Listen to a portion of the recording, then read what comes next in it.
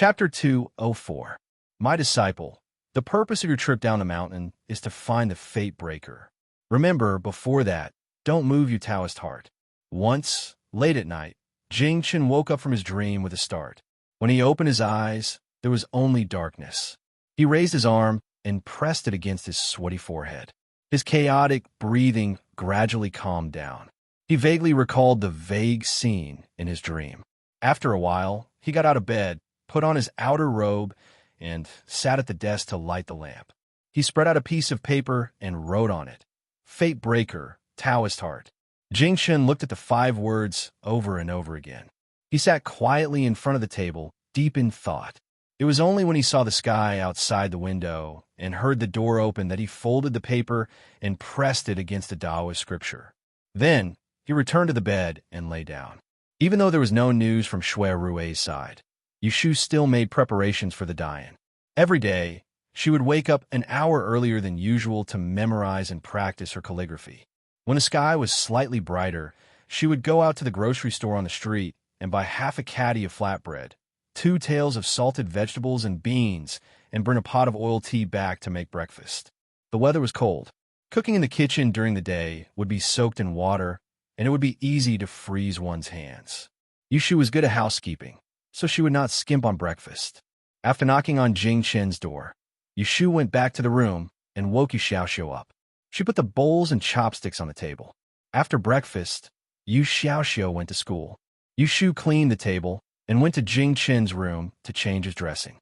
The wound on Jing Chen's hand had been growing for a few days, and the stitches were almost closed. There were 2 deep cuts across the knuckles and the palm of his hand. They were so deep that they could be seen with the naked eye. It was a horrifying sight. Yushu carefully used a cotton cloth to clean the wound with hot water. As she sprinkled some medicinal powder on it, she asked, "Does it still hurt?" Jing Chen shook his head. He thought for a while and said, "It's a little itchy." Yushu warned, "It's a good thing to be itchy. It will heal slowly. Don't scratch it, understand?" "Yes." Jing Chen lowered his head and looked at Yushu, who was concentrating on wrapping his hands with a piece of cotton cloth. He suddenly asked, "Xiaoyu, I've mentioned to you before, why did I descend the mountain and enter the human realm?" Yushu's hand movement paused, and she said nonchalantly, "Why are you asking this?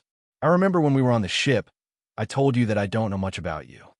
If she remembered correctly, he once mentioned to her that he went down the mountain this time to find someone who could break his K2 star fate. "Last night, I dreamt that my master in the mountain gate told me that I came down the mountain to find the fate breaker." Yushu suddenly looked up at Jing Chen. "Do you know what a fate breaker is?" Jing Chen looked confused. He couldn't understand the reminder in his dream, even after thinking about it for half a night. Also, what did the heart of Tao refer to? Yushu was surprised. Of all the dreams he had, why did he have to dream about this? How was she going to explain it to him? Was she going to tell him the truth that his fate was against Kata's star, and that he would always bring trouble to others? Yushu couldn't make up her mind.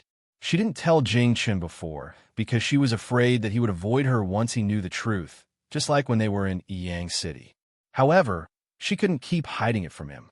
After all, they had been together for so long, and he had even made a written promise to her. Even if she really explained it to him, he might not just walk away. However, what was the use of telling him? As long as he didn't remember it, even if he knew who the fate breaker was, he wouldn't be able to find it. This kind of thing before he recovered his memory would only make him suffer a blow for nothing. It might not be good for him. It was better to keep it secret. Even if he remembered it in the future and blamed her, she would accept it.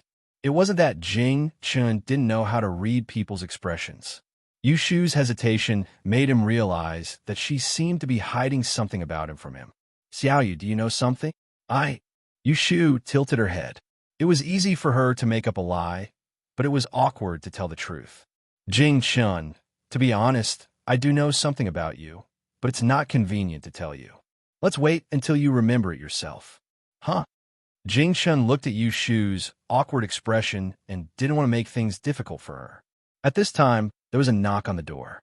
Yushu was afraid that Jing Chen would ask again, so she quickly tied the gauze on his hand. "I'll go open the door." Yushu ran out and opened the door. When she saw a handsome man in a white satin coat, She almost slammed the door shut again. Why do you look like you don't welcome me? Haha, of course not. I just didn't expect you to come so early in the morning. Yushu laughed awkwardly. That night at the alley, Shui Rue had given her an ambiguous answer. She still felt uncomfortable about it. How can I not be early to give you good news? Shui Rue handed a box of snacks to Yushu and walked around her. When he passed by Jing Chen's room, he didn't forget to stop and greet him. Mr. Jing, is the injury on your hand better? Yes. See how you just changed my bandage. That's good. I have something to talk to Shu about. I'll go in first. Every time they met, the two would only exchange a few words. They would never get tired of it. Yushu closed the door and adjusted her expression before following Shui Rue into the house. She put down the box of snacks and said, "Take a seat first. It's cold. I'll make you a pot of hot tea. I'll leave after saying a few words. The sedan is waiting outside." Shui Rue raised his hand and gestured for Yushu to sit down. He first looked around the house and didn't see any charcoal for the winter stove. He made a mental note of it and thought about what to bring next time he came. He didn't keep her in suspense. He directly took out an envelope from his fur collar and placed it on the table. He pushed it towards her. "You've done your job. This is your examination document. Keep it carefully and don't lose it. You can use it as a reference during the examination. After the examination, you still have to use it to take the exam." Yushu's face lit up. She picked up the envelope and took out the document inside. It was a rather exquisite piece of paper. The paper was slightly hard and white in color. There was a stamp on the bottom. There were words written on both sides. On one side, there was the year of examination. At the bottom, there was a large seal. It was the Celestial Commissioner's seal. On the other side, there was the name and place of birth. At the bottom, there were two smaller seals. They were the Imperial Commissioner and Registrar seals. Yushu saw that below her name, Yushu, there was a female word printed in a red circle. She thought that this was probably what Xia Mingming had said. The Dian trial was used to distinguish between male and female examinees. This was equivalent to an examination ticket in ancient times. Yushu thought. Shui Rue said, "The first subject is Li. It starts on the first day of the 12th month. On that day, you only need to bring a brush and paper to the Imperial Commissioner. It is different from the Imperial examination. The men and women are separated into different departments. The examination starts on the same day and ends on the same day. The only thing is that you have to go hungry at noon. Food is not allowed in the Imperial Commissioner, but there is a supply of water. You only need to ring the bell to summon the invigilator." Yushu had already inquired about the Dian trial from a Dei master. But after listening to Shui Rue's detailed explanation, she carefully noted it down. After the first subject, the second subject will be Feng Shui, astrology, physiognomy, occult arts, and finally arithmetic. The first four subjects are not necessarily written. Sometimes they will test on current affairs. I will send someone to the Imperial Commissioner to inquire about it. If there are any changes, I will inform you. You only need to wait patiently." Yushu nodded. Knowing that it was best to have someone to help her, she did not decline. "Then I will have to trouble you to keep an eye on them for me. Why are you being so courteous?" "Today, I have another matter that I need your help with." Shui Rue took out a piece of paper from his sleeve and handed it to Yushu. "There are 2 sets of horoscopes on this. Can you help me read them in the next 2 days? See if these 2 people have any difficulties in the near future. Is that possible?" Yushu took it. She did not inquire about whose horoscopes were written on it. She only smiled and said, "What's wrong with your request? If you are not in a hurry to leave, I will read it for you now. It will save you the trouble of traveling again." Shui Rue glanced outside and shook his head. "I have to make a trip to the government in the morning to see how the trial of the Tai Hung Merchant Group's case is going, so I can't stay for long. I'll come look for you again the day after tomorrow." Hearing this, Yushu's expression became serious. "Good. I wanted to ask why I did not hear anything. You can go take a look and tell me later." As long as Qiu Biao and Bai Qing were not punished, she would not be able to sleep well. It was best to finish this case as soon as possible and not let it be delayed until the Great Yin examination. As long as Qiu Biao and Bai Qing were not punished, she would not be able to sleep well. It was best to finish this case as soon as possible and not let it be delayed until the Great Yin examination. Shuirue looked at his leisurely appearance and could not help but feel a bit envious. He had also lived this kind of life, reading books to pass the time, sweeping the house, and also spending time with a certain simple-minded girl. There are other matters. I will come back another day. In a few days, when he was done with the matters at hand, he would look for an empty house nearby. He could not let them continue to live like this. Firstly, it was inconvenient. Secondly, he was worried. Take care. I will go out and send him off, Yushu said to Jingchun. After sending Shuirue out, she did not forget to close the door. Jingjian looked at the closed door. His face showed a bit of loneliness. Who else was as idle as him? Yushu sent Shuirue to the entrance of the alley. Then, she remembered that she had forgotten to say something. She was thinking if she should mention to Shuirue about Ji Xingxuan's visit the day before yesterday. Shuirue saw that she had something to say. What's wrong? Oh, it's nothing. You should go first. Don't miss the time. Forget it. Ji Xingxuan did not do anything to her. Instead, she teased her once. There was no point in learning her words. Shuirue laughed. It's not a big deal. Say it. Yushu also laughed and waved at him. Why is there such a good thing? It's nothing. Let's go. When Shuirue saw that she was not willing to say it, he thought that it was not something important. So, he shook his head and walked away. After walking a dozen steps, he looked back and saw that she was still standing at the entrance of the alley. She did not turn around and walk away. He was in a good mood, and his steps became lighter. Chapter 205. Shuirue said he was going to inquire about the trial of the Taiheng Chamber of Commerce case. That night, a bailiff from Yamen came to inform her to prepare for the trial the next day. Yushu readily agreed. Both Yu Xiaoxiu and Jing Chun were very concerned about the case. The former was afraid that Bai Qing and Xiu Biao would be released again, while the latter wanted to accompany Yu Shu to the court for the trial. I'll go.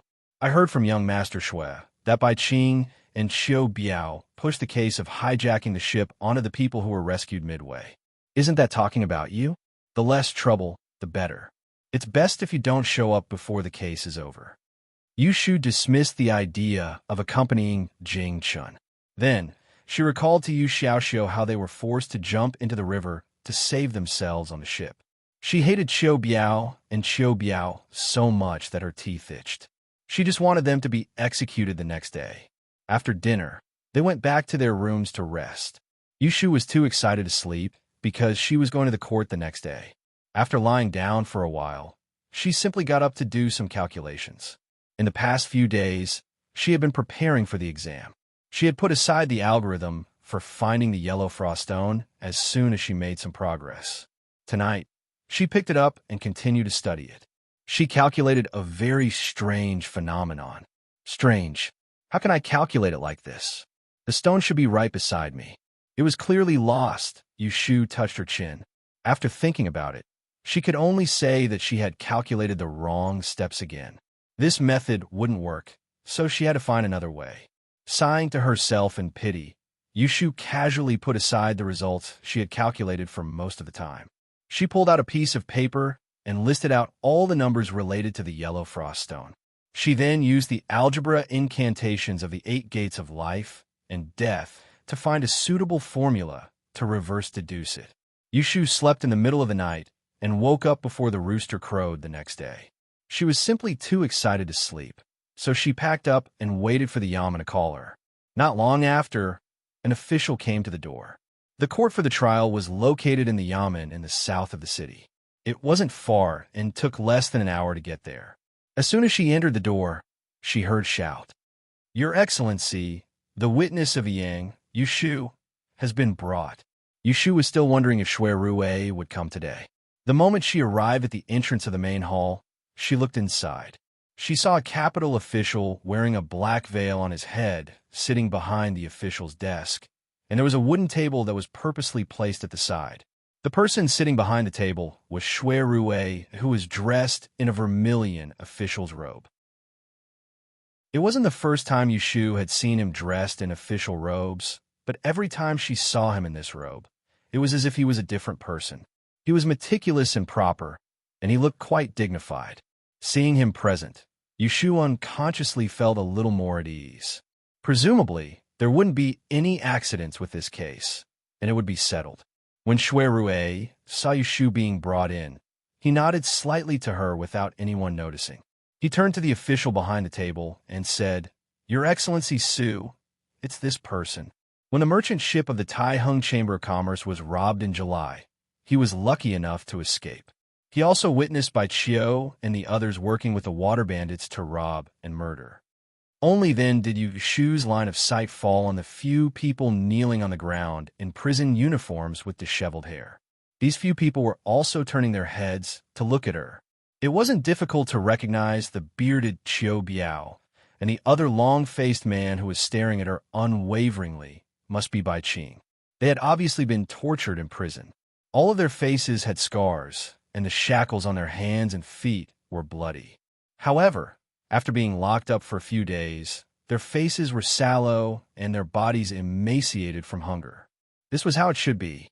Without the support of the Taihung Chamber of Commerce, how could felons like them have an easy time in prison? After so many days, seeing this old enemy again, Yushu felt nothing but joy.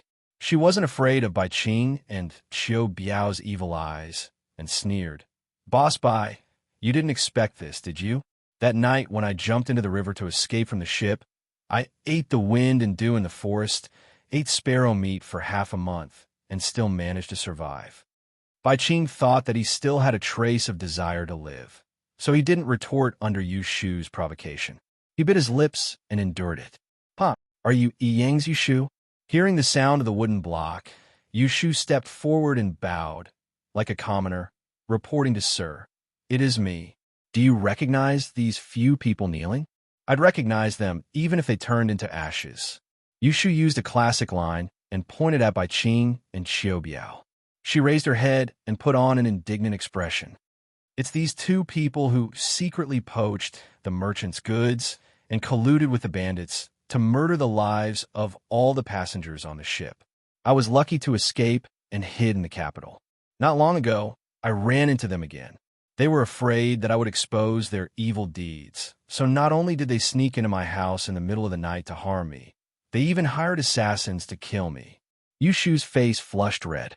She cupped her hands toward Shui Rue and said gratefully, "It is all thanks to Shwed Darren's keen eyes that captured these villains on the spot. Otherwise, I would have died sooner or later, and they would have gotten away scot-free." Shui Rue looked at Yushu's performance and almost couldn't hold back his laughter. He suppressed the corner of his mouth and nodded. He said to Su Darren, "The Taihung Chamber of Commerce has thoroughly investigated Bai Qing. Su Darren has looked over the accounts just now. The accomplices have all confessed, proving that the robbery case in July and the other robbery case that happened in the Southwest 3 years ago were all led by Bai and Xiu. Now that the witnesses and material evidence are here, Su Darren, please convict them." Before Yushu came, the trial of the case was almost over. Before the trial began, all the confessions had been collected. Her coming was just a formality. Other than her, there were 2 other stewards from the Taihung Chamber of Commerce present. They were sent by their masters to provide material evidence and listen to the trial. And the reason why Shui Rue was here to listen to the trial was because there was a clear provision in the law. If a person was sentenced to death, they must have the approval of the Supreme Court and the Ministry of Justice. Moreover, the officials of the 2 ministries must be present. Therefore, for this case, Shui Rue had put in a lot of effort to apply for the approval from the higher-ups before the trial began. Once the sentence was sentenced, the sentence could be directly pronounced, and the report would be repeated later. This court is Yang County's Bai Qing, Qiu Biao, Su Lu, Friday, and the others. Due to robbing a merchant ship in Kaifeng County's Shangjiang Gorge in the 7th month of the 7th month, embezzlement, murder, and gain wealth, resulting in the death of 26 people and embezzlement of tens of thousands of yuan. After investigation, it has been proven that this is a heinous crime. Therefore, this official decrees that all of you will be stripped of your family's wealth. Bai Qing, Qiu Biao, Su Lu, and Friday will be executed at noon on the 3rd day of the 12th month of the 12th month. Pa! Guards, drag them away and throw them into the death row. The judge in the court, Lord Su, threw the match. Only then did Bai Chio and the others know that they could not escape their doom. Some of them immediately wailed like ghosts and howled like wolves, loudly begging for mercy. Xiao Biao's face was ashen. On the other hand, Bai Qing, seeing that the situation was hopeless, finally showed signs of madness. Panting heavily, he was caught off guard and turned to face Yushu. He thought that half of his life savings painstakingly managed to fall into the hands of such a nobody. He was filled with regret and hatred. His eyes were bloodshot. He raised the heavy shackles in his hands and smashed them towards her head. Even if I die, I will drag you down with me. The bailiffs on both sides were not in a hurry to stop him. They only saw him pouncing towards Yushu. Shui Rue turned pale with fright. Without much time to think, he grabbed the jade paper paperweight on the table and was about to throw it toward Bai Qing's hands in an attempt to stop him. However, someone was faster than him. Yushu had gone out this morning to do her divination. She was already prepared for any accidents. She had been watching Xiao Biao and Bai Qing. When she saw that Bai Qing was about to attack, her eyes revealed a ruthless look. When he raised his hand to knock, she raised her leg and kicked the other's chest and abdomen with her thick soles with all her strength. Thought, Bai Qing had suffered in prison for a few days. How could he compare to her, who worked every day and was full of energy? When she kicked him, he let out a muffled groan and fell to the ground. His head hit the ground hard, and a mouthful of blood gushed out his mouth. His eyes rolled back, and he fainted. When everyone present saw this scene, including Shui Rue, they were all dumbfounded. Who would have thought that a witness would kick a criminal to the point of vomiting blood in a public court? After a moment, Shui Rue was the first to regain his senses. He sternly said, "Hurry and drag the criminal away." Yushu lightly stamped her numb legs and lowered her head. She smiled coldly at Xiao Biao, who was staring at her dumbfoundedly from a few steps away. Xiao Biao immediately shuddered and watched as Bai Qing was dragged away by the arm. His legs went soft as he was dragged away by the yamen runners, and he did not struggle at all. Shui Rue just happened to see Yushu's expression. His eyes flashed. He knew that she was already prepared. That kick just now was probably because she had been accumulating strength for a long time. Therefore, when she saw danger, she did not dodge and counterattack. He was both angry and happy at her guts. He did not show any expression on his face. He gently put the paperweight in his hand back on the table. He smoothed his sleeves and said to Su Darren, "Su Darren is wise. I will return to the Supreme Court to record the case.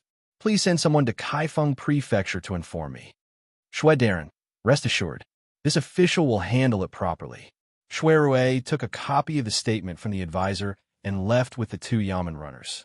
When he passed by Yushu, he paused and said in a low voice, "I will settle the score with you after this." Yushu was immersed in the pleasure of venting her anger with that kick, and when this sentence entered her ears, her brows twitched. She turned her head around in bewilderment and looked at Shui Rue, who was leaving with large strides, and she was puzzled. "What's the deal?" Among the few spectators outside the yamen, a manservant saw that the case had been settled. He turned around and trotted away. He stopped at the corner of the street and climbed onto a horse carriage. He whispered to the window, "Second master, the case has been closed. The person has been sentenced to death." The person in the horse carriage seemed to let out a long sigh. Let's go. No matter what, the hijacking of the ship was over. Bai Qing and Xiao Biao deserved their punishment. Yushu happily returned home. As soon as she opened the door, she told the good news to Jing Chun. "On the 3rd day of the 12th month, it's a good day. I don't have to take an exam that day, so I can go and watch." Yushu pulled Jing Chen's sleeve and entered his room. Coincidentally, there was a ready-made brush and ink on the table. She picked up the brush and wrote, "On the 3rd day of the 12th month," on the paper and drew a circle. Jing Chen looked at the circle, thought for a moment, and asked, "Can I go?" Yushu tilted her head. "You also want to watch a murder? Aren't you afraid of seeing blood and heads fall?" Jing Chen asked. Aren't you afraid? Yushu stopped smiling and said in a deep voice, "Of course I'm afraid. But no matter how scary it is, it can't be scarier than the bloody scene we saw when we escaped. However, I want to see how they die with my own eyes." It was to let her remember the painful lesson of the shipwreck and not to trust others easily. She turned her head and asked Jing Chun, "Do you also want to see how these two evil people get their retribution?" Jing Chun shook his head and said honestly, "I just want to accompany you." If she was afraid, at least there was someone beside her. Yushu blinked her eyes and smiled knowingly. "Okay, then let's go together. When the time comes, we can find a high place to watch the execution. I heard that there are many people watching the execution." Chapter 206. There were 6 subjects in the Dian examination: Ili, Feng Shui, astrology, physiognomy, strange arts, and arithmetic. Among the 6 subjects, only Ili was a compulsory subject. The other 5 subjects could be skipped because everyone had their own specialties. The Celestial Commissioner did not insist on learning all the subjects. After planning, Yushu decided that other than the Ili, she would also take the astrology, qigong, and arithmetic exams. She only knew the surface of physiognomy, and she had learned a lot about feng shui. She would also fail in the exams, so there was no need to waste her essence exam. In order to fight for a chance to enter the Taisher library, she would definitely spare no effort. Thinking about it, even if she did badly in the Ili exam, as long as she was outstanding in the other 3 subjects, she would not be buried. Under Jing Chen's guidance, Yushu's writing had a clear improvement. Although it was still far from being good, at least it wasn't unrecognizable. 3 days after the hijacking ship case, Shui Rue showed up again. He sent a servant to Yu Shu's house to call for people. Yu Xiaoxiu happened to be resting in the academy today, so Yu Shu asked him and Jing Chun to stay at home. She took the 2 pairs of horoscopes that Shui Rue asked her to calculate last time and went out. Shui Rue's horse carriage was parked at the corner of the street. Yu Shu pulled open the curtains, and Shui Rue was sitting diagonally inside, reading a book. His hair was combed into a loose bun, and a few strands of hair hung down from his forehead, reflecting the light from the small window. His expression was relaxed, and he truly looked distinguished and elegant. Today, he did not wear his official uniform. He was wearing a dark green satin robe with flowing clouds, and a silver and white brocade belt around his waist was very eye-catching. His 2 long legs were crossed on the bunk, and the soles of his white boots were spotless. There were even 3 golden buttons on the edge of the shoes. He was as exquisite as he could be. Yushu rarely looked at him so carefully. Secondly, he never put on airs in front of her, so she ignored the fact that he was one of the top playboys in Anling City. The rice and salt he ate were more expensive than others since he was a child. The curtain opened and light came in. Shui Rue came back from the book and looked up. He saw Yushu's face by the door. He rolled up the book, put down his legs, and sat up straight. He smiled and said to her, "Get in the carriage first." Hearing this, Yushu got into the carriage and sat beside him. She took out the 2 pairs of horoscopes and handed them to him. She explained, "Among these 2 people, one is quiet and has no fortune or misfortune. The other one is born at 2:45 in the morning. He will be in danger in half a month and will see blood. If he is your friend or acquaintance, you'd better remind him to be prepared." Yushu did not ask who these 2 people were and stopped talking. Shui Rue nodded and did not explain further. He put the horoscopes with Yushu's annotations into his sleeve and changed the topic. "How are you preparing these days? Are you confident that you can pass the exam? As long as one can get into the top 100 of the exam, he will pass the exam and get the Book of Master, given by the Celestial Commissioner. If 2 subjects can get into the top 100, he will be a Master of Master E. Of course, arithmetic is an exception." Yushu was not modest and only said the truth. "I will definitely pass the exam in arithmetic. As for the other subjects, I am confident that I can also pass astrology and the strange arts. But the results will depend on what the exam is about.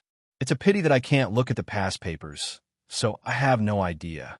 She was part of the generation that had been baptized by the high school and college entrance examinations 500 years in the future.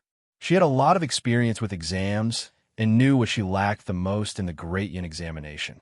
What she was most afraid of was being at a disadvantage in the exam. When Shui Rui heard this, Scroll lightly tapped her palm and said happily, "You and I are thinking the same thing. Let's go. I will take you to a good place." Where are we going? Taisher Library. What? Taisher Library has the past Great Yin examinations exam papers. I will find someone to sneak you in to read them so that you will have an idea.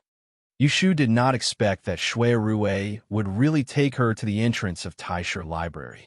When they got out of the carriage, Feng Zhaomiao, the youngest son of the Jingwu general's residence, was waiting outside the two small doors. When he saw Shui Rui, he hurriedly greeted them. "You are late by half an hour. I thought you were not coming." He then turned his head and glanced at Yushu, who was dressed in a robe and a ribbon. He politely withdrew his gaze, nodded, and said politely, "Hello, Miss Lianfeng." Fortunately, Yushu still remembered this person's name. "Hello, Mr. Feng."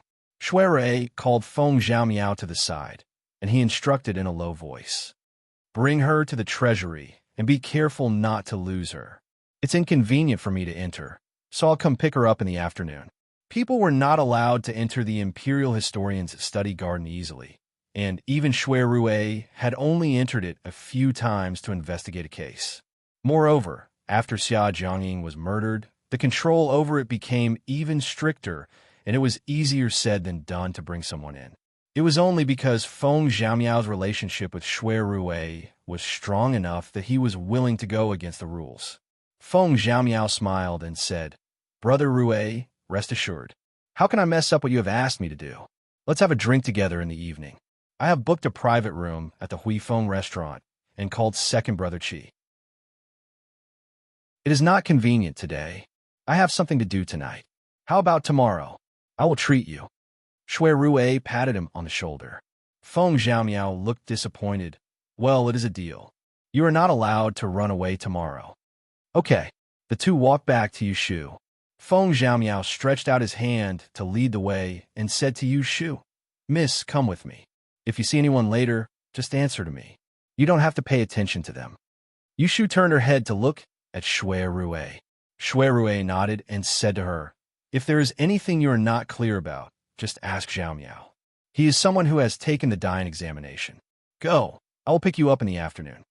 Of course, Yushu would not miss the opportunity to see the collection of books in Taisher Library. She thanked him and nodded to him. Then, she followed Feng Zhaomiao into Taisher Library. Feng Zhaomiao must have informed the guard and entered the door with Yushu unimpeded. This was the second time for Yushu to enter Taisher Library. The first time was when Xia Jiangying was killed. She followed Xia Mingming there when she was handling a case at the Supreme Judiciary. After passing through a long, winding corridor, the lower corridor was a different world. Flowers and trees withered in winter, but both sides of the road were covered with pine needles and holly. It was lush and green, not cold. After passing through a winding corridor, there were courtyards and small buildings in the distance. They were all the same, with glazed tiles, white walls, rockery corridors, stone screens, and painted walls. They were either in front of the courtyard or by the side of the road. It was as if they had just passed by and turned back. Being in it, it was like entering a maze. One's head and tail could not be seen. An expert could see the knack here. Yushu had some knowledge of feng shui. She could roughly see that there was a formation hidden in the layout of Taisher Library. It was a strange combination of illusion and reality. Along the way, they met a few people. Regardless of gender, they were all young and outstanding. Seeing that Feng Zhaomiao was bringing Yushu, they could not help but ask curiously. Feng Zhaomiao answered them all like this. "Oh, it is Master Zhou who asked me to bring this young master to see him. I don't know what it is for." This must be a lie, but the others did not doubt it. Seeing that he was in a hurry, they did not ask any more questions and let them go. Feng Zhaomiao did not know whether it was due to the difference between men and women or other reasons, but he did not take the initiative to talk to Yushu. He only looked back from time to time to make sure that she was still behind him and did not get lost. Yushu carefully studied the feng shui of Taisher Library along the way. Similarly, she did not have time to chat. After walking for at least the time to drink a cup of tea, Feng Xiaomiao finally led her to the place. In front of her was a pavilion standing by the lake. It was 2 stories high and was octagonal in shape with a balcony on one side. On the door, there was a plain horizontal board with the 2 words carrying Tao written on it. The 2 corners of the board were hung with ribbons, and on the red ribbons were 4 pairs of 8 trigrams. Yin and yang intersected, black and white alternated. There was no one guarding the door. Looking from outside, there was only an old man holding a feathered duster, sweeping the dust on the window. At this point, Yushu could not help but ask, "Is this the pavilion?" Feng Xiaomiao saw that there was no one around and stopped in front of the door to explain to her in a low voice. There are 4 pavilions in Taisher Library, and this carrying Tao Tower is only one of them. It is specially used to store the lectures of the past 100 years, the elite chapters of the past dynasties. Other than that, the 2nd floor also stores the questions of the 6 examinations of the Great Yin examination every year for people to look up. Yushu nodded, feeling surprised. She only knew that there was one pavilion in Taisher Library that had a rich collection, but she did not know that there were as many as 4. From the sound of it, this carrying Tao Tower seemed to be the most unremarkable one. Feng Xiaomiao saw that there were people coming this way from not far away. He waved his hand at Yushu and said, "Okay, follow me in. Don't talk too much to whoever you see." Entering this ancient library, Yushu felt that her eyes were not enough to see. The 1st floor was spacious, and the bookshelves were all against the wall, leaving only the window. The empty hall was covered with a thick carpet, and walking on it was silent. Perhaps because of the passage of time, the patterns on the carpet had become blurred, but it was still clean without a single stain, and there was still the scent of old books in the air. The old man sweeping the dust might have been seeing things, for he did not even see who had come in. He only bent his back and cleaned the dust on the bookshelves over and over again. The staircase was in the southeast, and it was also covered with carpet. Yushu followed Feng Xiaomiao up to the 2nd floor. This floor was even clearer. There were only 2 rows of bookshelves against the wall, and the rest were short, square-legged bookcases. They were small, not even the height of a person, and could be reached by stretching out one's hand. Coincidentally, there was not a single person on the 2nd floor, and they could even hear the echo when they spoke. Feng Xiaomiao led Yushu through the rows of bookshelves, bending down to search for the stamps on the bookshelves. Finally, he found a row and happily clicked his tongue. He squatted down to open the bookshelf and took out an old scroll. He glanced at it with delight and raised his hand to pass it to Yushu. He said with a smile, "This is the 15th year of Feng Shan. It's a little old. You take it first, and I'll find the recent ones for you." Yushu took it and saw that the title of the scroll was marked with the word Yin. She couldn't wait to open it. The first one was Yi Li, and the title was Yin Flourishes and Yang Declines, so the dynasty does not take it. To her surprise, there was actually a student's paper attached at the bottom. As a result, Yushu placed the scroll on the shelf and lowered her head to carefully read it. Feng Xiaomiao, on the other hand, sat on the carpet and rummaged through the bookshelves on the left and right. When he saw a scroll that he was interested in, he would also stop to read it. Unknowingly, the 2 of them had stayed here for the whole morning, until the 2nd floor's library came again. "Luer, you look from this side, and I'll look from that side. We must find all the papers from the Feng Shan era." Chapter 207. The 2nd floor was spacious, and the shelves on the 2nd floor were all shorter than a person's height. As soon as someone spoke, they could hear an echo. Yushu and Feng Xiaomiao both heard the voices coming from the 2nd floor. Yushu put down the scroll in her hands. "It can't be so coincidental, right?" Yushu turned her head and stood on her tiptoes to take a look. Her line of sight passed through the rows of shelves and saw 2 female students in yellow standing at the staircase, talking.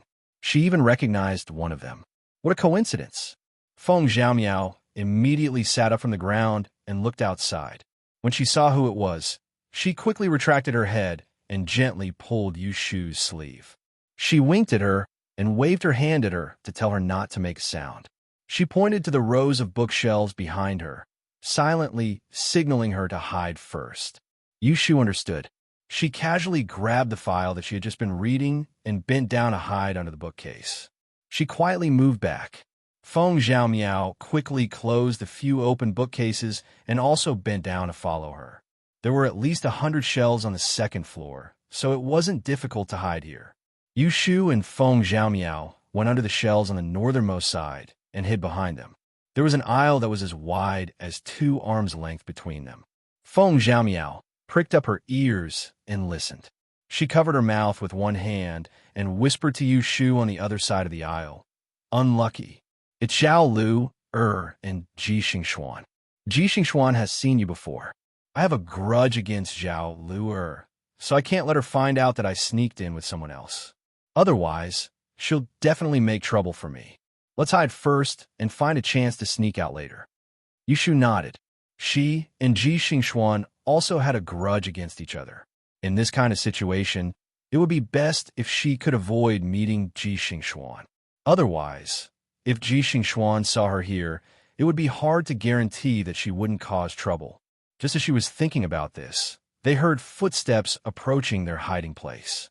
They walked on the carpet and stopped after a few steps. They must be searching the shelves nervously. Yu Shu and Feng Zhaomiao looked at each other. Feng Zhaomiao slightly poked her head out and quickly retracted it. She gently waved to Yu Shu and pointed behind her. She mouthed, "They're coming. Go to the back." Yu Shu stuffed the file in her hand into her cotton-padded jacket, pressed her hands on the ground, and crawled to an aisle at the back.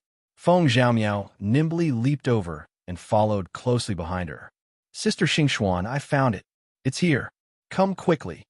A woman's shout came from the aisle, and there was hidden joy in her voice. Then, there was a burst of hurried footsteps. Yu Shu knew it was Ji Xingxuan coming this way. She crawled a few steps forward and heard the footsteps slow down. "Sister, look, it's the exam paper from the Feng Shun era, right?" Zhao Lu excitedly took out a file from the bookcase and showed it to the person opposite her. "Shu, lower your voice." Ji Xingxuan warned her in a low voice. But when she saw the signature on the file, her eyes lit up with joy. "What are you afraid of?" Mu Xiao, everyone in the study garden, went to visit the headmaster, who had come to the Dao-carrying building for no reason. "All right, hurry up and find all the files from the Feng Shun era. Look through them and see where the exam paper is." The 2 girls stood in front of the bookcase and searched. At the other end of the bookcase, Yu Shu and Feng Zhaomiao were hiding and happened to crawl past. Hearing their conversation, their curiosity was aroused. They stopped at the same time and pricked up their ears to eavesdrop. There was only one thought in their mind. What were they looking for? After about 5 minutes, Yu Shu heard the strange girl's disappointed voice again. "There's nothing in these 2 files. What about yours?" "I don't think so. If I look carefully, I might have missed it." The voice was close to the wall. Yu Shu's eyelids suddenly twitched. Curious, she turned her head and saw a gap between the bookcases. She couldn't help but move closer and peep through the gap. First, she saw a coral red skirt. She looked up and saw a white hand holding a red paper scroll. Behind the scroll, only half of a veiled nose could be seen. "Let's go." Feng Zhaomiao's soft voice drifted into her ears. Yu Shu was about to retract her gaze when she saw something out of the corner of her eye. She saw a snow-white wrist flipping through a book on the other side of the cupboard. The sleeve slid down, revealing a red string. A touch of lustrous yellow jumped out. Yu Shu's eyes suddenly widened. She stared unblinkingly at the small yellow bead falling from the red string. Gradually, it overlapped with a round little thing in her memory. Yellow frost? Is it the yellow frost stone? Feng Zhaomiao saw that Yu Shu was stunned and didn't leave. Fearing that she would be discovered later, she pulled Yu Shu's sleeve again. Yu Shu suddenly came to her senses. She lowered her head and frowned. Without saying a word, she followed Feng Zhaomiao out of the corridor and trotted downstairs. Feng Zhaomiao stuck her head out from the corner of the stairs. Seeing that there was no one downstairs, She beckoned to Yu Shu, and the two of them ran out of the Dao-bearing tower like rabbits. The hunchbacked old man, who was standing under the bookshelf sorting out the scrolls, turned his head and looked at the door that the two of them ran out of. His old eyes were glazed over, and he coughed twice. On the second floor, only Ji Xingxuan and Zhao Luer were left. They had flipped through the Feng Shan era's papers, but they didn't find what they were looking for. Zhao Luer bit her finger and muttered, "What's going on?" Master clearly said that the Dian exam paper for Yunhua Ez was placed in the Feng Shan era. Did I hear it wrong? Ji Xingxuan didn't make a sound. She looked at the stack of scrolls on the bookshelf and thought for a moment. Then, she looked for the dates and months marked on each of the scrolls and found a problem. The scroll for the 18th year is missing. A scroll is missing? Zhao Lioni hurried over to take a look. Ji Xingxuan handed the scroll to her, then stood on her tiptoes and looked around. Her gaze fell on a wrinkle on the carpet not far away. Her expression suddenly changed, and she strode towards the stairs. "Hey, where are you going? Aren't you going to look for it?" Zhao Luer called out from behind her. Seeing that Ji Xingxuan didn't respond, she could only shove the scrolls into the bookshelf and jogged to catch up with her.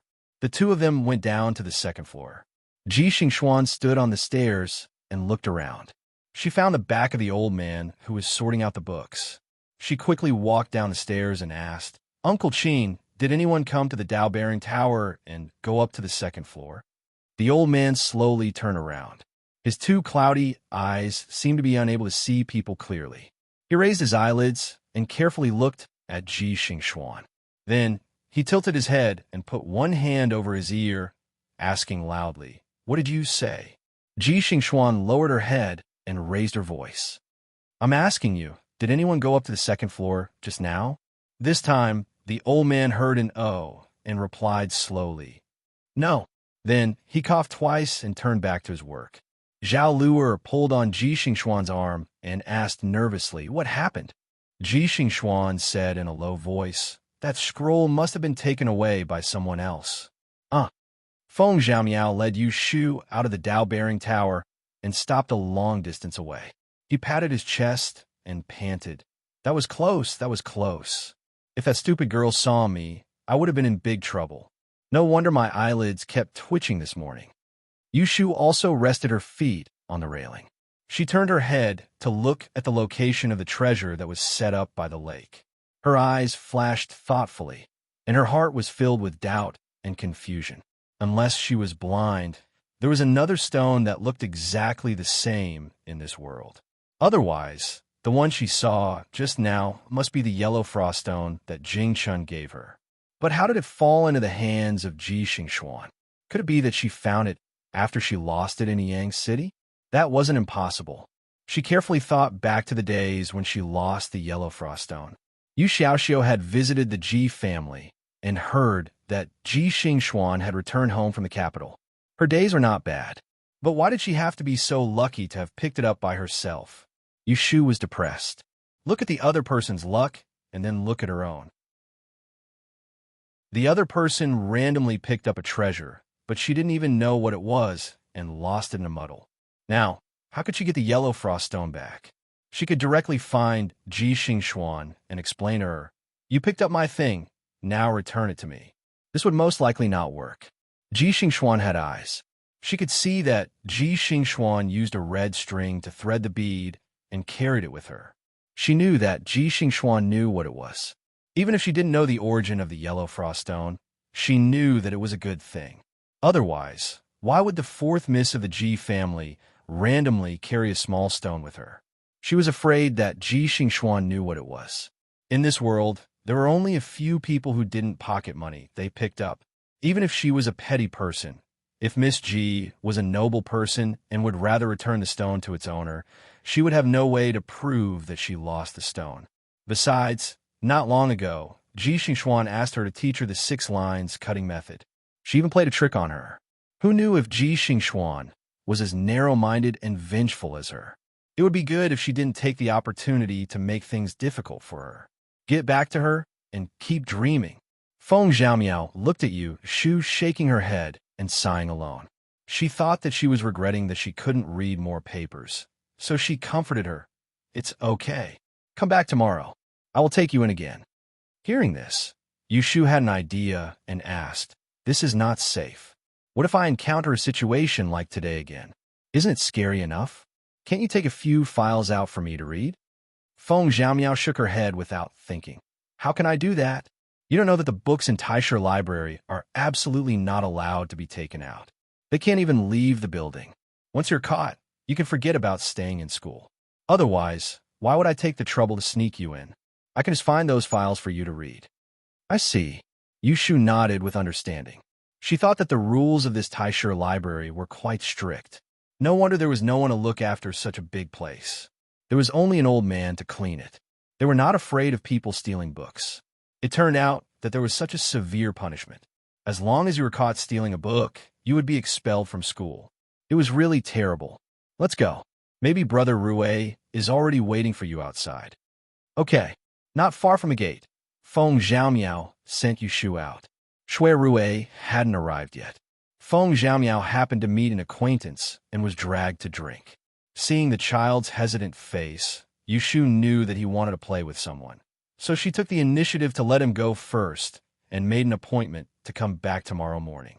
As soon as Feng Xiaomiao left, Yushu didn't stand alone at the door in the cold wind. Instead, she went to the tea house across the street. She didn't eat lunch, so she felt hungry. She asked for a pot of hot tea and snacks. When she reached into her pocket, she felt a roll of paper. She hurriedly took it out and saw that it was a dossier she had stuffed into her bosom. Because she was wearing thick winter clothes, she had forgotten about it. Chapter 208. Yushu had been sitting in the tea house for about 15 minutes when Shui Rue's carriage appeared on the street. She put down the silver and ran downstairs to his carriage. Shui Rue was still alone in the carriage. How was it? Did you get anything? Shui Rue asked. I was able to see the past examination questions. My confidence has increased. I told Feng Gongzi to come back tomorrow. Yushu nodded. She did not tell him about the file in her bosom. She thought that she would come back tomorrow and sneak it back. Shui Rue said, I have business to attend to tomorrow and cannot accompany you. I will send a sedan share to the south of the city to pick you up. There's no need to go through so much trouble. I'll do it myself. I know the way and I know the people. Are you still afraid that I'll get lost? Yushu looked at Shui Rue and suddenly realized that he had changed his clothes. She clearly remembered that he was wearing an ink-colored shirt in the morning, but now he was wearing a cyan shirt. The shiny silver hooked belt on his waist had also been replaced by a black leather belt. She pointed at him and teased. You change 2 or 3 sets of clothes a day. Don't you find it troublesome? Shui Rue looked down at himself. He cleared his throat and explained as if nothing had happened. The one in the morning was dirty. I had to go home again. As he spoke, he picked up the teapot and poured a cup of water for her. He changed the topic. Try it. This is the tea you praised last time. I brought a bag with me. You can take it home later. All right. Yushu did not know how precious the tea leaves were. She took the teacup after she responded and took 2 small sips. However, the tip of her nose caught a whiff of an elegant fragrance that was different from the fragrance of tea. It was a strange smell that she did not know. She took another sip and smelled the smell. She realized that this strange fragrance was not the smell of tea, but the smell of the cup. In other words, it was the smell of Shui Rue's hands.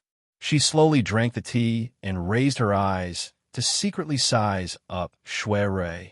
It wasn't difficult to notice that not only had his clothes changed, even his hair seemed to have been combed again. The hairpin was not the same as the one she saw during the day. Lowering her eyes, Yushu's mouth twitched slightly behind the cup. When Yushu returned home, Yu Xiaoxiu and Jingchan were both there. After thinking about it, she felt that it was necessary to tell Jingchan that she had seen the yellow frost stone today. So, while she was cooking dinner, she asked Yu Xiaoxiu to go to the kitchen to make a fire to boil water. Then, she pulled Jingchan back into the house and closed the door. She turned around and stretched out 2 index fingers to Jingchan. Jingchan, now I have good news and bad news for you. Which one do you want to hear first? Jing Chun looked at her index fingers and pointed to the left. All right. Yushu put away the finger and said with a smile, I found the location of the adversity blocking stone you gave me. Jing Chun was surprised at first, but he was not in a hurry to inquire about its whereabouts. Instead, he pointed to her right index finger that was still standing upright. What about the bad one? Yushu's face suddenly fell. That stone is in the hands of someone else. They may not give it back to us. Jing Chun said, Who has it? You don't know. Yushu crossed her arms and leaned against the door. She said with a worried voice, I think the other party should recognize that your adversity blocking stone is a good thing, so she carries it with her. But I have some conflicts with that person. If I really ask for it, she will not return it. You have to think of a way. There is such a person? Jing Chun frowned. What should we do? Who are you asking? Yushu couldn't help but laugh. Looking at his serious expression, she couldn't help but tease him. She pulled his wide sleeves and said with a frown, Didn't you tell me last time that if I have any troubles, I will tell you? You also said that you will help me think of ideas. Then you should help me solve my troubles and think of a way to get the disaster-blocking stone back. Hearing this, Jing Chen's eyes changed. He nodded and said seriously, Then don't be anxious. Let me think about it. All right. Yushu lowered her head and smiled secretly. She was really curious about what ideas he would come up with. Jing Chun didn't think for long and had an idea. You ask that person to come out. After explaining, if he is not willing to return it, I will take action and take back the adversity-blocking stone. Is it not good? Yushu's eyes twitched. How is this bad idea good? This is robbery. If we are reported to the court, we will have to go to jail. Jing Chun said, It is originally ours. It is just returning it to its rightful owner. Yushu said, That is right, but empty words must be believed. Today, we ran in front of someone and said that the stone is ours and asked for it. Tomorrow, someone ran in front of us and said that the stone is his. Do we still have to give it to him? Jing Chun thought about it and felt that it was reasonable. His expression was slightly depressed. Yushu patted his arm and comforted him. It is okay. We will think of other ways. Let's eat first. Anyway, now we know where the adversity-blocking stone is. It is better than not knowing anything. After dinner, Yushu boiled half a pot of hot water and washed the dishes. After washing up early, she went into the house and took out the examination files that she accidentally brought out from the Imperial Historian's library and continued to read. For a while, she couldn't think of a way to get back the yellow frost stone. It was more important to do other things first. Every year, the dossier of the Dayan examination had 6 subjects. Sometimes it was a written test, just like the Ely examination, which required people to analyze their theories. Sometimes it was a time test, just like the physiognomy examination, which required the examinees to look at their faces and answer the questions. Not only did the paper record the questions, but it also included a student's paper. The handwriting was different, and there was a circle on the paper with the word middle. Obviously, the owner of the paper was not a top 3 in every subject, but it was within 100 yuan. The file in her hands was from the 18th year of Feng Shan. After calculating, there were 2 emperors, and it had been almost 40 years. No wonder the paper was thin and waxy, and some parts were blurred. The dossier had a total of 20 to 30 pages. Yushu only skimmed through the easy-to-read part of the book a few times, then flipped to the part that she was interested in. She began to read it carefully. The questions were of a high standard. Although it wasn't as difficult as the college entrance examination a few hundred years later, the overall level of the questions was balanced. Out of the 20 questions, not a single one was a free pass. Some of the calculations were quite complicated. Even if Yushu were to do this paper, she wouldn't be able to finish it without 2 to 4 hours, and this was under the condition that the accuracy of the calculations wasn't calculated. As expected of the Dayan examination, Yushu looked through a few years' worth of files. She knew that it wasn't easy, so she couldn't help but sigh. However, there was also something that made her secretly happy. It seemed that the mathematics exam didn't require the process of solving the problem to be written on the paper. She had seen a few students' exam papers that only had the results written on them, which was exactly what she wanted. Otherwise, she was afraid that if she wrote down the process of solving the problem, the examiner would mistake it as nonsense. Yushu thought that she would try these questions later. She flipped to the next page and saw that it was the astrology exam, so she paid attention. This was a subject she had to take. When she was in Yang City, Taoist Qing Zheng taught her how to identify the 3 permanents for symbols and 28 mansions, and she watched the stars every night until her neck cramped every day. She couldn't let all that hard work go to waste. Even if the Dian examination was full of hidden talents, and the chance of getting into the top 100 was not high, she still had to try. The Fengshan 18th year astrology exam was a time test. The file recorded that on the night of the 15th of the 12th lunar month, 739 candidates gathered at Donghua Pavilion to watch the stars. They recorded for 2 hours, and 18 officials of the Big Dipper Division under the Celestial Commissioner watched the stars and recorded at the same time. The one who recorded the most stars and recorded the most accurately would be rewarded 100 yuan. When Yushu was in the Dao-carrying building, she had read some files from 3 or 4 years ago. The astrology exam questions were generally the same. They learned and applied, and they extracted star news on the spot. Attached at the back was a student's exam paper that was densely filled with notes. Yushu lost interest after reading a few pages. She flipped the page and was about to look for the exam questions of the magic arts course when a piece of white paper jumped into her eyes. In fact, this piece of paper was not white at all. Instead, it looked much younger and cleaner because it was sandwiched in a roll of blurred and withered paper. On this piece of paper, the handwriting was flowing like the clouds. Compared to the examinee's paper on the previous page, it was much more concise. This was because there was only one line written on it. Yushu read it out softly. There will be a son in this year who will bring great fortune and disaster. After reading this sentence, Yushu made a hiss sound and checked this different piece of white paper over and over again. There were no red marks or red marks on it, and there were no red words. The corners were worn, and there were traces of binding, but it was not in the original exam paper. On the edge, there was a line of small words which read, Baodai 12th year, 12th month, Changzhou Yunmufeng. Yushu looked at the small words suspiciously. This was clearly a student's exam paper from the early years, but why was it written Baodai 12th year? Wasn't she holding the exam paper from the 18th year of Fengshan? Baotai. This is the era name of an emperor in the Den. Yushu counted with her fingers and determined that this exam paper was from about 20 years ago. Facing this Baodai exam paper from the Great Yin examination of the Fengshan year, Yushu made a hiss sound and suddenly remembered that during the day in Tibet, Ji Xingxuan and another girl were furtively looking through the second floor. They seemed to be looking for this Great Yin exam paper from the Fengshan year. Could it be that what they were looking for was this exam paper in her hands?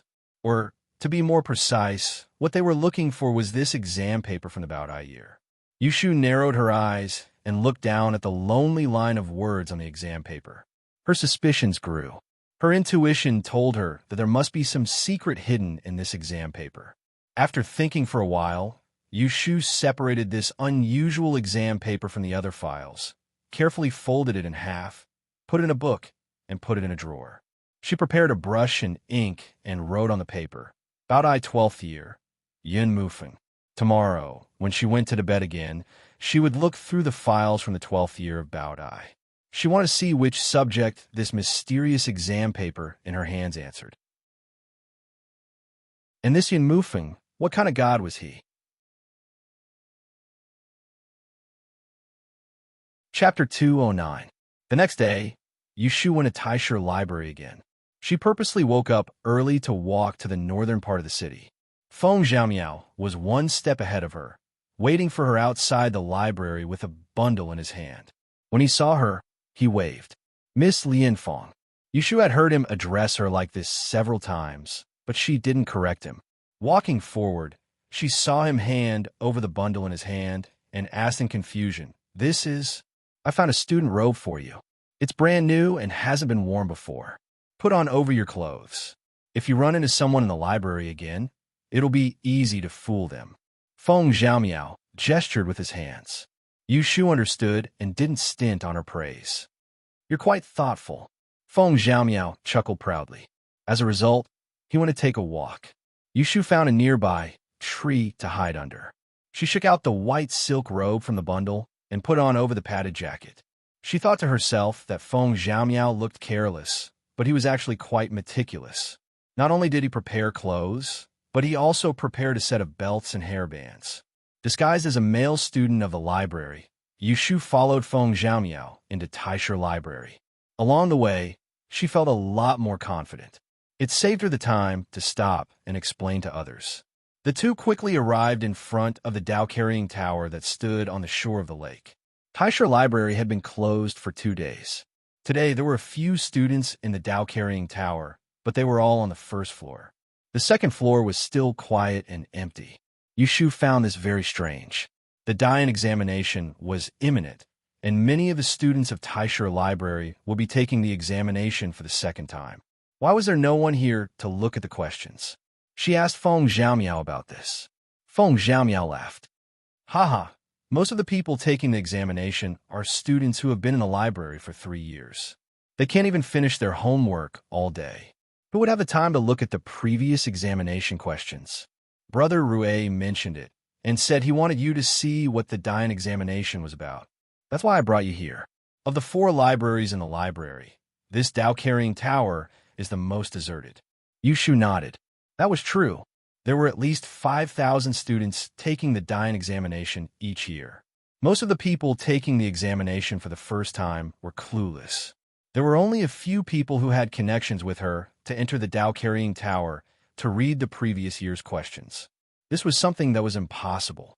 On the other hand, the students of the Taisha Library had all participated in the Dayan examination. These people had a lot of reference experience. In addition, the examinees of this ancient era did not have the awareness of simulating the examination papers before the examination, so their learning was more rigid. As a result, no one favored this library full of real questions. I forgot to ask yesterday, did you participate in this year's Dayan examination? Yushu asked Feng Xiaomiao. To her surprise, he actually shook his head. Why not reference? I heard you entered the Dao-carrying tower during the last Dayan examination. You've been studying here for 3 years. Feng Xiaomiao gloomily said, My father arranged for me to work in the army next year. It's pointless for me to take the examination. I won't be able to become a celestial commissioner in the future.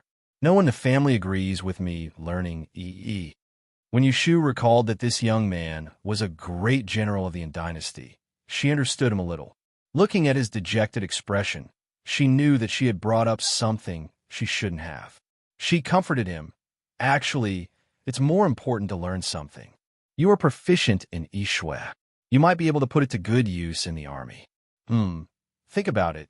The rarer something is, the greater its value. In a place where everyone is a talented general, isn't it amazing that you are the only Yishui? She didn't mean it.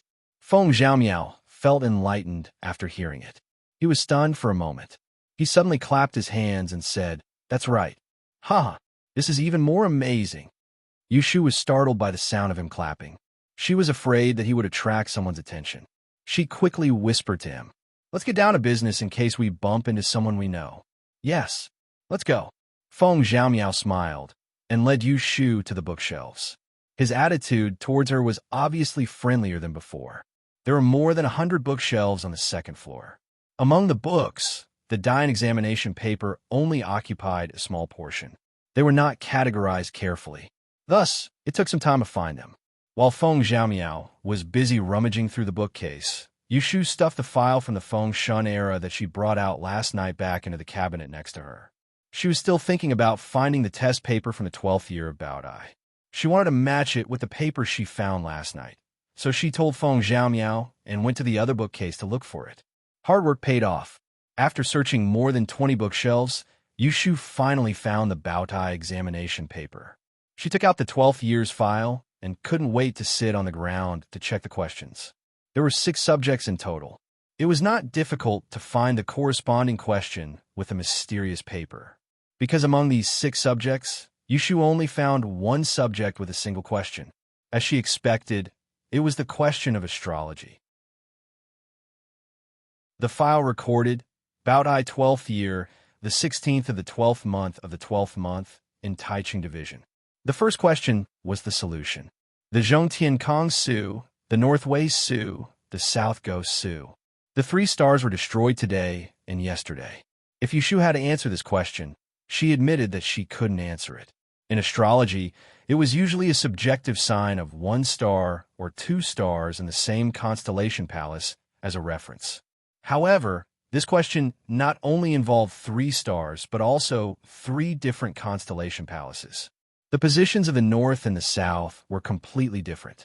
There was no connection between the three constellation palaces. However, it was imaginable how difficult it was to link them together. There will be a sun in this year. Is it because of the great fortune and disaster? Yushu softly muttered a sentence on the paper that she had seen last night. She didn't know why, but she felt that the strange answer written on the paper should be the correct answer to this question. Yin Mufeng. The person who could solve this question should not be a nobody. Why was his examination paper sandwiched with the examination paper of another year? Yushu stared at the record on the file, thoughtfully. She repeated the name, Yin Mufeng, over and over again. Suddenly, she had a flash of inspiration. If she remembered correctly, a long time ago, someone mentioned to her that more than 20 years ago, there was an extremely talented EZ who was born in the Yin dynasty. His appearance was short-lived, and his name was Yunhua. Could it be this Yin Mufeng? Every year before the new year, the Celestial Commissioner would be very busy. This year was especially busy because the triennial Dayan examination was about to begin. In order to ensure that the examination of the 6 subjects would be carried out smoothly, almost all the officials from the various departments had to leave early and return late.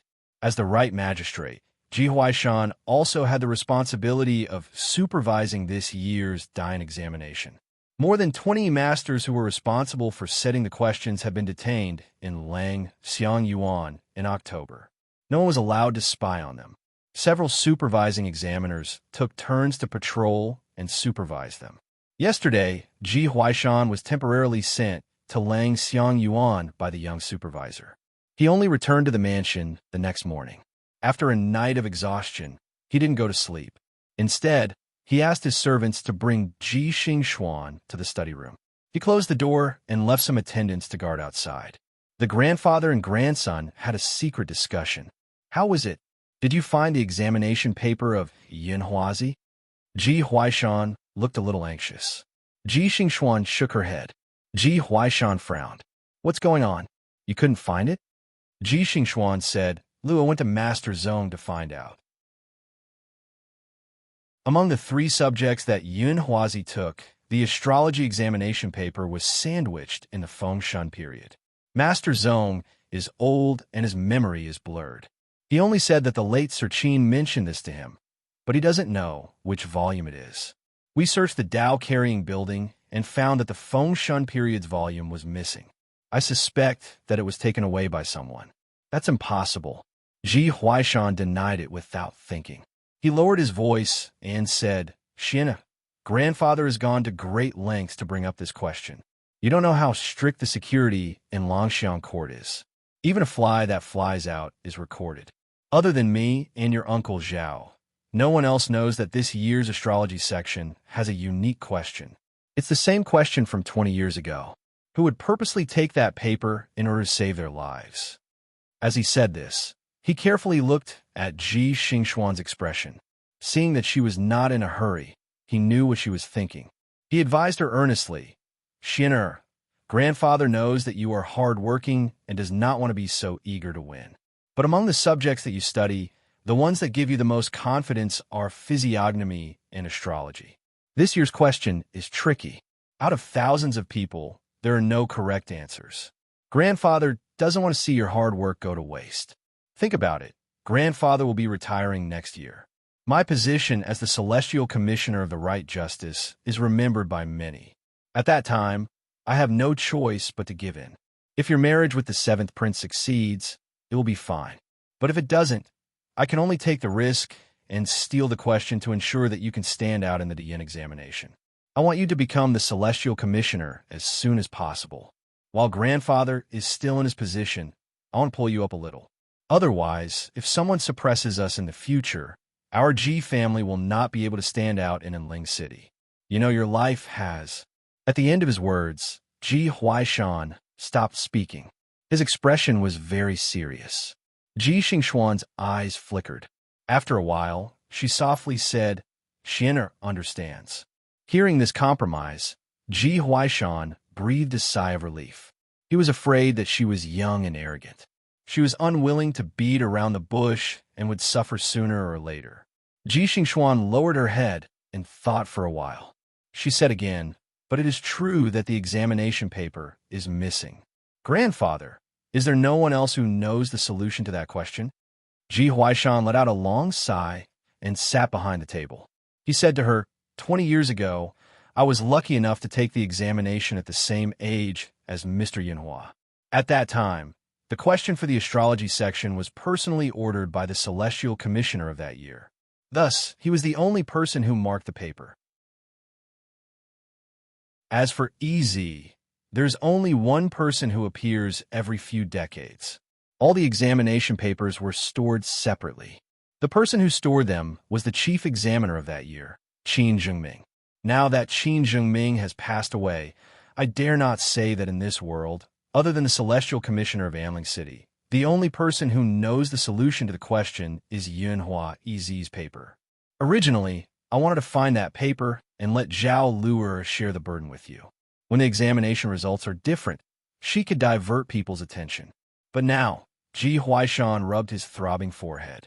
Seeing this, Ji Xingxuan smiled bitterly and said guiltily, I am slow and didn't get the paper earlier. I wasted your efforts. Ji Huaishan waved his hand and said tiredly, Don't blame yourself. It is grandfather's fault. Go and do what you need to do. I will think of another way. Ji Xingxuan advised, You should rest first. Don't tire yourself out. It's okay. Grandfather's body is strong. I can still hold on for a few more years. It is for your sake. Chapter 2:10. Yu Shu and Feng Zhaomiao stayed at the Dao-bearing tower for the entire morning before leaving at noon. As they were about to reach the main entrance of the library, Yu Shu said to Feng Zhaomiao, Young Master Feng, are you free later? Let's go to the tea house. I have something to ask you. Sure. Feng Zhaomiao readily agreed. On the second floor of the tea house, Yu Shu chose a quiet table and sat down with Feng Zhaomiao. She ordered a pot of bilyuakun and 3 kinds of fruits before sending the waiter away. She asked Feng Zhaomiao, I'm curious, who sets the questions for the Dian examination every year? I know. Feng Zhaomiao said, only the master of the Yi is qualified to participate in the Dian examination. Before the examination, the celestial commissioner and the junior supervisor will personally select about 20 of them. They may be from the capital or outside the capital, but they will all be brought to Enling before the 10th month. They are forbidden to leave or visit, and there will be people patrolling until the end of the 6 subjects. Yu Shu asked again, if that's the case, won't the families of the master of the Yi who sets the questions benefit from this? Feng Zhaomiao shook his head. The families of the master of the Yi who sets the questions are strictly forbidden from having their families take the examination. Once they are found out, it is the same as cheating. Yu Shu's eyes flashed. This meant that Ji Xingxuan would be participating in this year's Dian.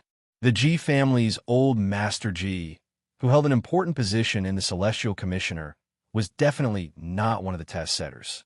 This was interesting. She thought that Ji Liangxuan's sneaky search for the Baodai year's examination paper was most likely because the Dian examination's questions were leaked.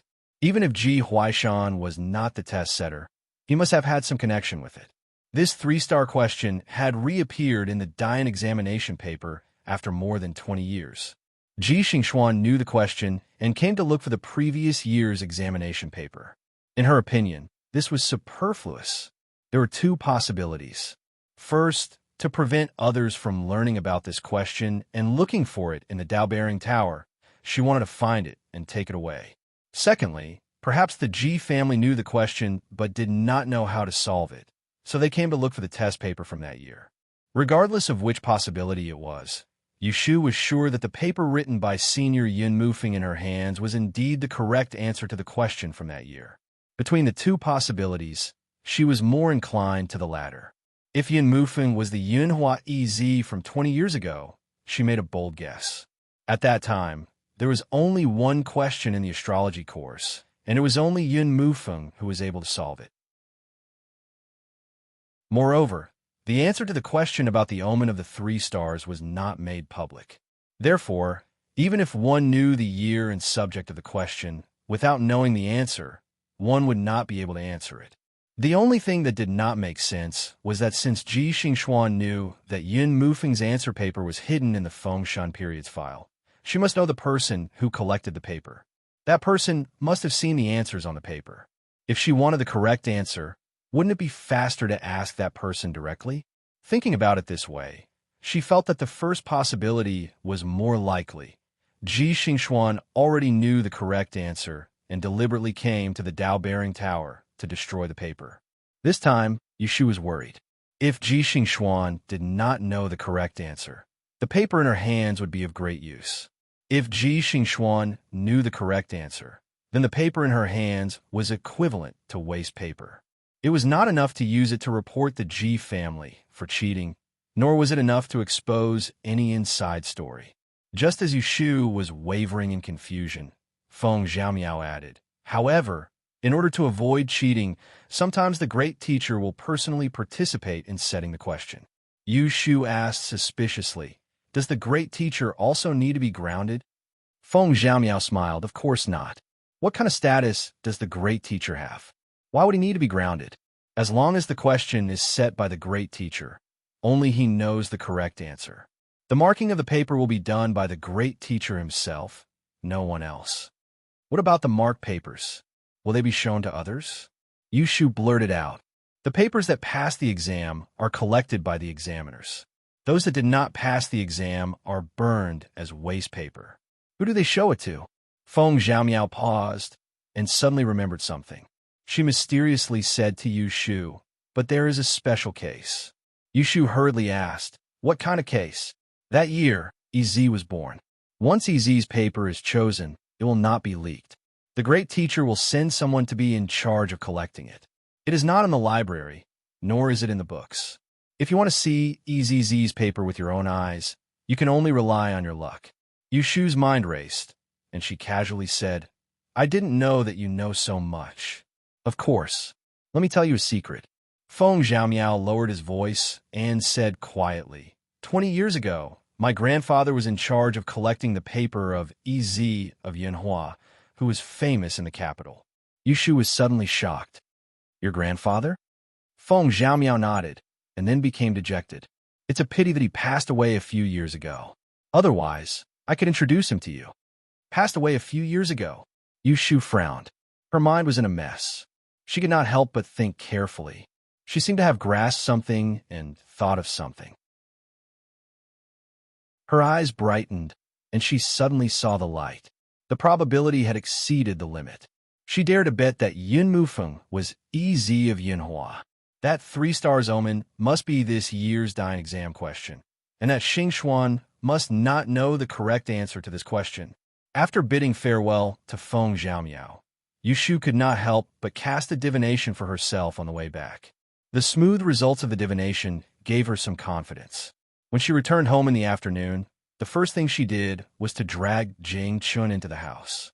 Yu Xiaoxiu had not finished school yet, so she did not have to close the door to avoid eavesdropping. "What happened?" Jing Chun saw that she was in a hurry and asked. "I have a way to get the adversity blocking stone back," Yushu said with slight excitement. "Oh, have you thought of a way?" Jing Chun was a little surprised. Yesterday, Yushu told him that she knew the whereabouts of the adversity blocking stone. He frowned and did not know how to get it back. Who would have thought that she would have a way so quickly? Yushu nodded and raised her eyebrows. "If we don't steal or rob, we can make her obediently return the thing."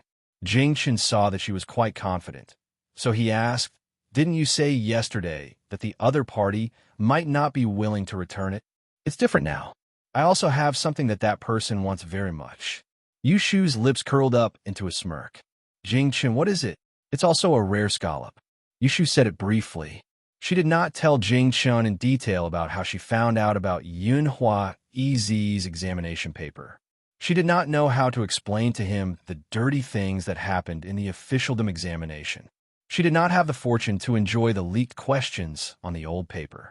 Ji Xingxuan had a reputation in front of her as a top student from the Imperial Historian's Library. Even if she passed the examination, there would not be many gossips. However, she was a bachelor. She wanted to stand out, so she did not dare to take the risk and get herself into trouble. Now, the biggest use of that old paper for her was to exchange for the yellow frost stone. However, she was a little unhappy that Ji Xingxuan got it so easily. Forget it. She would only be at ease if she returned the yellow frost stone to Jing Chun as soon as possible. Jing Chun understood and said, "You want to use something to exchange with him? You can say that, but we will not exchange openly. We will do it secretly. This time, we will have to rely on you." Yu Shu pushed Jing Chun to sit at her table. She took out a clean piece of paper for him and went to the other side to grind the ink. She said, "Can't you write with your left hand?" "Yes." The wound on Jing Chin's right hand had not healed yet. These days, he had been teaching Yu Shu how to write with his left hand. Just now, he realized that he could hold a brush with both hands. "Then I will say and you write." Yu Shu dipped the brush in the ink and passed it to his left. She thought for a while and opened a book on divination on the table. She pointed at the words on it and said, "Can you imitate the words on this? Don't use your words. The more unrecognizable, the better." Jing Chun looked at the words on the book and nodded. "Cough, cough." Yu Shu cleared her throat and explained in a low voice. She saw that Jing Chin's brush was very familiar. There were only a few lines, but they were almost the same as the words on the book. She was surprised and couldn't help but have a flash of inspiration. She rubbed her chin and quickly came up with a bad idea. Ji Xingxuan talked to Ji Huaishan that day. For 2 consecutive nights, she spent the night on the astrology platform. She tried to see through the mystery of the 20 years problem, but to no avail. At dusk, she left the library and went to the door to get on a sedan chair. Before she got on the sedan chair, someone ran over from the opposite side of the street and called out to her, "Are you Miss Ji?" Ji Xingxuan turned her head to look at the person. "You are?" "Oh, this lowly one is a waiter from the tea house across the street. I have a letter here. A young master who was drinking tea upstairs asked me to give it to you." As he said this, he handed over a wax envelope. Ji Xingxuan hesitantly took it. She used her fingernails to pry open the wax seal and took out a thin piece of paper. She shook it open and read the contents.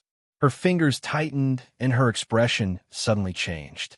She hurriedly folded the letter twice and put it in her sleeve. She asked the waiter in a low voice, "Who sent you to deliver this letter? Take me to him." Seeing this, the waiter didn't dare to say anything. He lowered his head and led her back to the tea house. However, he looked up and down the stairs, but couldn't find the person who delivered the letter. The waiter pointed to a seat on the 2nd floor by the window. "He was here a moment ago. He was sitting there." Ji Xingxuan strode forward. The tea and snacks on the table hadn't been cleaned yet. She reached out to touch the teapot, but it was already cold. She stood by the window and looked down. She could see the direction of the library's entrance. She knew that the other party had been waiting for her here for some time. Ji Xingxuan's heart sank. She gripped the window railing tightly. "What did that person look like? What did he say to you? Tell me. The more detailed, the better." Ji Xingxuan turned around and took out her money pouch. She placed a piece of silver on the table. The waiter looked at the silver and swallowed his saliva. He gestured with his hands and described.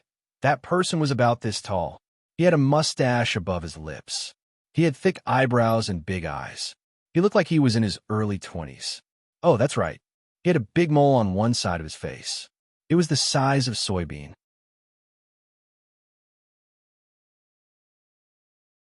Chapter 211.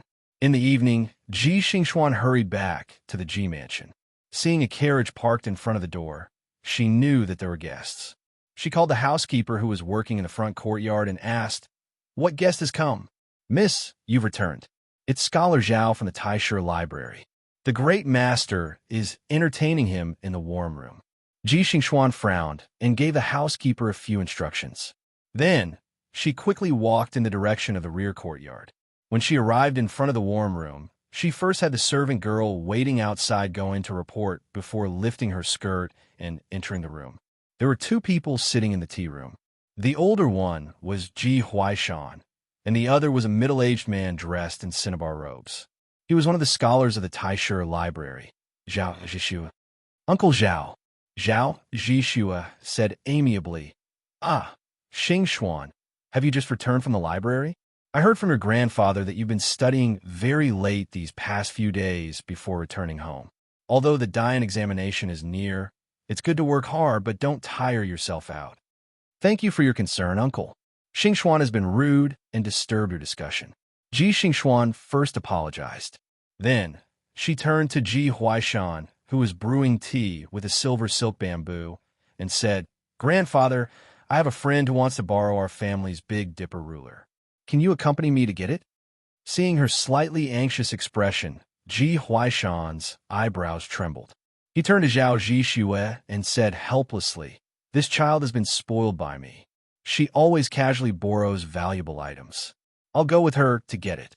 You sit and drink your tea. We'll continue our discussion later." Zhao Zhixue smiled and said, "Old Ji should be content. If our Lu was as sensible as Xingxuan, I would be laughing even in my dreams. You can go, I'll wait. I'm not an outsider." Ji Huaishan stood up and walked out with Ji Xingxuan. The two of them left the warm pavilion and went outside. Not too far from the courtyard, Ji Huaishan waved his servants away and stopped to ask Ji Xingxuan, "What happened? Why are you so flustered?" Although there was no one around, Ji Xingxuan still lowered her voice and said, "Someone seems to have found out about the theft."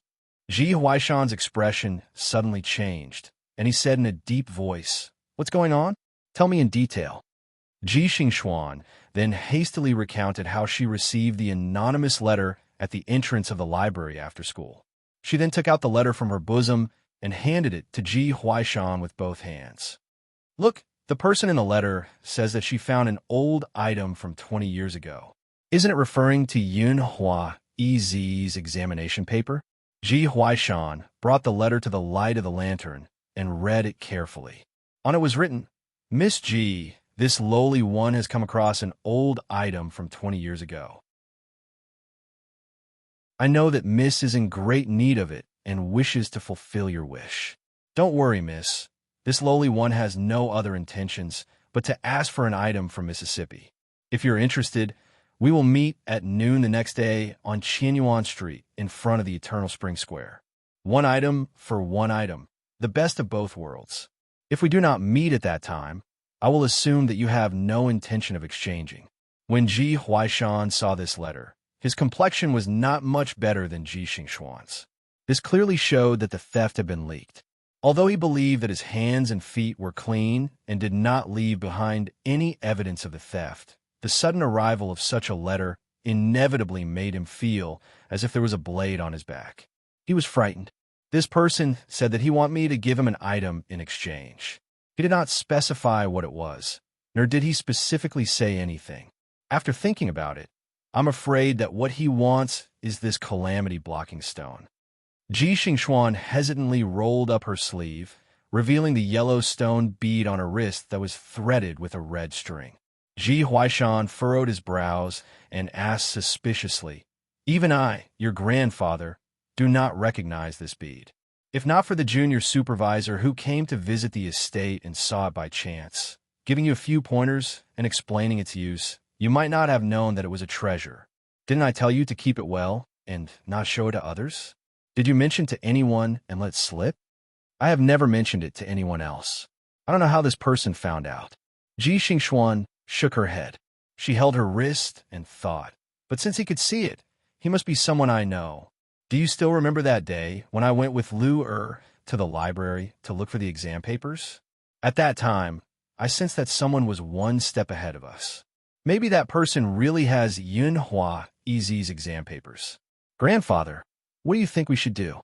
The grandfather and granddaughter were silent for a moment.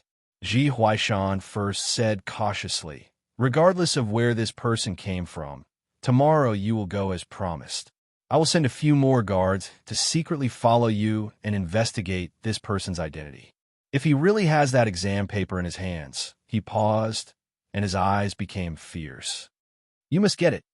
Ji Xingxuan lowered her head and fiddled with the small bead on her wrist. She said, I am worried that this person might also be an examinee of the Grand Yin examination. Since he knows the questions, how could he not answer them during the exam? If that person also leaked the questions to someone else, even if I know the answers, with Lure and Mimi's help, we might not only get 3 grades for that subject. We might even get 4 or 5 grades. What's the point of that? To this statement, Ji Huaishan disagreed. He stroked his beard and said, You worry too much. This is the Grand Yin examination. Who would easily leak the answers to someone else? Even if he is that magnanimous, he has to think about whether it will bring trouble upon himself. This person must have a brain to write to you anonymously.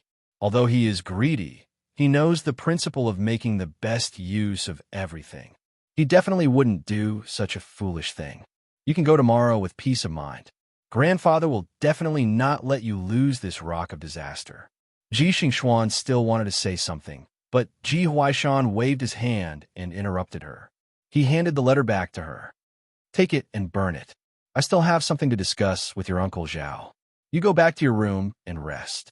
I will arrange the details tomorrow morning. Ji Xingxuan clutched the letter and watched the old man leave. She raised her head to look at the stars in the sky and frowned. She had a vague premonition that things wouldn't go so smoothly. There were only a few days left in November. Seeing that the Grand Yin examination was just around the corner, Yushu had been reading Eli's essays day and night, as if she was preparing for the exam. Tonight, however, she turned off the lights early and went to bed. This made Yu Xiaoxiu, who had finally gotten used to sleeping with the lights on, feel very strange. In the dark, separated by a screen, he asked Yushu on the other side of the bed, Sister, are you going to study tonight? Oh, I have to go out tomorrow. Rest early. Yushu yawned and turned over. Her hand touched the side of the pillow and grabbed a ball of fluffy kimbao. She casually pushed this little thing, which had a nest but didn't sleep in, to the head of the bed. She didn't want to squeak and wake up if she accidentally rolled over in the middle of the night. She had business to attend to the next day, so she had to get enough sleep tonight. Sister, why didn't Brother Shui come to our house to play these days? Yu Xiaoxiu asked as he rested his head on his arm. Shui Rui had visited their house frequently a while ago, so he intentionally corrected Yu Xiaoxiu's words. As a result, Yu Xiaoxiu no longer addressed him as Big Brother Chao. Busy yourself. Your brother Shui is an official. He has to go to the yamen to work every day. How can he have so much free time? Yushu closed her eyes and felt a little sleepy. Oh, Yu Xiaoxiu was silent for a while and then said, when he came back last time, he said that he would take me to ride a horse next time when we rest in the study. I don't know if he has forgotten. Hearing the expectation in the child's words, Yushu opened one eyelid. Why do you want to ride a horse? I thought you didn't like to do it? The other side of the screen said shyly, No, it's just that among my classmates, I'm the worst at riding. I'm always laughed at. Seeing that he was willing to confess, Yushu was not afraid of hurting his self-esteem. She chuckled a few times and then comforted him. Well, next time I see him, I will help you ask him. Your brother Shui is a man of his words. Don't worry, go to sleep. Oh, Yu Xiaoxiu grinned and rubbed his head on the pillow. Not long after, he fell asleep. Yu Shu, on the other hand, was no longer sleepy because of his words. She thought that she should learn how to ride a horse. It was much more convenient than sitting in a sedan chair or carriage. However, it seemed that a bad horse cost hundreds of taels of silver. The daily grass was more expensive than the food people ate. She couldn't afford it now, and there was no extra space in the yard to keep a horse. Otherwise, she could buy one first. Imagining the heroic scene of riding a horse one day, Yushu gradually fell asleep.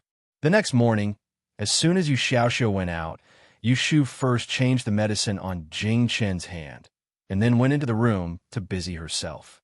Yesterday, she sent a letter to Ji Xingxuan to make a deal at noon on Qinyuan Street. Although she didn't really plan to show her face, she was very unlucky. In case she met Ji Xingxuan and was recognized, she decided to disguise herself. Of course, she didn't have the ability to disguise herself, but Yushu still had a way to dress up so that no one could recognize her. She fished out an old dress from the cabinet, cut a few holes, tore the hem of the dress, and put it on over the cotton jacket. She untied her hair, combed it into a crooked bun, and tied it with a piece of cloth that she tore off from her clothes. She looked at herself in the mirror. Except for her pale face and delicate facial features, she looked like a beggar begging on the street. After turning around with satisfaction, Yushu swaggered out. Jing Chan was sitting in the main room waiting for her. Just now, he heard her tossing and turning in the room, and when he saw her sloppy behavior, something suddenly flashed through his mind. He was startled, and his face showed a bit of confusion. "How did you get yourself into this?" "In case someone recognized me," Yushu answered vaguely. She went into the kitchen, scraped a layer of soot, and patted it on her face. She washed her hands, and then walked into the main room with her hands on her hips. She smiled at Jing Chun, showing her white teeth, and said proudly, "How is it? Can you still recognize me when I'm dressed like this?" Jing Chun said honestly, "I can recognize you no matter what you're dressed like." Seeing that he didn't give her face, Yushu didn't feel angry. Instead, she was a bit happy. She snorted and went back to the room to get the bamboo hat that she bought yesterday. She walked in front of Jing Chun, put it on his head, and tied a knot under his white chin. Her eyes stayed on his face for a moment, and then she raised her hand to pull down the white gauze on the brim of the hat, covering his handsome face. She took 2 steps back, looked at him carefully, and shook her head with a smile. She wanted to dress him up as a beggar, but she couldn't help it. He was a natural beauty, and even if he wore ragged clothes, he didn't look like a lowly person. "Okay, let's go." Yushu hung the key around her neck and unlocked the door. "You still haven't told me where we're going today." Jing Chun gently twisted the overly tight rope on his chin, got up, and walked toward her.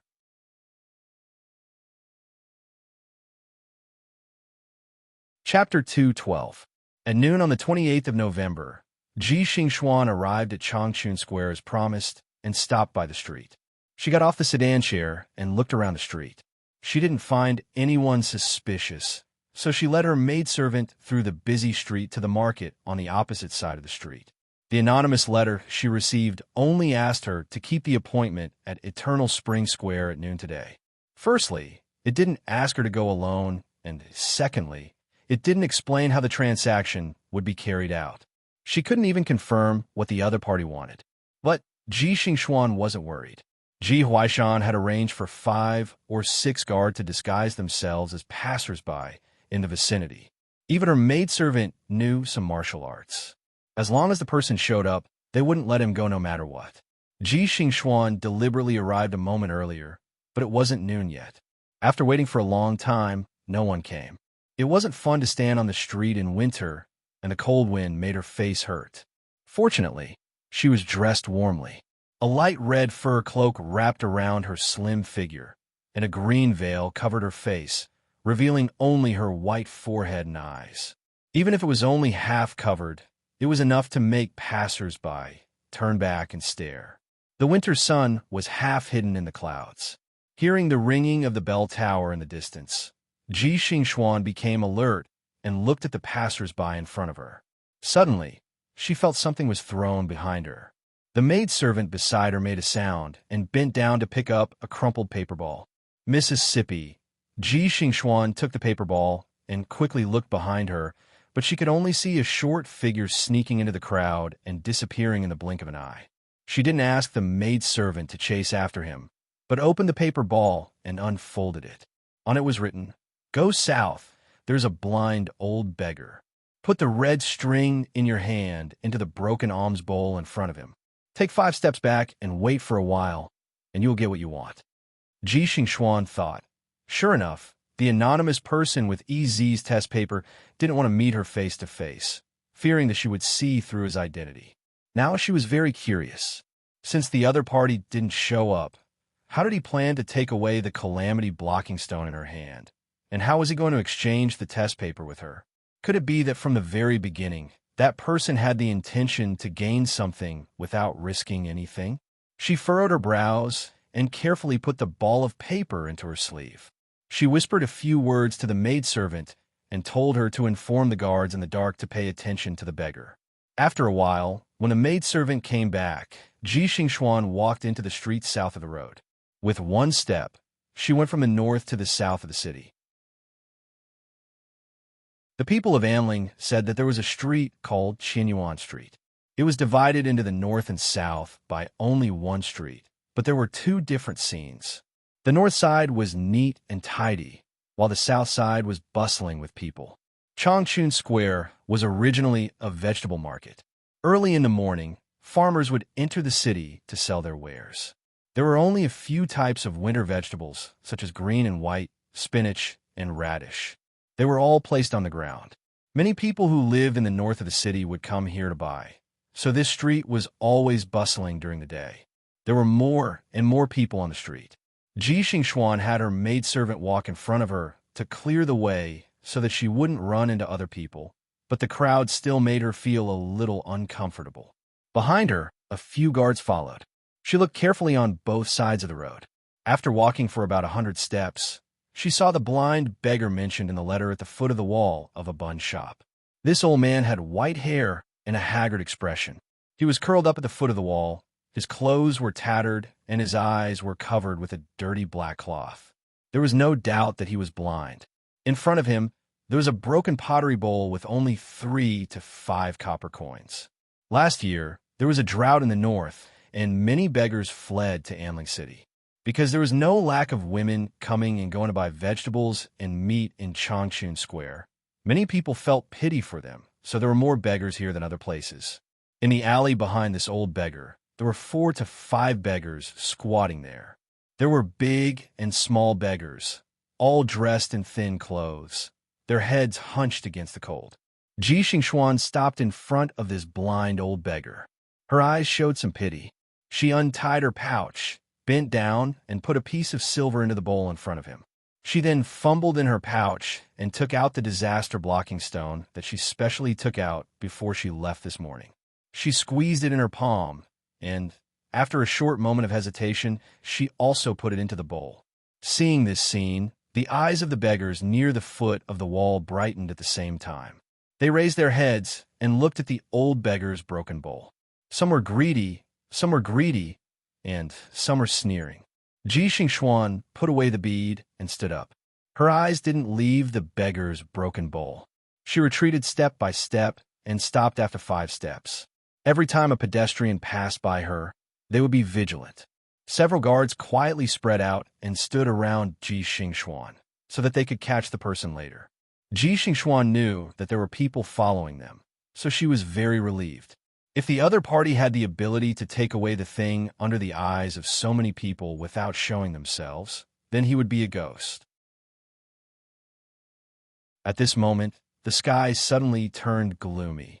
Boom! There was a thunderous sound, and the whole street was filled with screams. Ji Xingxuan was also startled by the sound of thunder. She was distracted for a moment, and the sky started to rain heavily. A bolt of lightning flashed across the sky. Crack! Out of the corner of her eye, she saw that at this moment, a few beggars who had been squatting at the entrance of the alley all rushed towards the old beggar who was at the foot of the wall. They scrambled to stretch out their hands, and their target was the broken bowl at his feet.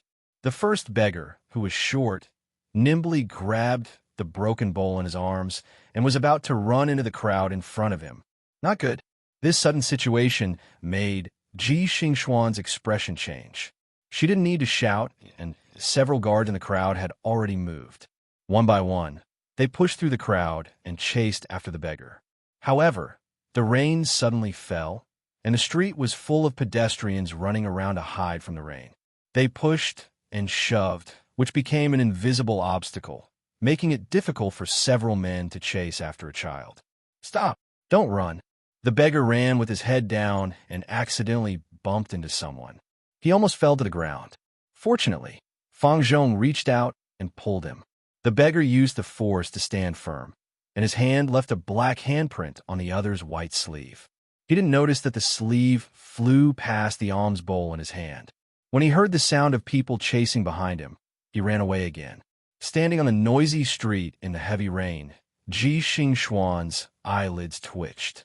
She was afraid that she would lose the stone, so she pulled her maidservant and ran towards the south. The rain became heavier in the blink of an eye. She didn't run far before she was separated from her maid. The fluff on the collar of her cloak was soaked and stuck pitifully to her slender neck. She shivered and was hit by a passerby who was trying to hide from the rain. She slipped and fell on the road. Hiss! The stinging pain from her knees and palms made her face pale. She tried to stand up, but she found that she had twisted her leg. The heavy rain poured down, and the rainwater flowed down her forehead. The veil stuck to her face, and a few strands of her hair fell into a mess. Passers-by pointed at her, so she turned her face away in embarrassment. She lowered her wet eyelashes and was no longer in such a sorry state. However, at this moment, the cold wind suddenly stopped and the heavy rain stopped. She raised the back of her hand to wipe the rainwater from her eyes. She saw a pair of wet black boots and white trousers. When she looked up, she saw a hand holding an umbrella and a blurry face under a bamboo hat. Here you go. Ji Xingxuan was in a daze. She subconsciously reached out to take the umbrella handle. At the same time, the other person let go of the umbrella handle and straightened up. He turned around and walked past her. The black robe lightly brushed past her shoulder. She quickly turned her head to look, but the white figure had already disappeared into the crowd. Miss. The anxious shout made her come back to her senses. She responded, and the maidservant squeezed through the crowd and hurriedly helped her stand up. Miss, are you hurt anywhere? Ji Xingxuan grabbed the maidservant's hand and asked, Where is he? Did you catch him? They've all gone to chase after him. They definitely won't let him escape. Don't worry. Go back to the sedan first. The maidservant tried to persuade her. Although Ji Xingxuan was anxious, she was afraid of losing the topaz. However, she also knew that she couldn't help much here, so she nodded and passed the oil paper umbrella to the maidservant. Everything was fine when we left the house. Why did it suddenly start raining? Miss, where did you get the umbrella? Just now. Ji Xingxuan answered as she raised her head. Her voice paused because she saw a small bamboo tube tied with a red string in the middle of the umbrella stand. She took it down suspiciously and fiddled with it in her hands. Soon, she realized that the bamboo tube was as thick as 2 fingers and could be unscrewed. After pulling off the top, the contents inside were revealed. Her expression tightened, and she took it out to take a look. It was an old and yellowish paper. She suddenly stopped in her tracks. This is Yanhua EZ's examination paper. Miss? Ji Xingxuan took a deep breath. Her hands trembled slightly as she rolled up the test paper again. She tried it a few times before stuffing it back into the bamboo tube. She should have been happy that the other party had kept their promise, but the image of the white figure holding the umbrella flashed through her mind. She became somewhat resentful and tightened her grip on the small bamboo tube with a red string tied to it. It was still raining. Yu Shu, who was unkempt and dirty, squatted under the eaves at the entrance of the alley to hide from the rain. She saw Jing Chen's figure appear on the street and smiled. She took out a string of copper coins from her bosom and covered it with her sleeves. She turned her head and grabbed the old beggar's hand and put on the coins. She leaned over and whispered in his ear, Master, keep it well. If you're hungry, take some to buy steam buns. Don't let anyone see you. Ah, you are? Hee, I'm the one who thanks you. After saying that, she left the blind old beggar, who had a surprised look on his face as he fumbled with the string of copper coins. She waved at Jing Chun and pointed at the alley behind her, gesturing for him to follow her. The two of them entered the empty alley one after another. Yushu looked around before stopping. She moved closer to Jing Chun and widened her eyes that were filled with anticipation. She asked excitedly, How is it? Did you get it? It was still raining. Jing Chun pulled off the string of his hat with one hand and took off his bamboo hat. He put on top of her head to block the raindrops that fell on her head from the eaves. Then he reached his left hand into his bosom and took something out. He handed it to her and opened it. Yushu looked at his empty palm and opened her mouth wide. She was dumbfounded. Hee. However, with a light chuckle, he flipped his hand and a bright yellow bead appeared in the center of his palm.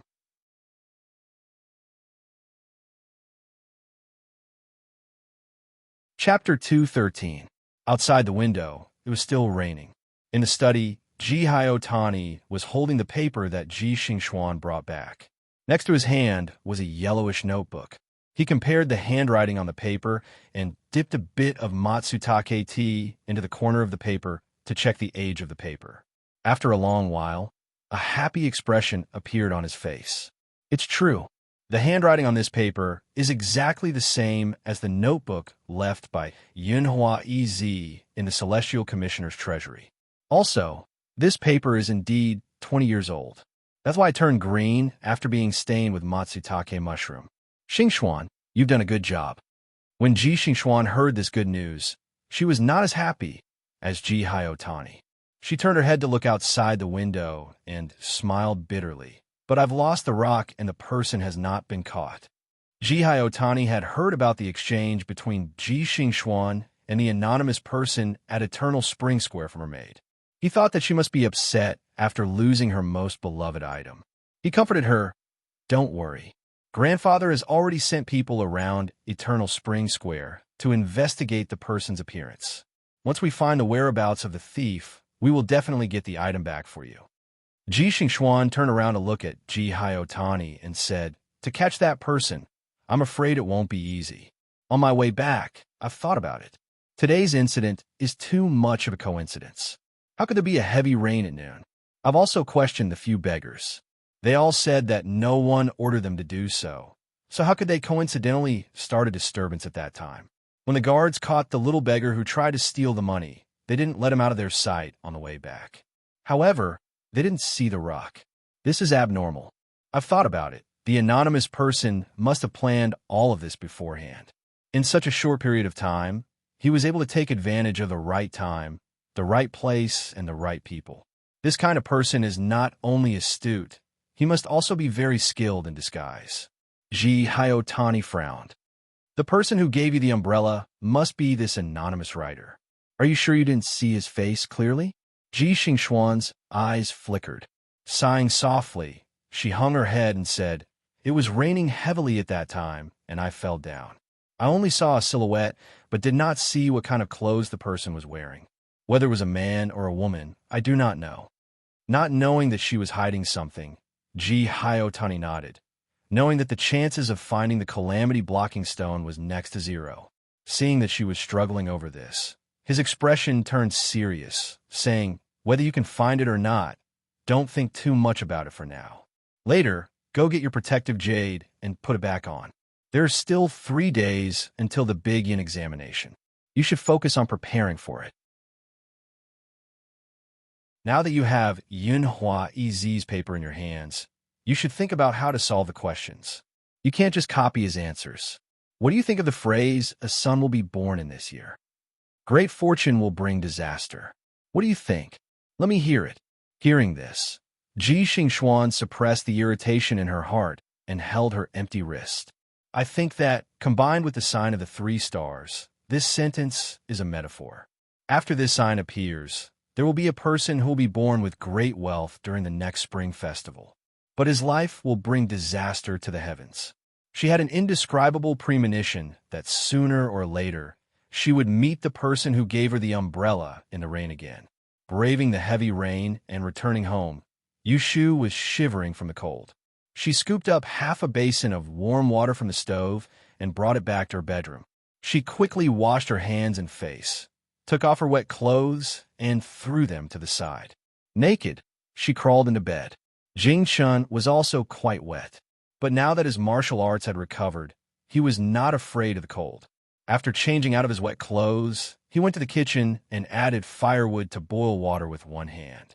It took a long time for Yushu to warm herself up. She pricked up her ears and listened to the movements outside the house. She wrapped herself in the quilt and shouted, "Jing Chun, be careful not to get your hands wet." Jing Chun, who was preparing to make tea in the kitchen, stopped what he was doing. He raised his right hand to look at the traces of wetness on the gauze. He turned to see that the fire on the stove was still burning. He bent down and put his hand on it. When the moisture on it evaporated, he continued to pour tea. He carried the brewed hot tea into the big house and knocked on Yushu's door. Xiaoyu. Oh, wait.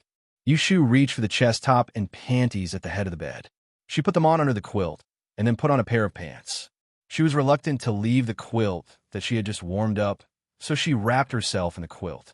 Only her head was exposed, and she stepped out of the bed in her shoes to open the door. Jingchen walked in with a cup of tea in one hand. Seeing that she was wrapped in the quilt and stomping her feet, he said to her, "Go sit on the bed." Yushu embarrassedly laughed twice, then jogged back to the bed, kicked off her shoes, and put her feet back under the quilt. She watched as Jing-chun put the tea on the desk, poured a cup, and handed it to her. Yushu stretched out her hands from under the thick quilt and carefully took the cup.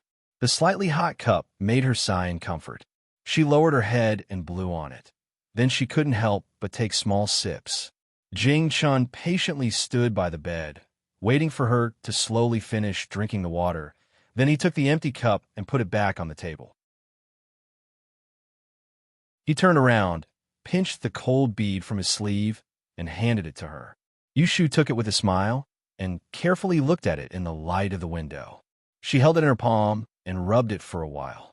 Her palm quickly heated up, but the bead was still cold. "It's true. This is the yellow frost stone you gave me." The joy of regaining something she had lost made her smile from ear to ear, even if this treasure didn't belong to her. Yushu pinched the yellow frost stone and handed it back to Jing-chun. She was thinking about how to ask him to let her wear the death-blocking stone for a while to get rid of bad luck. When she studied the cycle of his Kata's star, she would return it to him. However, before she said anything, Jing-chun said first, "You keep it." Yushu was stunned and didn't know what to say. She hesitated for a while, then slowly said, "This is the treasure of your sect. I lost it because I was careless. It was not easy to find it, and you are giving it to me again? Didn't you dream that your master said, 'This death-blocking stone can't be given to others easily'?" Jing-chun looked at the yellow stone in Yushu's hand, and there was no reluctance on his face. He moved his gaze to Yushu's face that was slightly red from the hot tea, and said, "You said that you can't give it to someone with bad intentions. However, I'm your best friend and close like a brother, so naturally I can give it to you. Why can't I?" When Yushu heard the words best friend, she was still able to grin happily. But when she jumped to the words as close as brothers, she couldn't help but raise her eyebrows. She secretly muttered to herself, wondering when this idiot would find out that she was a real woman. She snorted twice and retracted her hand into the blanket, saying, "Then I'll keep it for you for now. When you want it later, I'll return it to you." Jing-chun didn't say much and nodded in agreement. His gaze turned and saw her small neck exposed from the quilt. His gaze landed on a mud spot on her slender collarbone. He paused for a moment, then stretched out his hand, pressed his thumb on it, and gently rubbed it. Yushu didn't pay attention and was scratched by him on her neck. The itch made her shrink her shoulders. When she realized how frivolous his action was, she stretched out her hand from the quilt, grabbed his wrist with one hand, and covered her neck with the other. She raised her head and stared at him. "What are you doing?" She didn't expect that when she moved, the quilt on her body directly fell from her shoulders. She only wore a small shirt that wrapped around her chest, and most of her shoulders were exposed to the air. Her smooth shoulders were different from a man's rough shoulders. Under the small green shirt, the curve of her chest was not very obvious, but it was indeed flatter than a man's. Jing-chun stood at the side of the bed, looking down from above. Everything was clear at a glance. No one expected this scene, and both of them were stunned at the same time. It wasn't until Yushu sneezed from the cold that she let go of his wrist with a stiff expression. She pulled the quilt up to her waist and covered herself tightly. She didn't even look at Jing-chun's expression at the moment. She pressed her forehead with one hand and said in a muffled voice, "Go out and close the door." This sound broke the silence. In Jing-chun's mind, the scene he just saw appeared clearly, and some details of his daily life flashed through his mind. His eyes blinked slightly, and he suddenly realized something. He suddenly turned around and walked out of Yushu's room with one hand. As soon as the door was closed, Yushu couldn't keep her face.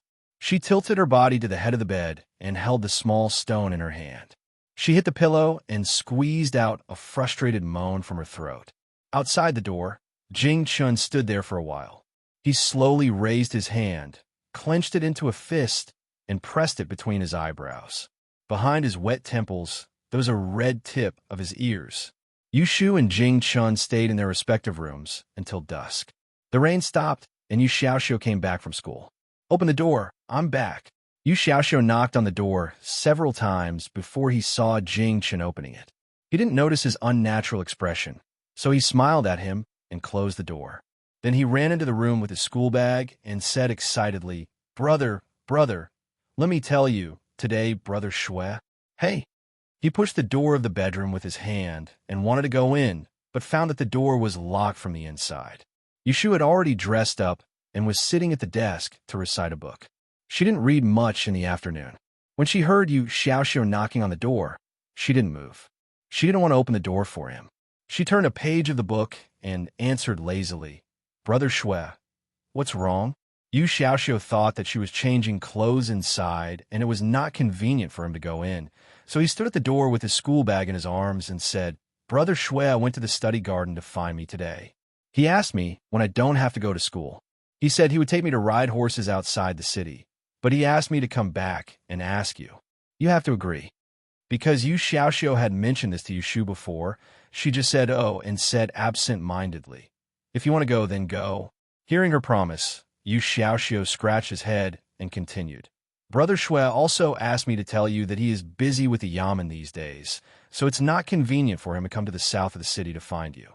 He said that when you go to take the exam in the first day of the new year, he will send a carriage to pick you up in the morning. He wants you to prepare for the exam." Hearing this, Yushu's face became expressionless again.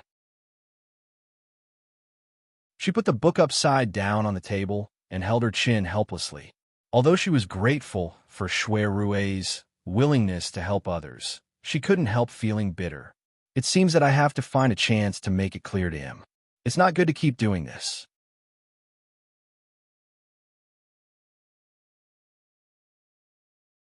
Chapter 214. The weather was cold, so Yushu was too lazy to make dinner. In the evening, when Yu Xiaoxiu came back, she changed her boots, put on a cotton coat, and wrapped herself up tightly. She planned to buy some cooked food on the street to eat. There was a yellow paper lantern hanging under the eaves of the small courtyard. Jing Chun swept the rainwater in the courtyard and put down the broom against the wall. When he turned around and saw Yushu coming out of the house, he turned around and picked up the broom again. He continued to sweep along the clean corner of the wall. Yushu saw his small actions and almost laughed out loud. She lightly coughed, threw a piece of silver in her hand, and walked past him as if she didn't see him. When she reached the door, she opened the door and stepped out. Then she heard Jing Chen's question, "It's dark. Where are you going?" She hid the smile on her face and turned her head. Her expression was the same as usual, as if nothing had happened during the day. "I'm going to Lu Er's shop to buy some meat to roast. I'll come back later to make some egg drop soup for dinner." Jing Chen looked up at the dark sky and held the broom in his hand. He seemed to hesitate for a moment before saying, "I'll go with you." Yushu looked at Jing Chen openly, but he didn't dare to look at her. She couldn't help but want to play with him, so she nodded to him. "Then let's go." As he spoke, he called out to Yu Xiaoxiu, who was still in the room, and told him to watch the door. Then he walked out the door with his sleeves in his hands. After walking a distance, he realized that Jing Chun wasn't following him. He turned his head and saw that Jing Chun was 7 or 8 steps behind him, so he stopped and waited for him. He urged, "Hurry up, I'm hungry." Jing Chun had to quickly walk to her side, but there was a large distance between them. From afar, the two of them looked like they didn't know each other. The alley was dark, so Yushu couldn't see his expression when she turned her head, so she deliberately leaned towards him. She moved a step to the right, and Jing Chun moved a step to the wall. As he walked, he almost stuck to the wall. "Pooh!" Yushu finally couldn't hold back her laughter. She grabbed his sleeve and pulled him towards her. She sneered, "Why are you hiding? Do you think I can eat you?" If I take a detour, I'll hit the wall. If the sky was a little brighter, one would be able to see the slight embarrassment on Jing Chen's face.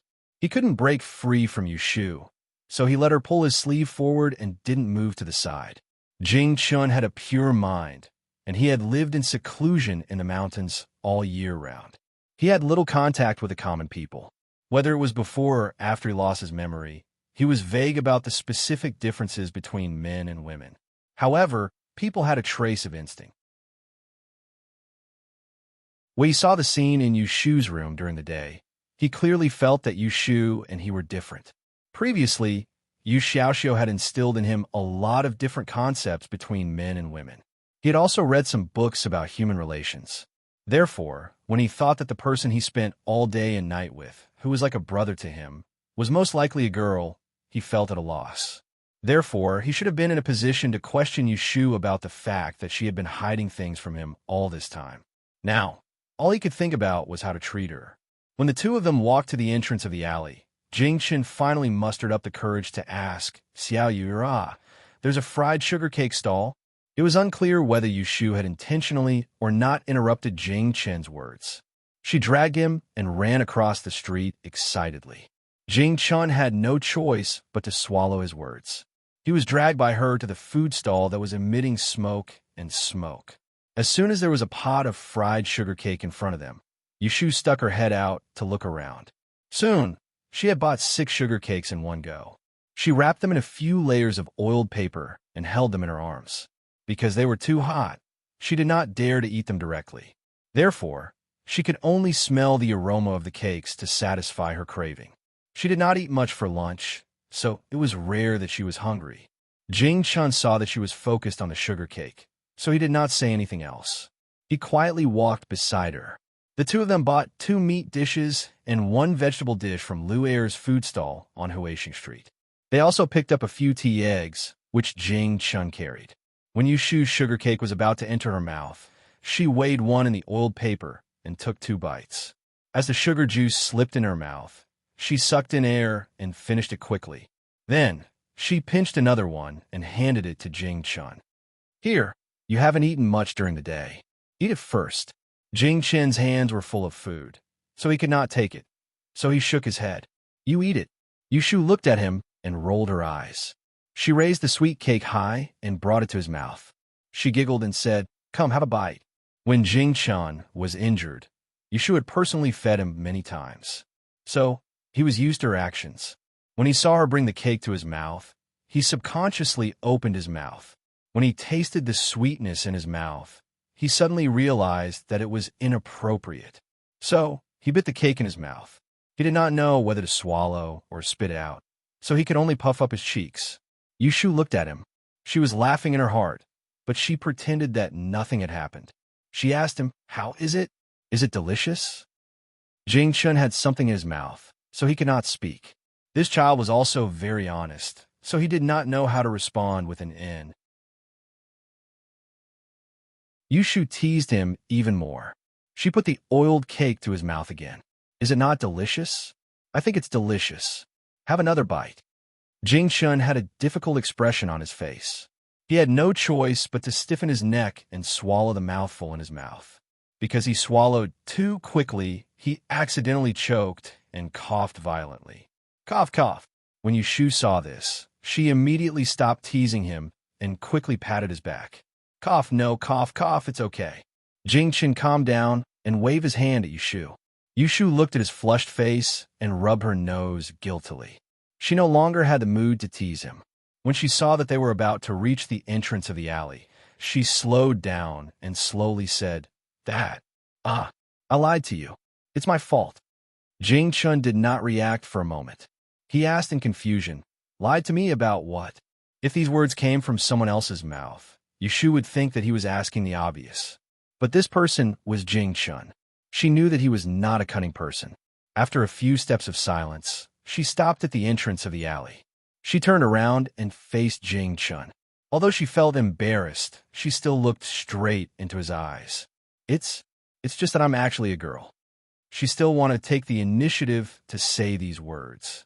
She did not wait for Jing Chen to confirm it with her. When Jing Chen heard her admit it herself, he was even more certain that she was a girl. The scenes of their interactions flashed through his mind. The two of them were as close as brothers. His chest suddenly felt heavy, and for a moment, he didn't know what to say. Yushu had never seen Jingchen lose his temper, but she did not think that he would not be angry. She looked at his face with the light of the lantern in front of the shop across the street. She carefully asked, "Jingchen, are you angry?" "No." Jingchen shook his head. Although he was feeling complicated, he would not be angry with her. "Really?" Yushu asked suspiciously. She was actually worried that Jingchen would be dissatisfied with her lie if he found out that she was a girl. That would ruin their relationship. That was why she stayed in the house for the whole afternoon. Yushu could see Jingchen's expression clearly, but Jingchen could see her expression even more clearly. He could tell that there was some uneasiness on her face and knew that she was feeling uneasy. The suffocating feeling in his chest instantly dissipated. He thought for a moment and said seriously, "In this world, who hasn't lied to others before? It's just a matter of how much you lie or how little you lie, whether you lie to a bad person or a good person. It's not wrong to lie to others, but it depends on what you're lying to. Although you lied to me, you didn't do anything to harm me, nor did you harbor any ill intentions. Why should I be angry?" He knew that Xiaoyu liked to lie. Perhaps she had lied to him about more than one thing. However, he also knew that she did not mean him any harm. Why does this sound so familiar? Yushu muttered. "You said it before," Jingchen said. Yushu suddenly remembered that she had said these words to him before. Seeing that Jingchen remembered it so clearly, she grinned and hugged the remaining half a bag of fried sweet cakes. Her chest felt warm, and her heart felt as if a large stone had been dropped. She patted his arm and said with a smile, "Jingchen, I like your magnanimity.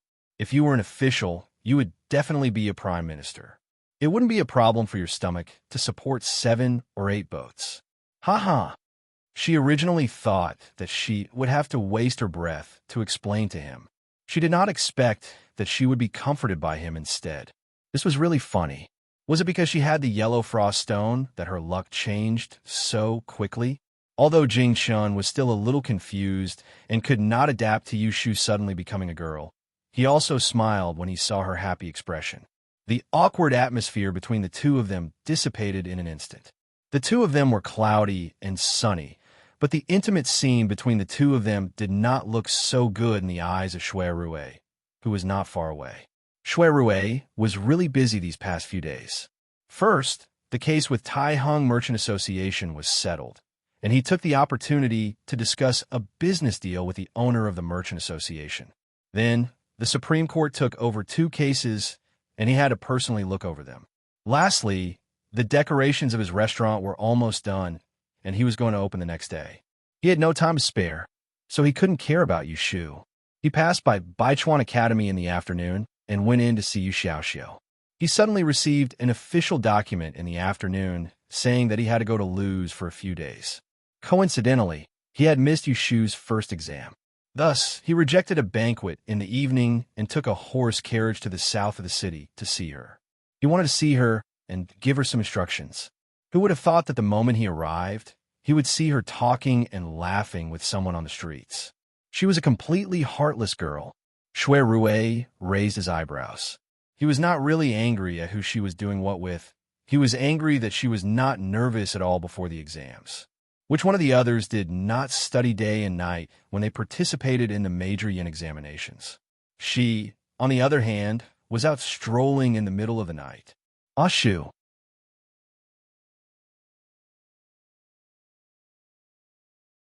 Chapter 215.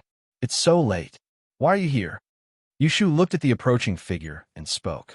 Jingchen turned around as well, and he was slightly surprised to see that the person who came was Shui Rue. Shui Rue met Jingchen's gaze and nodded. The two of them were considered to have greeted each other. Then he said to Yushu, "I have to go out on a business trip for a few days. I came to find you to calculate my schedule.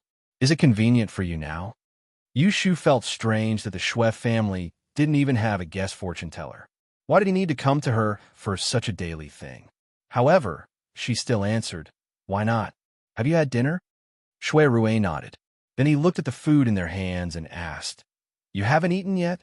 Yushu raised the sugar cake in her hand. "It's too cold to cook. Let's go and buy some. Let's go back to my home first."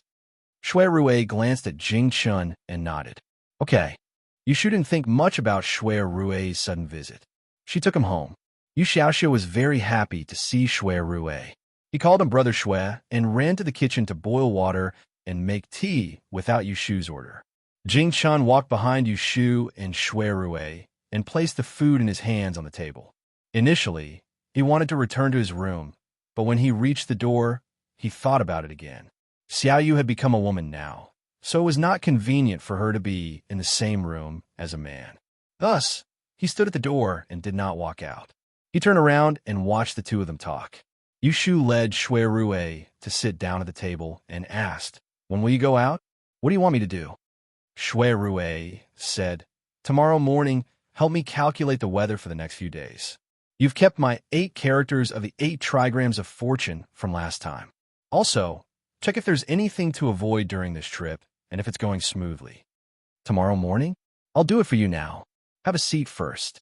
Yushu stood up and walked into the room. Shui Rui stopped her. "You haven't eaten yet. You eat first. I'm not in a hurry." Yushu waved her hand. "It's okay. I just ate." She turned around and saw Jing Chun still standing at the door. "Jing Chun, eat first. Don't wait for me." After that, she went into the inner room, lit the lamp, and spread the paper. She took out the horoscope that Shui Rui left for her last time. It was rare for Shui Rui to ask her for help. She must do a thorough calculation. Moreover, Jing Chen was also here. She didn't know if it would affect him. Now, only Shui Rui and Jing Chun were left in the central room. For a moment, it was quiet. Shui Rui stood up and walked one round in the living room that wasn't very big. He looked at Yushu, who was engrossed in her calculations and did not pay attention to what was happening outside the window. He turned around and looked at Jing Chun, who had been standing at the door and quietly watching him since just now. He asked, "Young swordsman Jing, why are you looking at me like that?" Jing Chun thought for a moment and said honestly, "I think you look familiar. I seem to have seen you before." Shui Rui smiled and walked back to the table. He shook his head and said, "Young hero Jing, if I had seen you before, I would never forget you. What a pity." What he meant was that they had never met before. Shui Rui then pointed to the empty seat across the table. "Sit down." Jing Chen walked over and sat down. His line of sight was still on Shui Rui's face. If it was someone else being stared at like this by Jing Chun, they would have long felt uncomfortable. However, Shui Rui acted as though nothing happened and asked, "You have been staying in Anling City for a period of time, right? I heard from Ashu that you came to the capital city to handle some matters. May I ask, how is the matter going?" Although Yushu didn't explain Jing Chen's background, Shui Rui got a lot of information from the case of the Tai Hung Chamber of Commerce. So he knew that Jing Chun was fished out of the river on the way. He was seriously injured and was taken care of by Yushu. Then, he escaped from the boat with her. Shui Rui saw that Yushu was very close to Jing Chen. It was obvious that she was in distress. However, he was worried that Jing Chun, a man in the Jianghu, had a grudge against him and would harm Yushu sooner or later. Shui Rui knew as well that Yushu was a person that extremely valued friendship. When she encountered an assassin that night, she'd blocked Jing Chen's attack and rescued him. Because of this friendship, if he were to warn her to stay away from this person, it would surely cause her to be displeased, so he'd never asked her about the matter with Jing Chun. However, Shui Rui didn't want to see them spending so much time together, whether it was out of concern or selfishness. When Jing Chun heard Shui Rui's question, he thought in his heart that Yushu was lying again. In order to avoid exposing her lie, he carefully thought about how to answer before he finally said, "There's no progress. Perhaps we'll have to wait for a while longer." Shui Rui asked, "Is there any difficulty? If I may be so bold as to ask why you have come to Enling, if there is anything I can help with, I will definitely lend a hand." Jing Chen did not know how to lie in the first place. Faced with Shui Rui's questioning, he could not answer, so he became silent.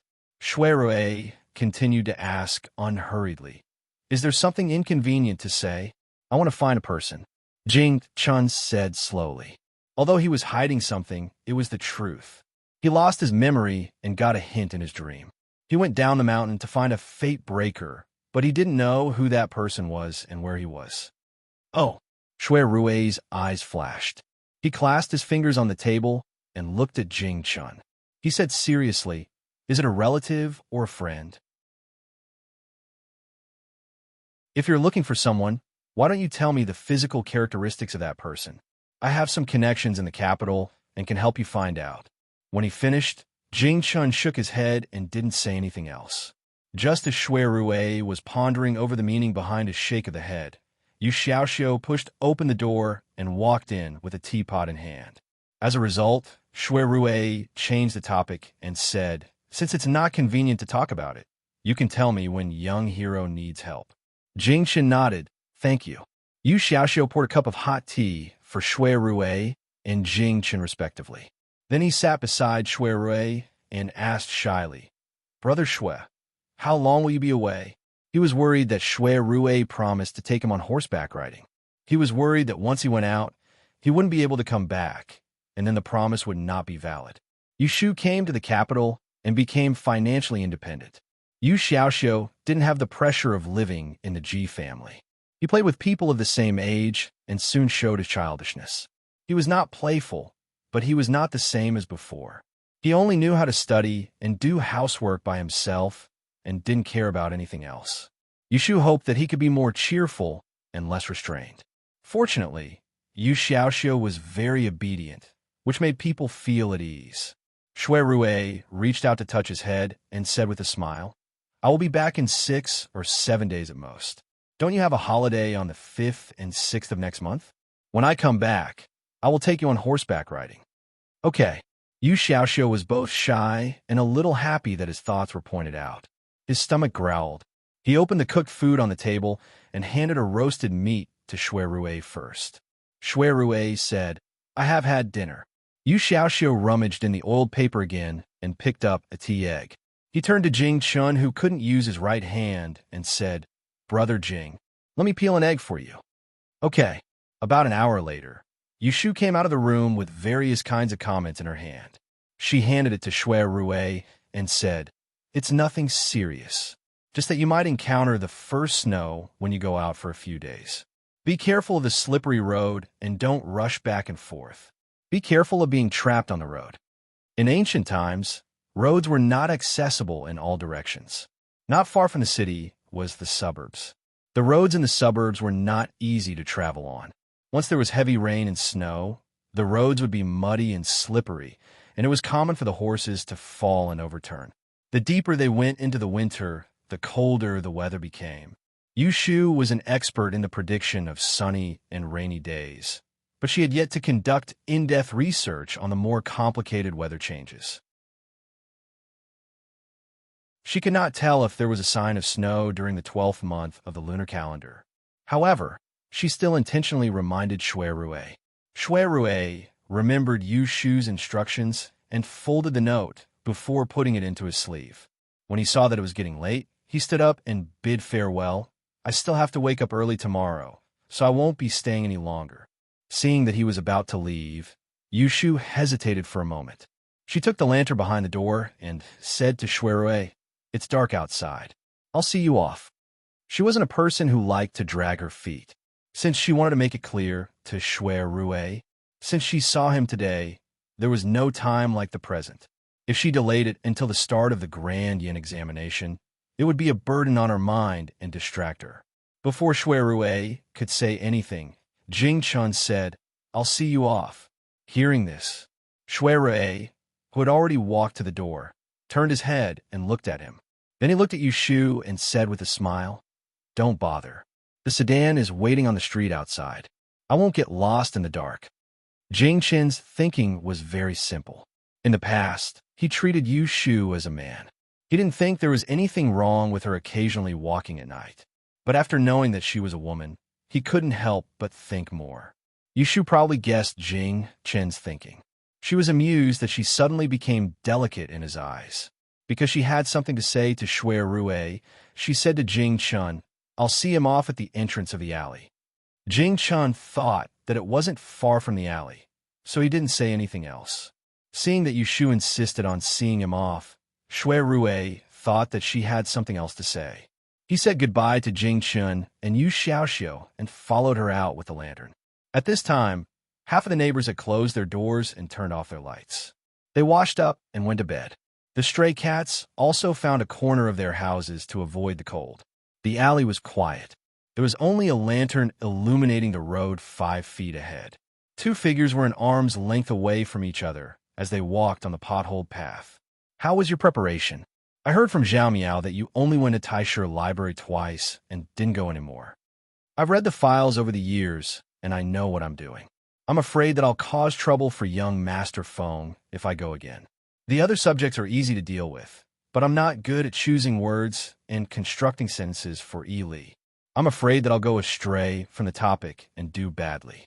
As Yu Shu answered, she pondered over how to broach the subject to Shuira. And don't worry, when the time comes, you just have to write clearly. Remember to take good care of your exam notice and don't lose it. Shuira reminded her and changed the topic. Oh right, you won't go out tomorrow. This month, the Supreme Court of Justice will give out offerings, and there will be an extra 30 caddies of coal.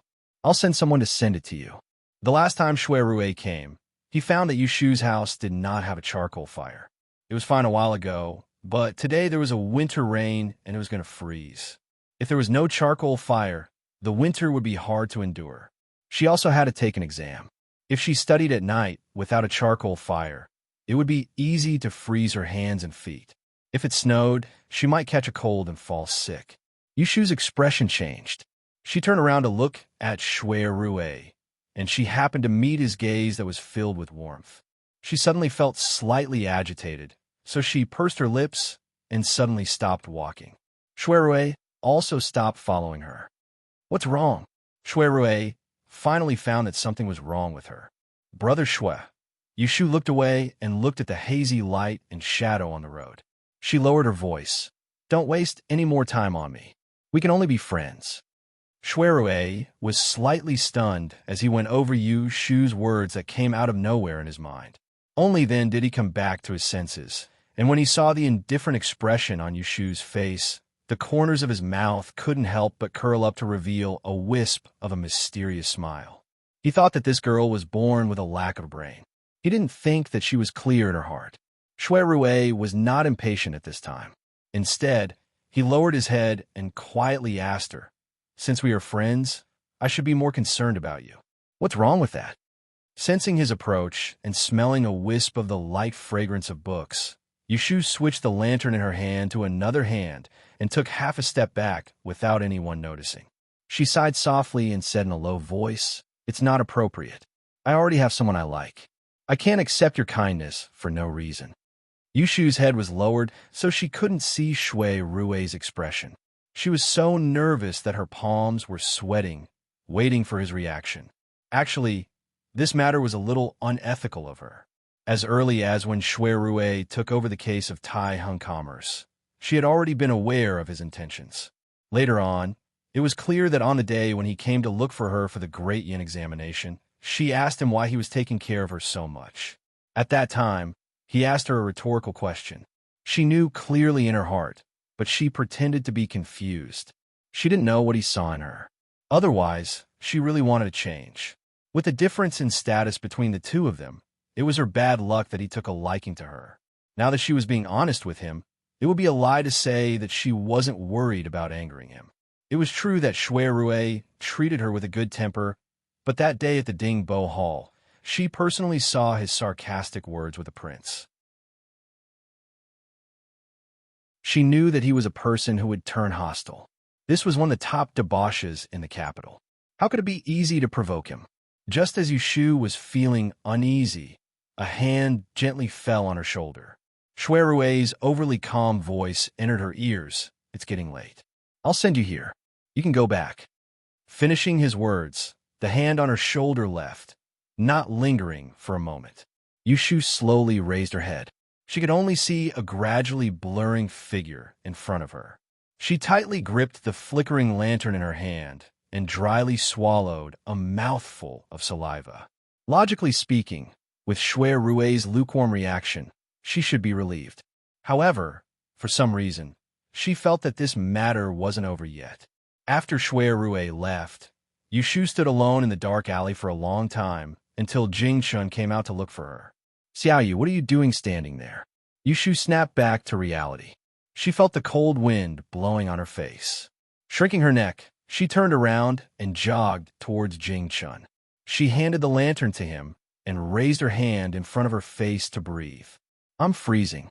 Go home quickly.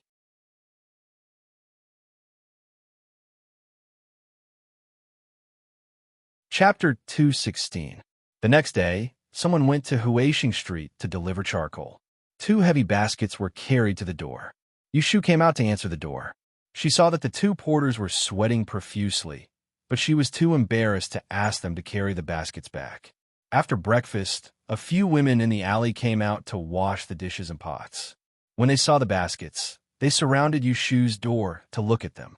They pointed at the neatly stacked black kiln charcoal in the baskets and clicked their tongues. For ordinary people living in the south of the city, the charcoal they used in the winter was collected from the cooking stoves. Buying charcoal from the kiln to keep warm was a luxury. Yushing, how much does 1 kilo of charcoal cost? Why did you buy so much? Can you burn it all? Aunt Sue, who lived across the street, had dealings with Yushu's family and asked her in a familiar tone. It's cold this year. It's good to prepare more, Yushu joked. More and more people gathered in front of the door, so she quickly asked the porters to carry the baskets in. Not only did Shui Rui send the charcoal over, he even meticulously attached 2 flat stoves. The stoves were squarish and had a charcoal pit dug out in the middle. The stoves were made of iron and were very heavy. It was no wonder that the 2 porters were sweating profusely. Yushu asked someone to put the baskets and the iron stoves in the corner of the central room. She went into the room to get a handful of copper coins. After thanking the porters, she sent them away. She closed the door and returned to the room. She saw Jing Chun standing in front of the baskets, curiously looking at a piece of charcoal. Is this also used to keep warm?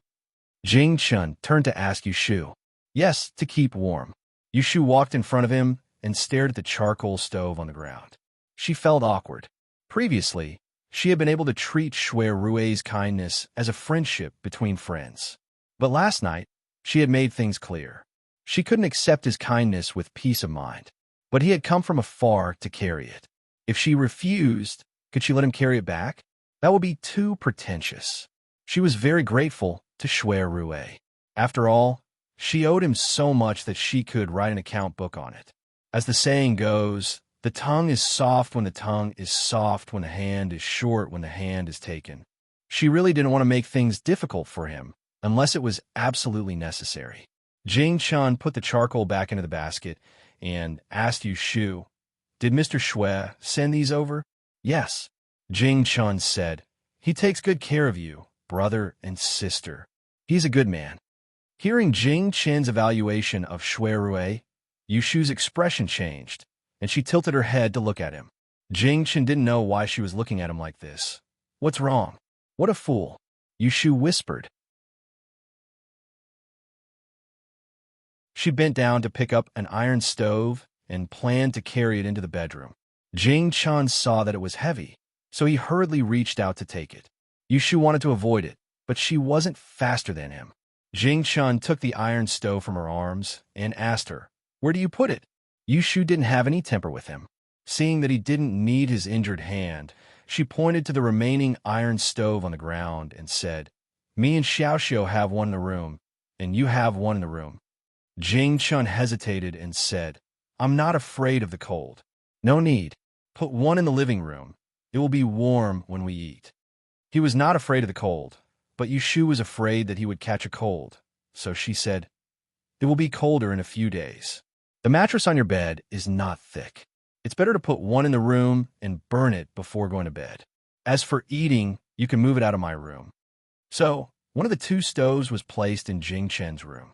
Before Yushu transmigrated, her family was very ordinary. When she was young, she lived in the countryside and used a charcoal stove in a relative's house. She tried to burn a few pieces of charcoal that Shui Rue sent over. After fiddling with it for a while, she found that there was no smoke, so she lit both stoves and closed the door. It didn't take long for the room to become warm. The little guy, Kim Bao, came out of nowhere and squatted next to the stove. Yushu thought it was dirty, so she took the opportunity to grab it and put it in the hot water basin to wash it. The little Goldie was unwilling to take a bath in the winter, so it almost shouted until its throat broke. In the end, it still couldn't escape the bath. Carrying the half-wet Kim Bao to the stove, Yushu dried its hair while telling Jingchun about the safety precautions to pay attention to the ventilation when burning charcoal. She also taught him how to extinguish the stove. When Xiaoxiu returned home, she saw that there was a stove in the room. It was very rare. Before dinner, she moved a stool around the stove to warm her hands, and her little face was red from the smoke. At night, Jingchun sat alone in front of the window. Under the light of the candlelight, he flipped through the Taoist classics on the desk. He heard the sound of Yushu closing the door and bolting the door. He put the book upside down on the table and walked to the bed. At the foot of the bed, there was a red stove. It was Yushu who came to the room to burn it for him after dinner. Jingchun bent down and closed the iron lid. After a while, he opened it again. Seeing that the fire in the stove was extinguished, he returned to the table and continued to read. 2 days passed in the blink of an eye. On the first day of the 12th lunar month, the traders in the entire Enling city finally welcomed the triennial Grand Yen examination. There was no grand prologue, but there was a different atmosphere everywhere in the city. The comprehensive examination of the 6 subjects became the biggest topic, and everyone had their eyes on this year's Grand Yen examination. Yushu got up when the sky was dim. She was the one who was going to take the examination, and Yu Xiaoxiu was even more nervous than her. He didn't sleep well the whole night.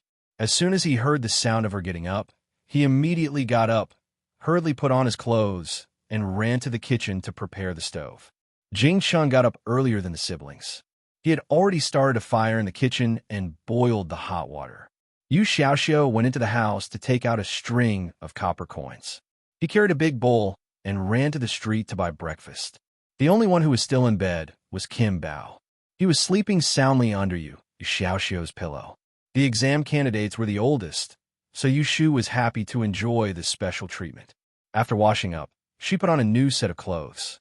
Although she didn't need to hide her gender in front of Jingchun anymore, and the Grand Yen examination was a female school, she still dressed like a young man and didn't change back into female clothes.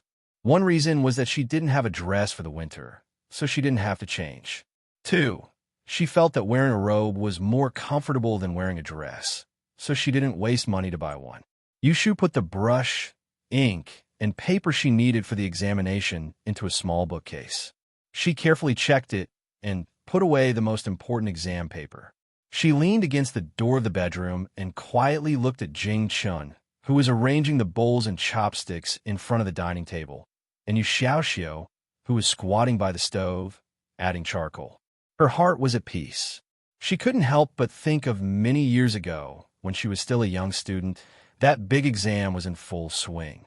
Her parents and younger brother were also like this, carefully surrounding her for 2 whole days and 2 nights. That was the last time she was nervous and timid when she said goodbye to her youth. It was the same scene, but now she was in a different state of mind. After experiencing time and growing up for a person who had crossed 500 years of history, what she felt at this moment was more joy. Joy that she had lived one more life, and joy that she could have today. Big brother, come and eat. Yu Xiaoxiu pulled out a stool and called Yushu over. Yushu walked to the table and sat down. She took the spoon he handed to her and looked up at Jingchun, who was drinking soup. She turned to Yu Xiaoxiu and said, "Call me big sister.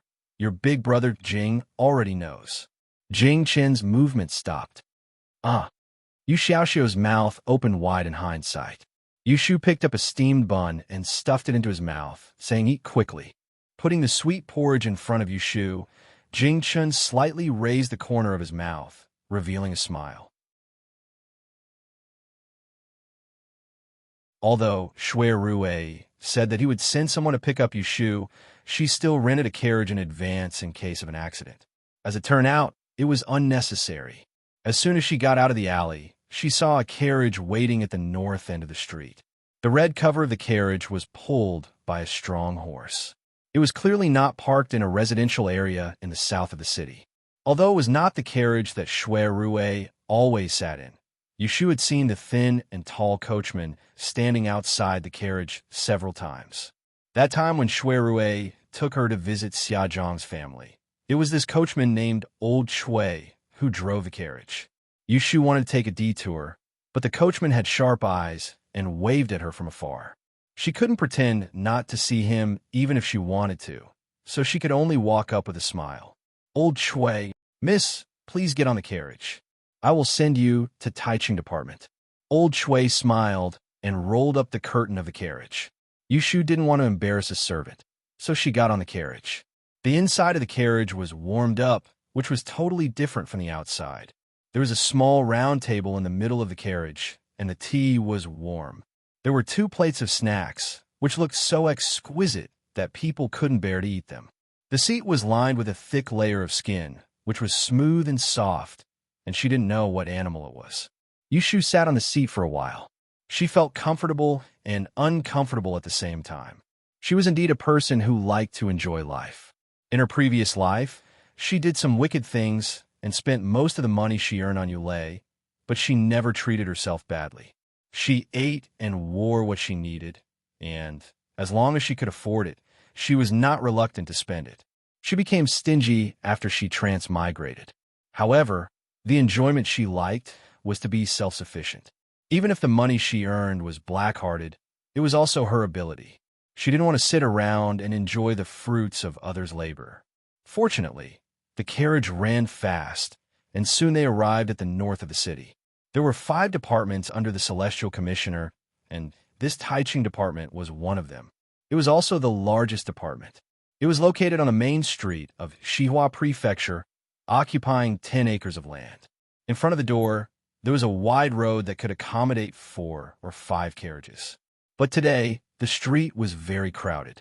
Everyone who came here were examinees. Not to mention the carriage, it was difficult for people to squeeze in. Yushu got off the carriage at the corner of the street, carried her bookcase, and followed the crowd to the gate of Taiching department. In front of the gate, there were 2 rows of 12 officials. They had swords on their waists and sticks in their hands. They looked very dignified. Therefore, the gate was empty. No one was allowed to come close until the examination time. There was a notice posted on the wall outside the gate. Many people gathered below to look at it. It was noisy and chaotic.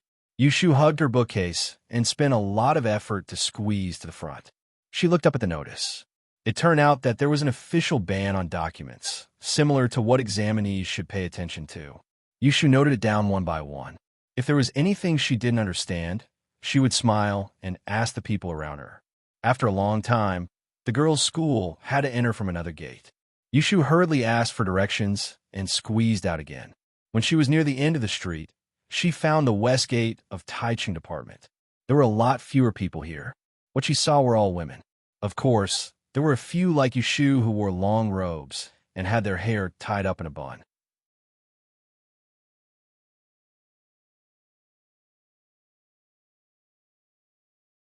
Chapter 217. The first subject of the Dian exam is Yi Li, which is located in the Taiching department. Men and women are not separated. One is in the east courtyard and the other is in the west courtyard.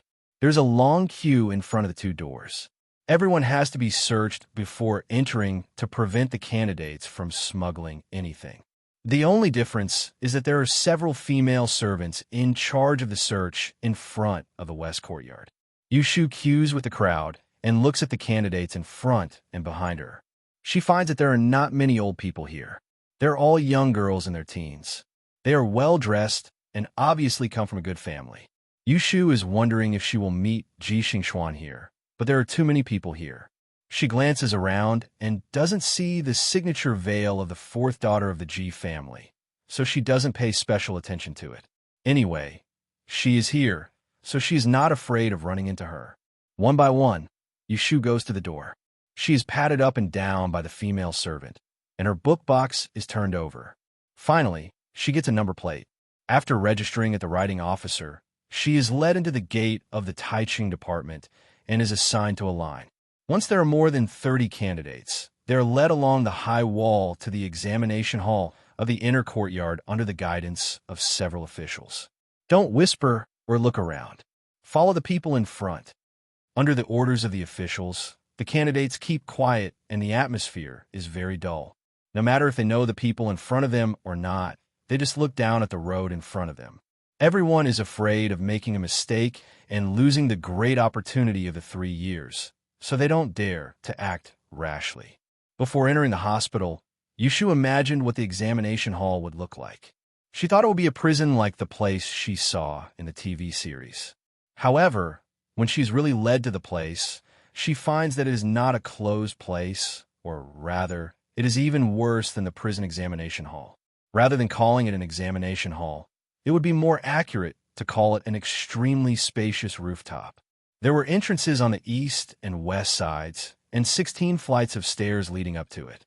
On the rooftop, there were hundreds of short tables and chairs set up in a crisscross pattern. Many examinees were already seated on their seats. Dozens of felt blankets were laid out on the walkway. There was a fence every 10 steps. Red, green, and white banners were fluttering in the wind. Yushu was stunned speechless. It was such a cold day, and they still had to take an outdoor test. No matter how unwilling she was, she still obediently followed behind the examiner. Relying on the number plate in her hand, she was arranged to sit in the examination hall. The moment her butt touched the chair, a gust of cold wind blew over, causing her to shiver. She quickly hid her hands in her sleeves, in case her hands froze and she couldn't write properly. She took the opportunity to sneak a glance at her surroundings. It was rumored that the number of female transvestites in the grand examination was, at most, less than 10% of the number of male transvestites. In this examination hall, she estimated that there were no less than 500 or 600 seats. Each seat was separated by a distance of half a zhang, and there were 2 servants patrolling along each aisle. Just by moving their heads, they would be able to see all the seats around them. Apart from that, there was a warm shed on the south and north sides respectively, with a few examiners seated inside. The sound of drums could be heard from a front. After 12 times, Yushu saw a servant at the front carrying a stack of papers and handing them out. She unhurriedly opened her book box and placed paper, ink, and other materials on the table. She wasn't in a hurry to grind the ink. When she received the papers, she first scanned through them. There were a total of 6 questions, and all of them were based on the theory of Yili. In Yushu's eyes, 4 of the questions were solutions. As long as one seriously read through the various parts of the Yili, one would be able to answer all of them. However, the 2 dialectical questions were the most difficult. One must know that she was a true science student, and the most troublesome thing for her was to ponder over words. Thus, when most of the examinees around her had begun to write with great speed, she was holding onto the papers and worrying. Over the years, the Yili examination papers would usually have 1 dialectical question. It was rare for there to be 2 this year. She could only say that she was unlucky. Fortunately, Yushu had a good attitude. She took the time to grind the ink and pondered for a while before picking up the brush to answer the papers. She wasn't in a hurry. Even if there were questions that she couldn't answer, she had to write neatly. The examination went on until noon. Yushu had written everything that she could and pulled apart everything that she could. The wind blew on her nose, and her stomach was growling with hunger. Her hands were so cold that they had long lost their senses. She finally put down the brush and glanced at the front. Seeing that many of the examinees were empty, she sniffled and slowly raised her hand. Thus, an examiner came forward and marked the end of her paper with a red brush. He tied her up with a rope and gestured for a servant to take her away from the examination hall. As soon as she got off the rooftop, Yushu rubbed her palms fiercely. As she blew into her palms, she lightly stomped her feet. She wished that there was a pot of fire for her to jump into right now. It was really freezing. No wonder this examination had to be held for 3 days after the end of the examination. If it continued like this, 7,000 out of 8,000 examinees would fall ill. What was the point of continuing with the examination? After exiting the Taiching department from the west gate, Yushu's steps finally relaxed. The next subject was feng shui. She didn't intend to go there. She was waiting for the next subject, astrology. In between, she could relax for a few days. Oh, right. She almost forgot that she still had to see Bai Qing and Xiao Biao being beheaded on the third day of the new year. Many people were waiting for the examinees in front of the gate. Some were family members, and some were maids and manservants. When they saw the examinees coming out, they hurriedly went forward to welcome them, helping to carry the bookcase and hand the hand stove. Originally, Yu Xiaoxiu and Jing Chun wanted to come and pick up Yushu, but she refused them because it was troublesome. In fact, she didn't want them to wait outside in this cold weather. But now, she saw people greeting her when she came out. She was alone, so she couldn't help but feel a little envious. The coachman, Lao Chue, was waiting for her on the street. When he saw her figure from afar, he waved at her as if he was afraid that she couldn't see him. Yushu was happy. She quickened her steps and trotted to the side of the carriage. She thanked him. "Hey, Lao Chue, I'm sorry to make you wait outside in this cold weather." Lao Chue smiled and pulled the curtain of the carriage. "I'm fine. Miss, you must be cold. Get in the carriage and sit down." Yushu nodded and hurriedly climbed into the carriage to avoid the wind. She immediately shivered because of the warm air inside the carriage. She breathed a sigh of relief and couldn't help but praise Master Shui. "Miss, you have been hungry for the whole morning. Do you want to find a place to eat first before going back?" Lao Chue asked. Yushu took a piece of cake from the plate on the table and stuffed it into her mouth. She swallowed it and waved her hand at Lao Chue. "No, please send me home." When Yushu returned home, the first thing she did was pour a basin of hot water to wash her frozen hands and face. Jing Chan saw that her nose was red from the cold, so he moved the stove in his room to her room and stoked the fire. Yushu set up the pot and threw a piece of ginger into it to boil. She sniffed and said to Jing Chun, who had come to the kitchen to look for her, "I can't take it anymore. I have to go back to bed." Jing Chun, look at the stove. When the water is boiling, pour it into a bowl for me. After saying that, she ran into the room, took off her shoes and jacket, shook off the quilt, and got on the bed. She covered herself tightly. Kim Bao was sleeping at the end of the bed. It was woken up by her movement. It quickly jumped to the side of the bed to her pillow and chirped at her. Its thin tail gently swept her forehead. It seemed to be acting coquettishly. It was hungry. "Go away, I'm still hungry." Yushu pushed it down with one finger and reached under the pillow. She rummaged around and found a pouch. She took out the yellow frost stone hidden inside and rubbed it in her palms. Not long after, she felt her palms warm up. Now that she knew that this small bead was very precious, she didn't dare to take it with her today. She was afraid that she would accidentally lose it when she searched her body. Holding the yellow frost stone in her hand, Yushu lay on the bed and looked at it. This small yellow bead, which was as big as a marble, was smooth. If she looked closely, she could see some natural stone patterns on it. It was different from jade. She still remembered that she saw Ji Xingxuan wearing it on her hand in the library of Taisher Shiyuan. It was hanging with a red string, and it looked very beautiful. Thinking of Ji Xingxuan, Yushu's thoughts jumped to another thing. The exam paper that Yinhua Ez took in the Grand Yin examination. She used that exam paper to exchange for the yellow frost stone. Now, it was in the hands of the Ji family. At the same time, it proved her guess. There was an old question in this year's Grand Yin examination. It was the 3-star question from 20 years ago. At that time, she was focused on how to get the yellow frost stone back and didn't think much about other things. Now that she thought about it, Yinhua Ez's answer to that question was really interesting. A son will be born in this year. Great fortune will bring disaster. This sentence, literally, meant that a person who carried great fortune and disaster was about to be born. Thinking about this answer, she couldn't help but think of Jing Chun. She didn't know anyone who had great fortune, but from what she knew, there was no one who was more worthy of the words bring disaster than Jing Chun of Tianchong's K to Star. What was interesting was that this exam paper happened to be 20 years ago. This was a written question, so the examinees back then didn't actually see this celestial phenomenon.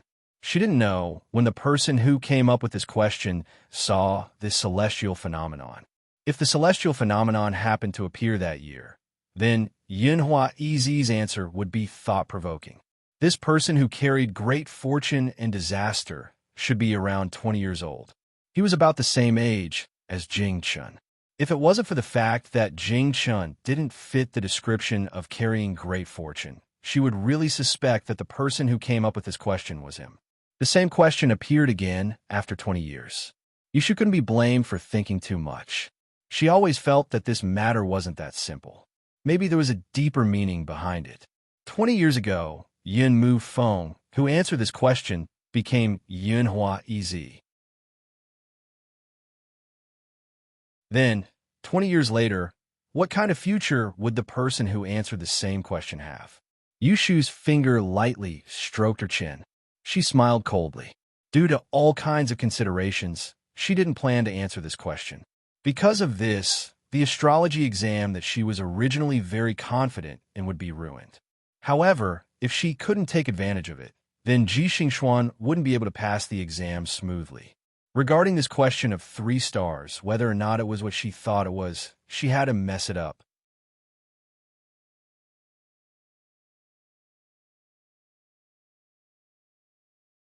Chapter 218. In ancient times, executions were usually carried out in autumn or winter, not in spring or summer. So there was a saying that executions were carried out after the execution. Executions were usually carried out in crowded and bustling streets. The reason was that executions were carried out in large public places. Firstly, it was to warn the common people, and secondly, it was to suppress the evilness of the dead. Therefore, executions were usually carried out at noon, when the sun was the highest. On the 3rd day of the 12th lunar month, before Yu Xiaoxiu went to school, Yushu hung the house key around his neck and gave him a tail.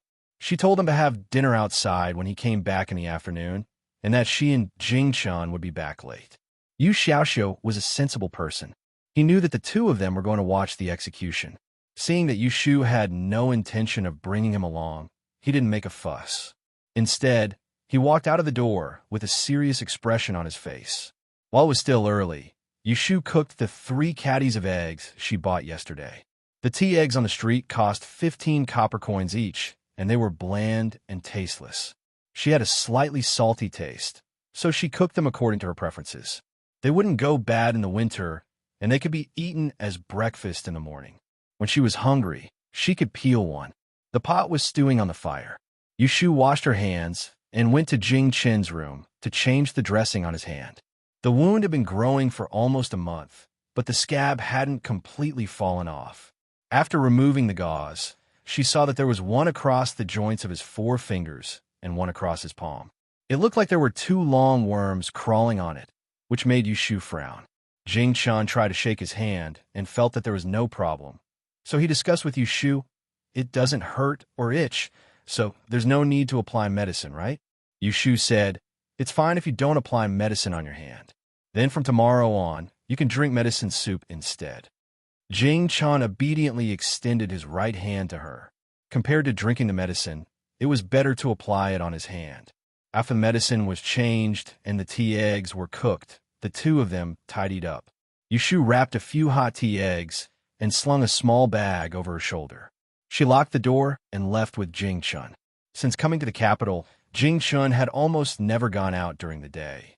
Today, they were going to Changchun Street, the place they went to when they changed back to Yellow Frostone not long ago in the heavy rain. Therefore, Yushu didn't let him with a distinctive bamboo hat. She was afraid that the Ji family wouldn't give up and would secretly look for them. Anyway, she was with them, so she was not afraid that he would have any contact with others. With the Yellow Frostone, Yushu felt was very safe. "Here, have a taste of what I made. Is it as good as the one sold in Second Sun's shop?" Yushu peeled a tea egg and handed it to Jing Chun first. Then she threw the egg skin on the roadside. It was not her fault for being uncivilized. In ancient times, there were no garbage bins on the roadside, and there were no aunties and aunties with armbands patrolling the streets. Littering and spitting didn't warrant a fine. Jing Chun took it and tasted it. After eating it, he commented, "It's a little salty." Salty? Yushu peeled another one and took a bite. She secretly frowned. It was indeed salty. He knew that she put 2 more spoonfuls of salt in it, but he still said shamelessly, "Tea eggs are delicious when they are salty." Oh, Jingchen never argued with Yushu. Basically, whatever she said, it was... They didn't take a taxi. They walked past Autumn Osmantha Square. Then Yushu led Jingchun to a cloth shop in the alley where she often bought clothes. She picked out the cloth on the counter for a long time. Finally, she chose a color. She gestured on it and asked the shopkeeper to cut a small piece. Jingchen stood beside her and quietly looked at the decoration in the shop without saying a word. The shopkeeper recognized that she was a regular customer. Seeing that she asked for such a small piece of cloth, he kindly offered to give it to her. Yushu didn't refuse. She also asked for a fine needle. They went out of the cloth shop. Yushu turned to ask Jingchun, "Why don't you ask me what I want such a small piece of cloth for?" Jingchun asked, "What do you want it for?" "I'm not telling you." Jingchun was often teased by her. After getting used to it, he slowly realized that the more he argued with her, the more energetic she became. It was best not to argue with her. Seeing that he didn't pursue the matter, Yushu lost interest. She touched her nose resentfully and took the initiative to gesture with her hand. "I plan to sew a small pocket and sew the yellow frost stone into it. I'll make a talisman with me so that I won't lose it again." "Okay." Jingchun nodded. "That's good."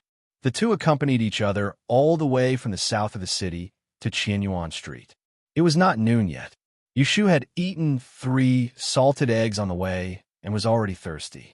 Therefore, she and Jingchun found a restaurant and sat by the window on the second floor. They only ordered a bowl of sweet winter melon soup and a plate of vinegar peanuts.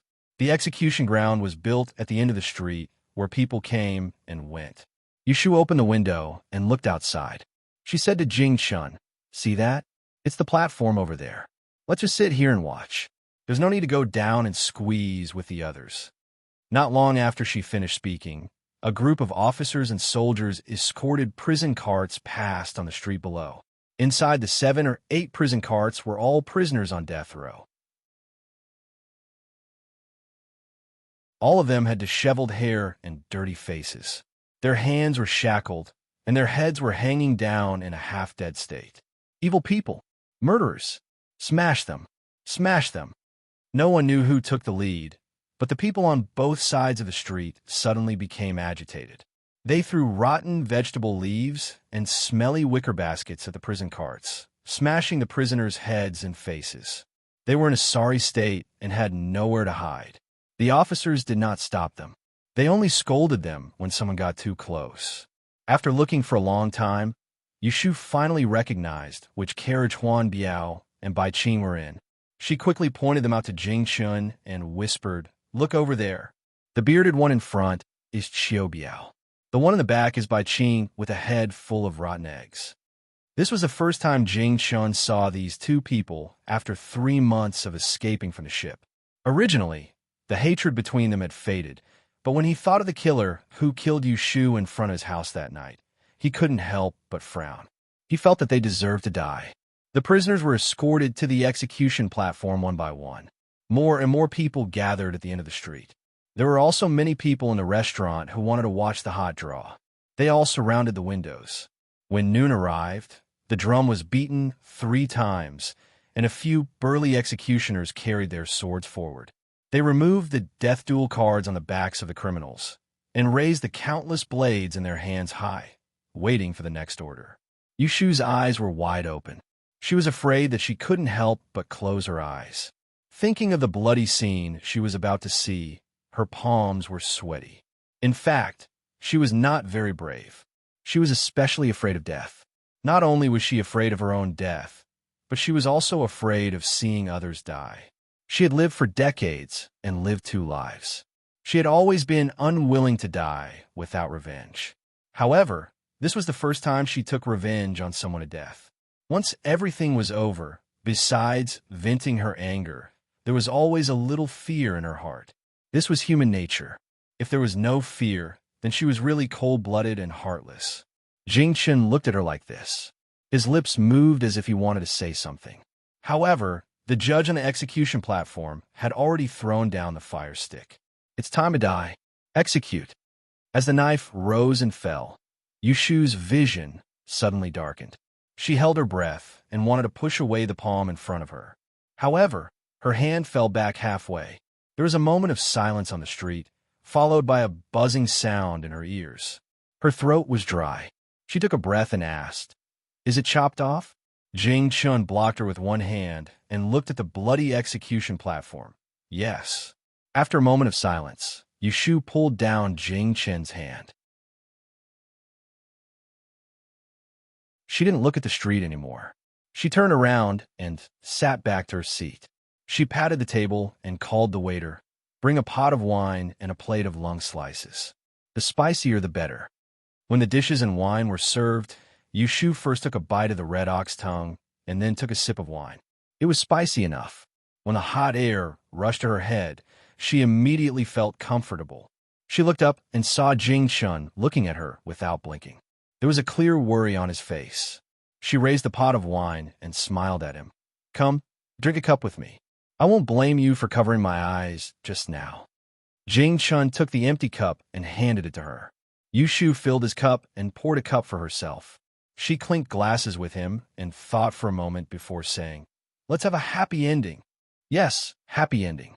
Jing Chun also copied her and clinked glasses with her. Yushu drank the cup in one gulp. Jing Chun drank slowly, but he also finished the cup in one gulp. Yushu looked at his empty cup with satisfaction. Then, she drank the wine and ate the plate of spicy lung slices. She didn't pour another cup for him. She had a good capacity for alcohol, but Jing Chun didn't drink. One cup was enough. After all, he still had business in the evening. After watching the execution, Yushu and Jing Chun went to another tea house. They found a seat in the corner and listened to the storyteller at the center of the tea house tell a Jianghu joke. They asked for a pot of green tea to relieve the alcohol.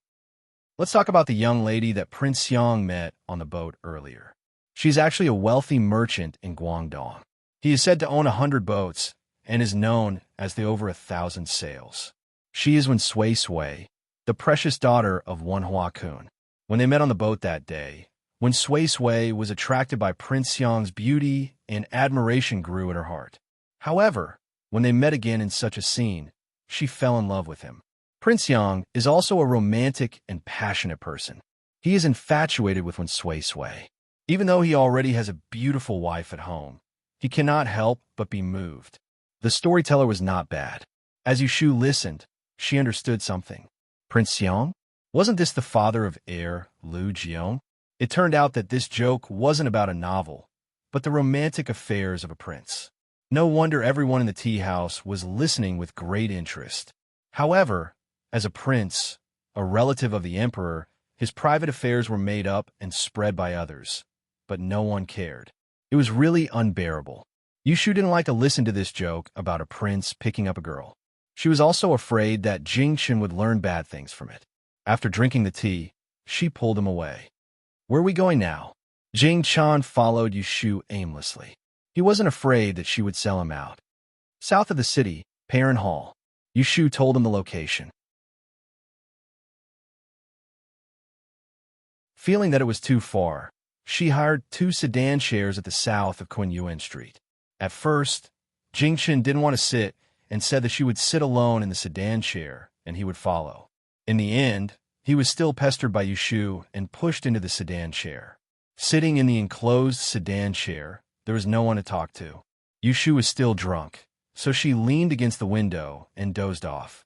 She only opened her eyes with a yawn when the sedan door was opened and the cold wind blew into her neck.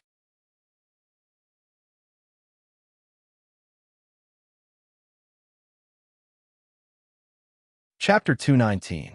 Training Hall in the south of the city is the gathering place for Dayan candidates from the 13 provinces in the north and south. Anyone with a letter of recommendation from a diviner in Anling can stay there after paying a certain amount of money. Training Hall is open all day long, probably because the food and accommodation here are cheaper than ordinary inns and restaurants. Every year in August, it is always crowded, but this does not prevent diviners from coming during the day to ask about it. By the time Yushu and Jing Qian arrived at the human cultivation hall, the sky had already darkened. After sending away the sedan bearers, the two of them entered the hall one after the other. In the front courtyard was a two-story tea room. It was filled with people. Some were chatting, some were chatting. Their voices were not loud, but when added together, it created a buzzing noise. A few waiters walked back and forth with tea trays, and a shopkeeper occasionally called out, "Guests, there are seats inside. Please come in." A waiter takes the time to greet Yushu and Jing Chun, who have just entered. Yushu waved her hand and said, "I am looking for someone. Where's the guest room?" The waiter smiled and said, "Who are you looking for?" Yushu said, "Zhao." The waiter raised his head and thought for a while. He pointed in a direction and said, "Please go through the hall and turn right. It is the second building on the east. It should be the third room from the left." Yushu was surprised and said, "Brother waiter, you have a good memory. There are hundreds of guests in this training hall. How can you remember all of them?" "Haha, I serve tea and food all day long. I get to know them all." Yushu nodded and went to the backyard with Jing Chun to look for someone. As soon as they entered the hall, Jing Chun asked her, "Who is Zhao Wen?" Yushu spread out her hands and said, "I don't know." Jing Chun felt strange and asked, "Then why are you looking for him?"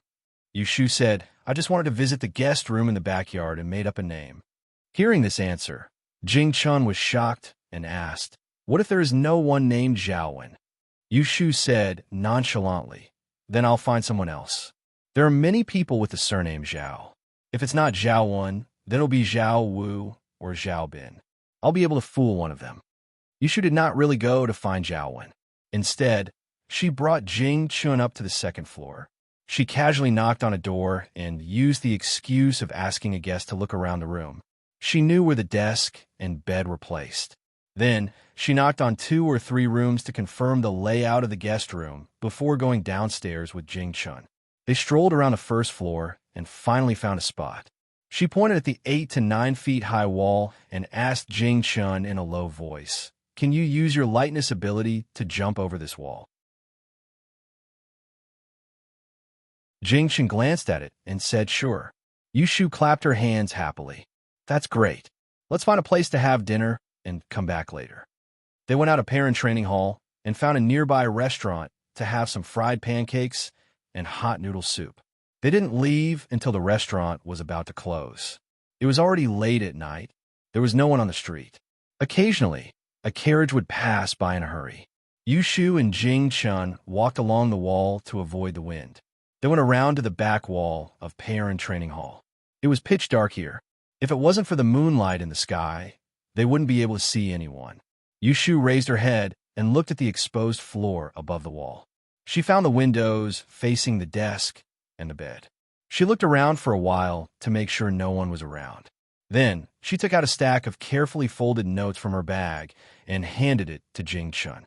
She pointed to the top of the wall. She whispered, "You go up the wall, turn over to the other side, and from that window, put these notes through the crack of the window. Put 1 note every 2 windows and 1 note every 3 windows downstairs. Don't make a mistake." Jing Chun took the stack of notes. He had internal force and night vision, so he felt it was familiar at first glance. He asked her, "Did you ask me to write this the other day?" "Not long ago. Yushu came home one day. She said that she had a way to get back the yellow frost stone, so she asked him to write an anonymous letter. Then, she took an old piece of paper and asked him to add another sentence on it. She made more than 20 copies of the letter, but she didn't say what it was for." "Hee, that's it," Yushu urged. "Hurry up. I'll keep a lookout for you. Be careful not to be seen by others." This girl didn't do anything good, but she also led Jing Chun astray. In the middle of the night, she instigated him to climb over the wall and open the window. Fortunately, Jing Chun always regarded her as kind-hearted. He knew it was inappropriate, but he didn't refuse her request. "Wait for me downstairs." Yushu watched as Jing Chun took a few steps back. Then, with a leap, he jumped 5 feet into the air. His feet tapped on the wall, and his whole body soared up. His clothes fluttered as if he was flying. His movements were clean and beautiful. In the blink of an eye, he disappeared on the other side of the wall. Seeing him easily flip over such a high wall, Yushu clenched her fists in excitement. She thought to herself that when Jing-chan regained his memory in the future, she would definitely ask him for some advice. She wondered if she could still learn at such an old age. After waiting for less than 10 minutes, Jing-chen's figure appeared on top of the wall again. Yushu looked up and saw him jump down. She hurriedly asked in a low voice, "Did you stuff them all in?" "Yes." Yushu happily patted his dust. "You've worked hard. Come, let's go home." Next, she just had to wait for the examinees to wake up the next day and find the notes that were stuffed in through the window. At that time, it would be interesting. Previously, in order to exchange for the yellow frost stone, she had written an anonymous letter to threaten Ji Xingxuan. In the letter, she had deliberately vaguely revealed that she was this year's examinee. Ji Xingxuan must have gone back to discuss with the old master of the Ji family. The Ji family must have determined that she was this year's examinee. For their own selfish reasons, they must not leak this question. So if nothing unexpected happened, including her, Ji Xingxuan would still be in the top 3 of the astrology course. But they never thought that she would be so single that she would give up this once-in-a-lifetime opportunity. She asked Jing Shun to make many copies of Yunhua EZ's test paper. Tonight, she came to the parent training hall to submit it. In addition to the solution of the question, there was another paragraph on the note, which indicated that this question was this year's astrology exam. It also threatened the examinees not to leak it to others, lest they would be killed. If a person with a normal brain received such a note, 99% of them would not say anything. Regardless of whether they believed it or not, if this matter was leaked out, they would be implicated regardless of whether it was true or not. Yushu was not worried that they would not believe it for a while. When they saw the test paper during the exam, she was not afraid that no one would copy it. She could not count on Ji Xingxuan to be in the top 3. As for whether the person who made the question in the Celestial Commissioner office would find out that the question was leaked, or whether he would pursue the matter, it was not something she needed to consider. She would leave it to the Ji family to worry about. The next day, Yushu went to the parent training hall alone. She pretended to ask for a room and asked the manager about the guest rooms. With a few words, she got the information. It was said that several guests had checked out early in the morning, and the manager was puzzled. Yushu understood in her heart that the people who checked out must have received the note this morning. They were afraid that there would be more trouble, so they sneaked away cleverly. Yushu took a book and sat in the tea room for the whole morning. When she did not hear anyone mention what happened last night, she felt relieved and left. When she returned home, Jing Chun was practicing swordsmanship in the courtyard. He was slightly sweating, and holding a rough wooden sword, he opened the door. When Yushu saw him, she had an idea and called him into the house. "Greedy, wait. I'm going to get something." Jing Chun watched her go into the house, and after a while, he came out with a long, rusty sword in his hand. "Here, use this from now on." Yushu handed him the heavy sword. He took it with one hand and spun it half a circle in his hand. He raised it in front of him, and his fingers rubbed the little green marks on the sword. He was very happy. He looked up at Yushu and said, "Can I borrow it?" He still remembered that she said that they met because of this sword in Yang City. Yushu sat down across from him. She held her chin with one hand and said with a smile, "I'm giving it to you." The imperial court strictly forbade the manufacture of weapons. The blacksmiths on the market only sold hammers and kitchen knives. Only the people of Jianghu had a way to get swords and knives. Even if you had money, you couldn't buy a weapon. She happened to have this ready-made sword. Ever since she knew that Jing Chen's martial arts had recovered, she wanted to give this sword to him. Previously, his hand had not healed, and she was afraid that it would be too heavy for him to use, so she didn't give it to him. Speaking of which, the reason she and Jing Chun got to know each other was because of this ancient treasured sword. Half of the credit went to Jing Chun for her being able to steal this sword. Now that she had given it to him, it was a good thing for him. Jing Chun could vaguely sense that this sword was not an ordinary object. Seeing that Yushu was offering to give it to him, he shook his head and said, "No need. Just lend it to me." Yushu said, "What do you mean, lend it to me? I'll give it to you. I don't know martial arts, so why would I need a sword? I don't want it." Jing Chun put the sword on the table and shook his head again. He had already received too much from her. How could he be greedy? Seeing him repeatedly refuse, Yushu was unhappy.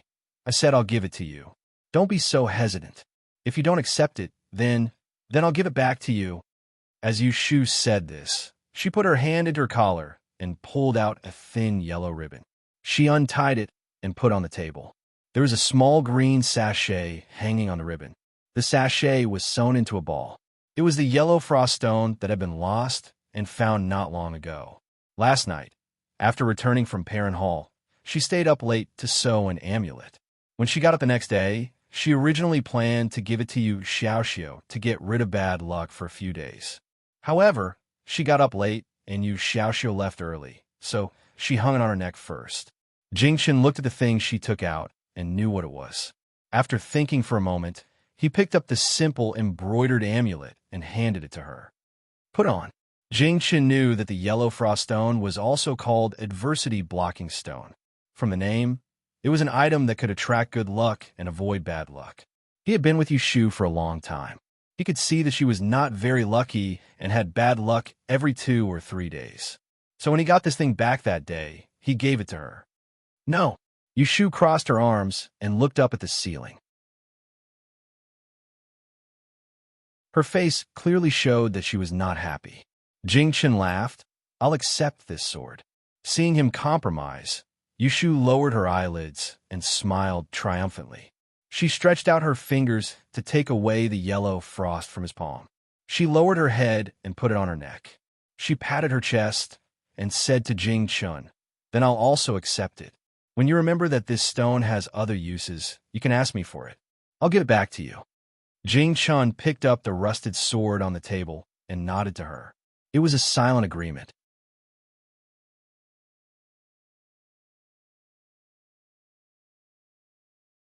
Chapter 220. Ilya had been taking the feng shui exam for 3 days, but Yushu did not plan to go. Instead, she stayed at home to sort out what she had learned and heard in the past 6 months, and focused on preparing for the exam of uncanny arts. Uncanny arts, as the name suggested, must be a rare or even rare art of disguise. For example, the Chiman arts, Jiazi Na Yin, and so on, which were usually used by the people who changed their fortune, could not be called uncanny.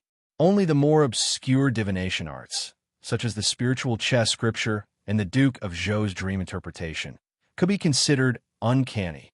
However, the scope of the exam for uncanny arts was not limited to the content of a specific uncanny art. The questions were usually about current affairs and focused more on application, so the questions were often tricky. For example, Yushu had seen in the Dian dossier over the years that there was a question that asked the examinees to predict the top 3 of the year's imperial examination. The time limit was 5 days, and the examinees were allowed to go home to answer. Once the 5 days were up, they had to go to the Taichung department to submit their papers. This kind of open book exam had advantages and disadvantages for Yushu. The advantage was that she was good at the application of Li, but the disadvantage was that it benefited the examinees who had a backdoor. For example, people like Ji Xingxuan, who came from an aristocratic family of Li and had elders who were proficient in Li, helping them to plan in the dark. This was not considered cheating. In other words, this subject was the most unfair among the 6 subjects of the Dian. It was the subject with the most tricks. The examinees did not compete on knowledge, but on family background. Because of this, there were very few people who participated in this subject. Most of them had some family background, and they relied on this subject to get a good ranking in exchange for the title of teacher to act as a facade. However, there was no lack of people with real talent among them. For example, Yunhua Ez, who appeared out of nowhere, took the first place in the uncanny arts and forcibly suppressed the children of the aristocratic families, not allowing them to show their faces. That was called boldness. Because of the leak in the astrology subject, Yushu did not plan to take it again. Now, among the 6 subjects, she had the most confidence in the uncanny arts and mathematics. Mathematics was a special subject, and it was also given a title. If she could not get into the top 3, it would be a waste. In this way, if she wanted to enter the Taisher library, she had to take the subject of the strange arts. At the very least, she had to enter the 100 yuan. Otherwise, she wouldn't even be able to get the title of teacher E. There were hidden dragons and crouching tigers in this grand examination. Who could guarantee that there wouldn't be another master, easy? She didn't have full confidence that she would be able to enter the top 3. If she got the 4th or 5th place, she would have gotten the title of master, E, for nothing. If she wasn't even a master, E, then she wouldn't be able to enter the gates of Taisher Library. These days, there were things that gave Yushu headaches, but there were also things that made her happy.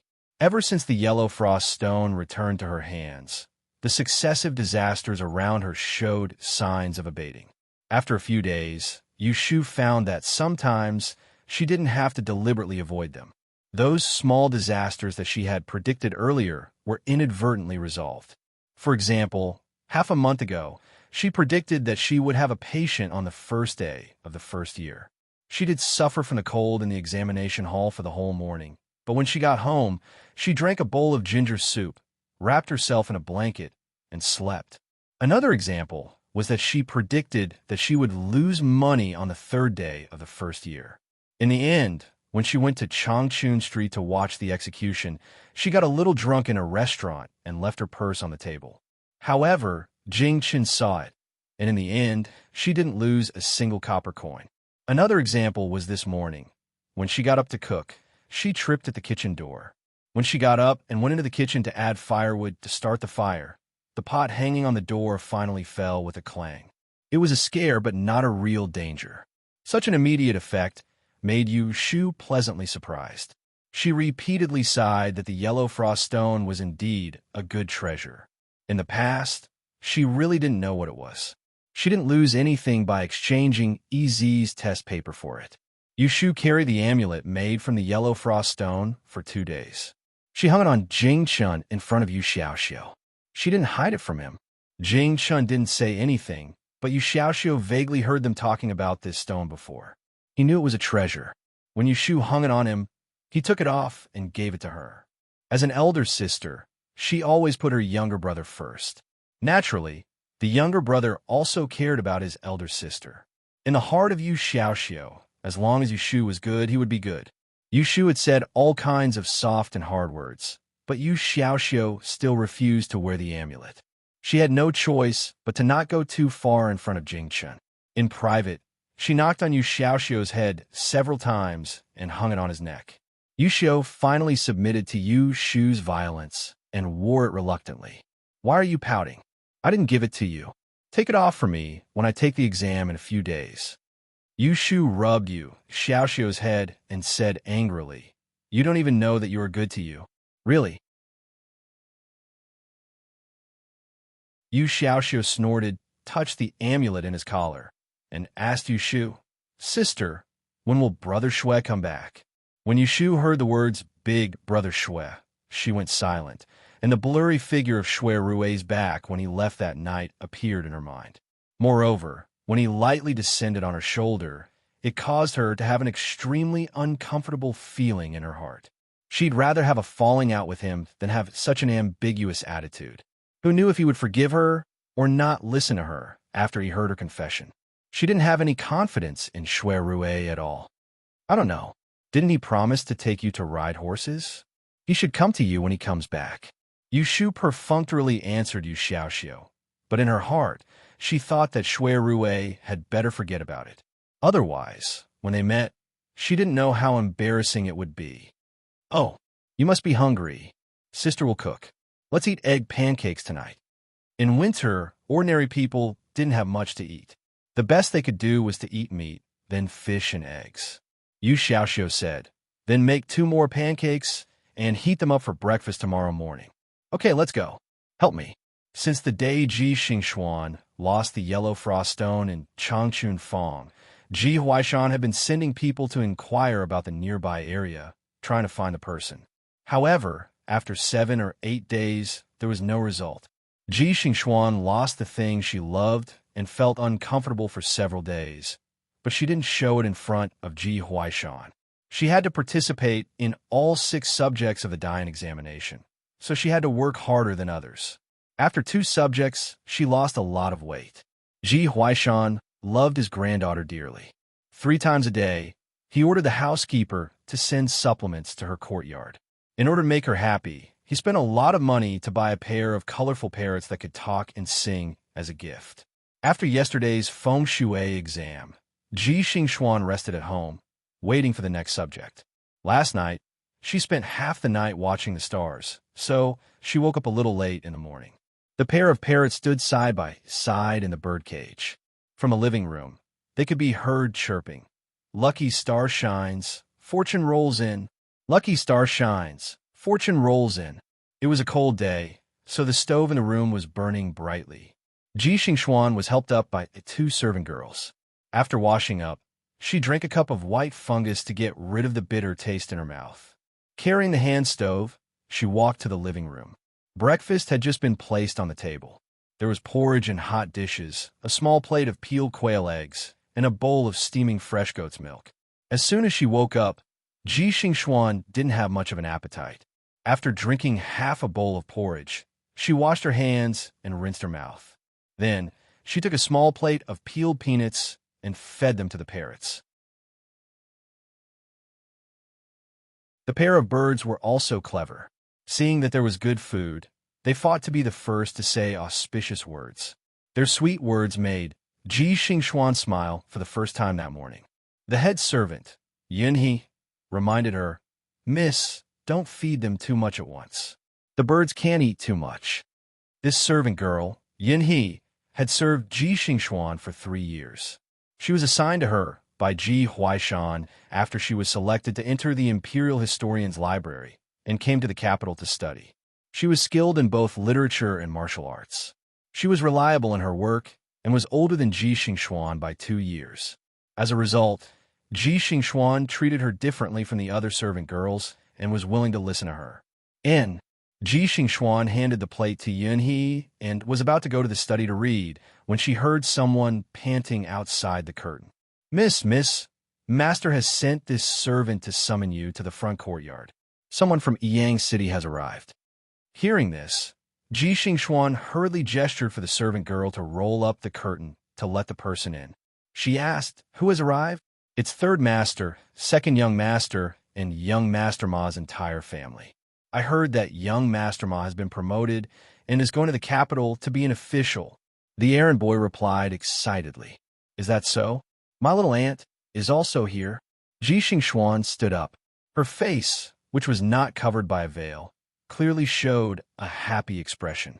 She turned to Yunhe and said, "Go get a cloak and come with me to the front courtyard." "Yes." Yunhe saw that she was full of energy again, so she responded with a smile. She ran into the room and picked out a blue furry cloak. She draped it over Ji Yunshu's body and tidied her hair. Then, she helped Ji Yunshu out of the room and hurried to the front courtyard. When the pair of parrots in the cage saw that everyone had left and there was no more peanuts to eat, they flapped their wings and kicked over the small dish on the bamboo pole with a ding-dang sound. The millet grains inside the dish spilled out and fell onto the ground. Mrs. Lucky. On the 7th day of the Lunar New Year, Yushu went to Tai Chingxi's house early in the morning. Tai Chingxi looked at the notice. The astrology exam was set on the 9th day of the Lunar New Year. There was also a physiognomy exam after that. On the way back, she deliberately passed by Autumn Osmanthus Lane and went to Fuan Escort Agency. Zhao Qingwei was out, but his uncle, Boss Zhou, was there. When Yushu came, he warmly invited her to the tea room. He lit the stove and served her tea. The two of them sat and chatted for a while. This was the first serious business that Yushu had gotten from setting up a stall in Autumn Osmanthus Square.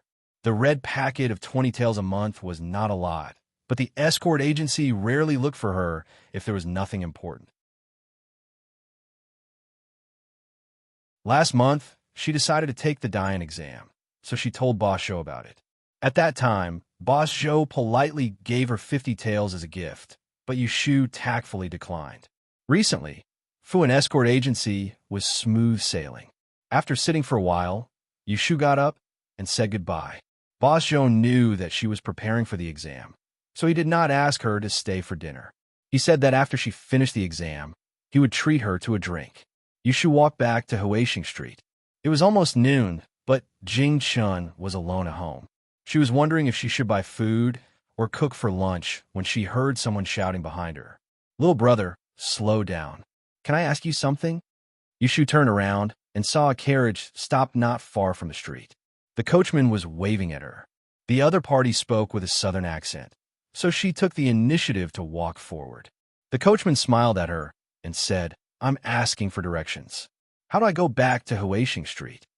Yushu pointed to the street behind her and said, "This is it." "Thank you. You're welcome." Yushu saw that there was nothing else for her to do, so she turned around and walked away. Behind her, she heard the coachman's report. "Master, this is Huaxing Street. The road is narrow, and the carriage can't go in.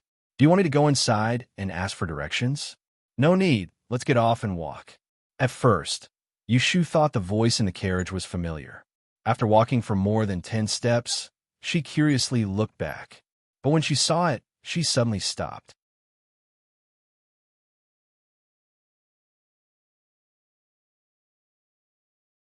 Chapter 221.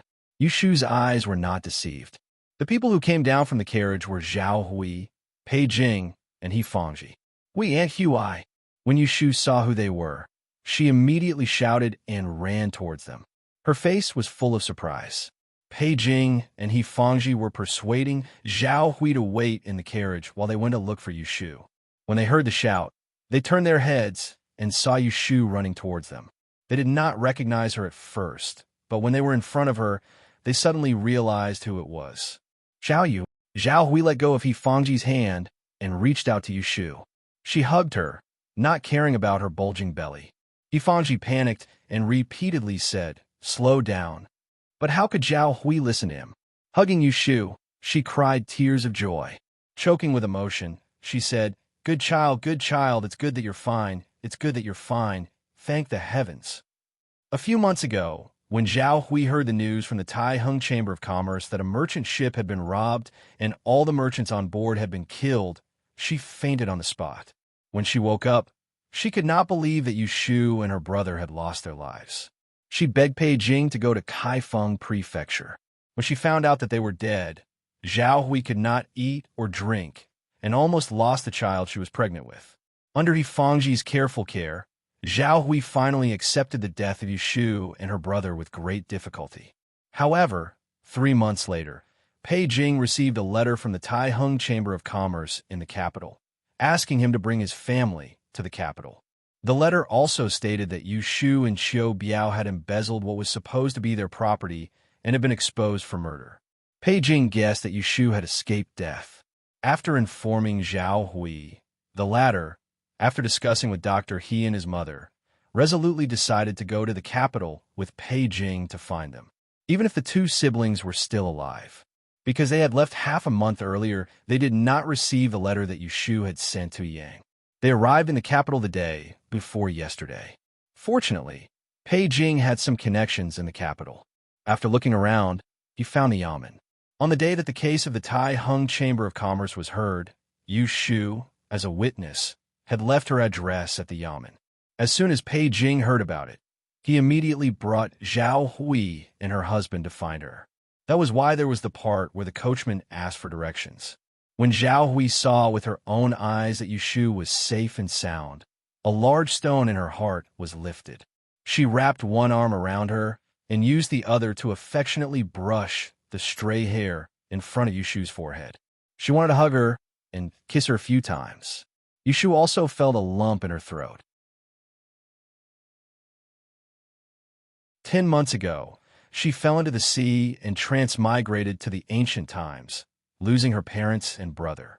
If Yu Xiaoxiu was her spiritual sustenance, then Zhao Hui was her emotional support. Although the two weren't as close as mother and daughter, they weren't that far off. When she left the Yang that day, the person she couldn't bear to part with the most was Zhao Hui. A few months ago, she had narrowly escaped death. She was afraid of Zhao Hui's power, so she didn't dare to contact Zhao Hui for fear of bringing trouble to her. Aunt Hui, why did you run all the way to the capital? And what about Dr. He and Grandma He? Yushu still didn't know that Zhao Hui hadn't received the letter she sent. She's still in Yang City. We've hired someone to take care of her. Zhao Hui was very happy. After suffering came happiness. She now had a caring husband and an open-minded mother-in-law. Dr. He smiled and comforted his beloved wife. All right, it's good that she's fine. Now you can be at ease, right? I'm at ease. I'm at ease. Yes, yes, yes, yes, Zhao Hui repeatedly said. Pei Jing patted Yushu's shoulder and was filled with emotion. I knew that this child, had a tough life. It's been hard on you. I didn't think that Bai Qing, that servant, was a beast in human skin.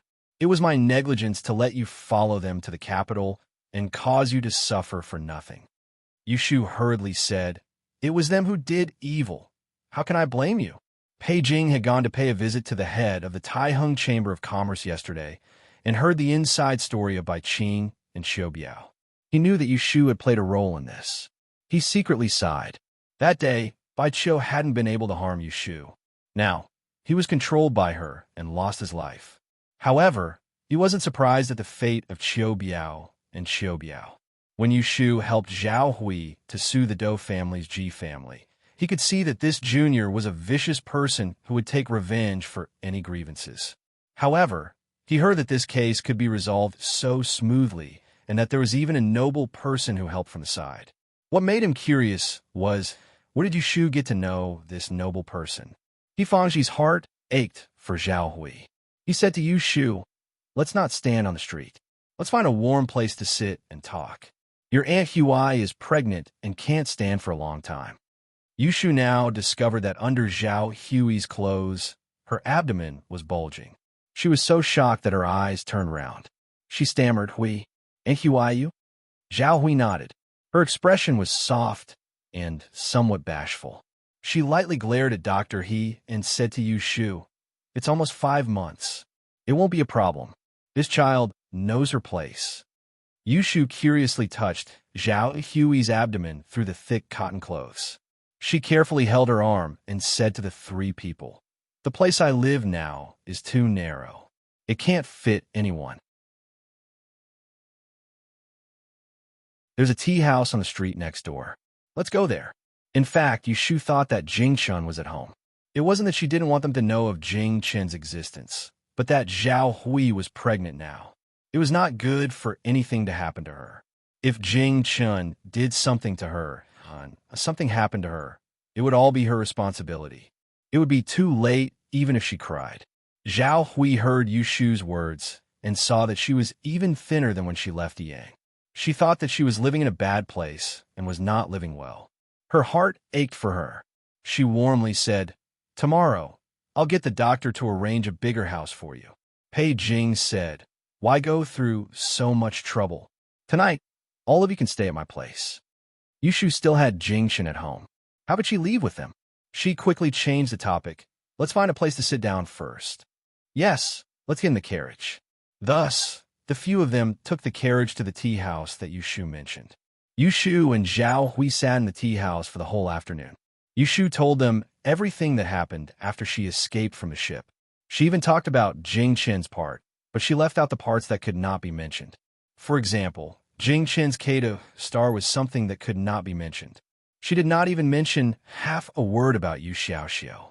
Listening to her talk about the dangerous escape that night, Zhao Hui was so scared that her face turned pale. Dr. He was a hot-tempered person.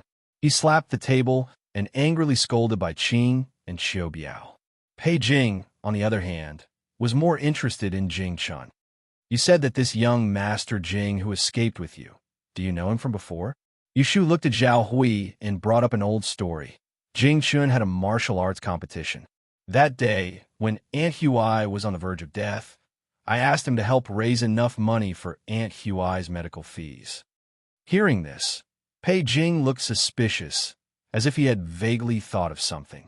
Zhao Hui said emotionally, If that's the case, I should go see this young Master Jing personally. Where is he now? Yushu hesitated.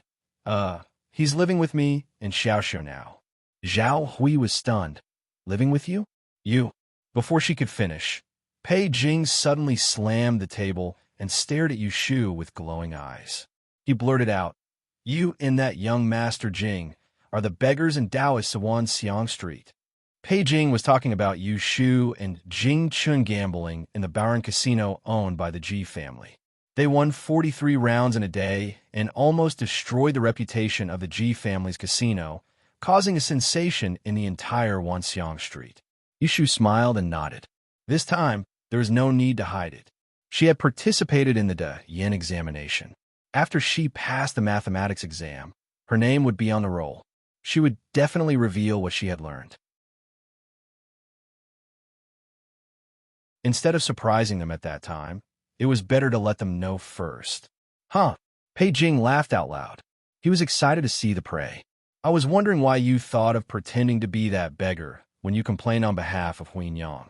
When I asked you, you didn't admit it. Xiaoyu, you're really good at hiding things.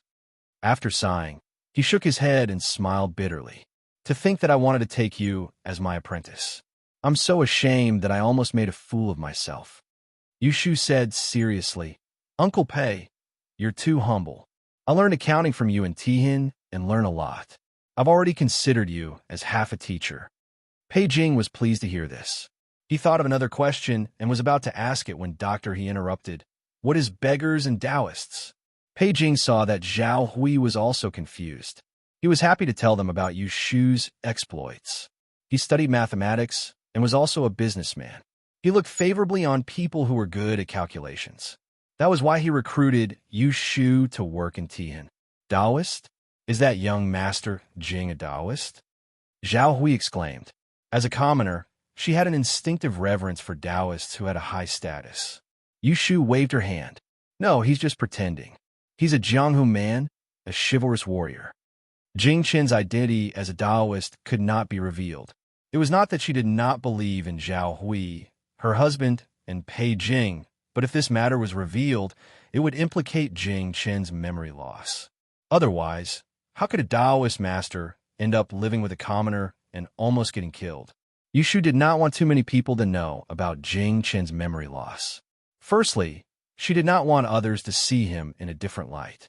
Secondly, she did not want Zhao Hui to worry. As for Yu Shu's words, Zhao Hui did not doubt it at all. She breathed a sigh of relief and said, Where are you staying? I want to thank young Master Jing personally. Zhao Hui had a thought.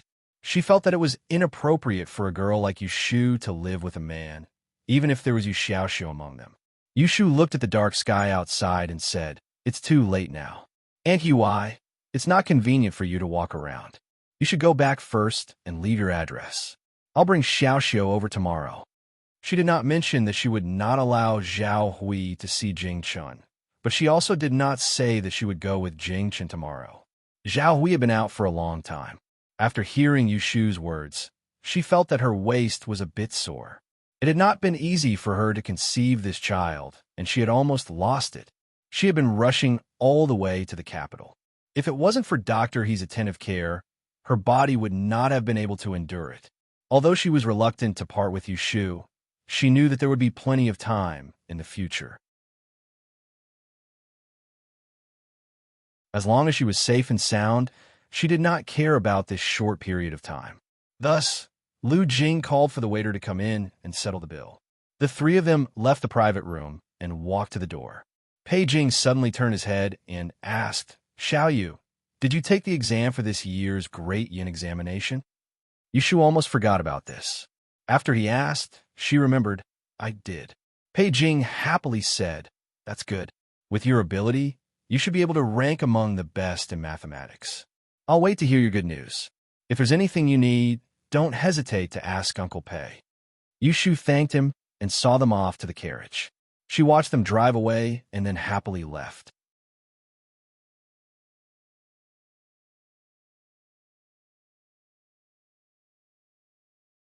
Chapter 222. When Yu Xiaoxiu got home from school, it was still early. Jing Chun was practicing his swordsmanship, so he opened the door and sat by the stove to warm himself while watching Jing Chun practice.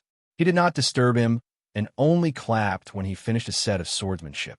When Jing Chun heard the applause, he turned to look at Yu Xiaoxiu and asked, Xiaoxiu, can I teach you this set of swordsmanship? Jing Chen's intentions were good.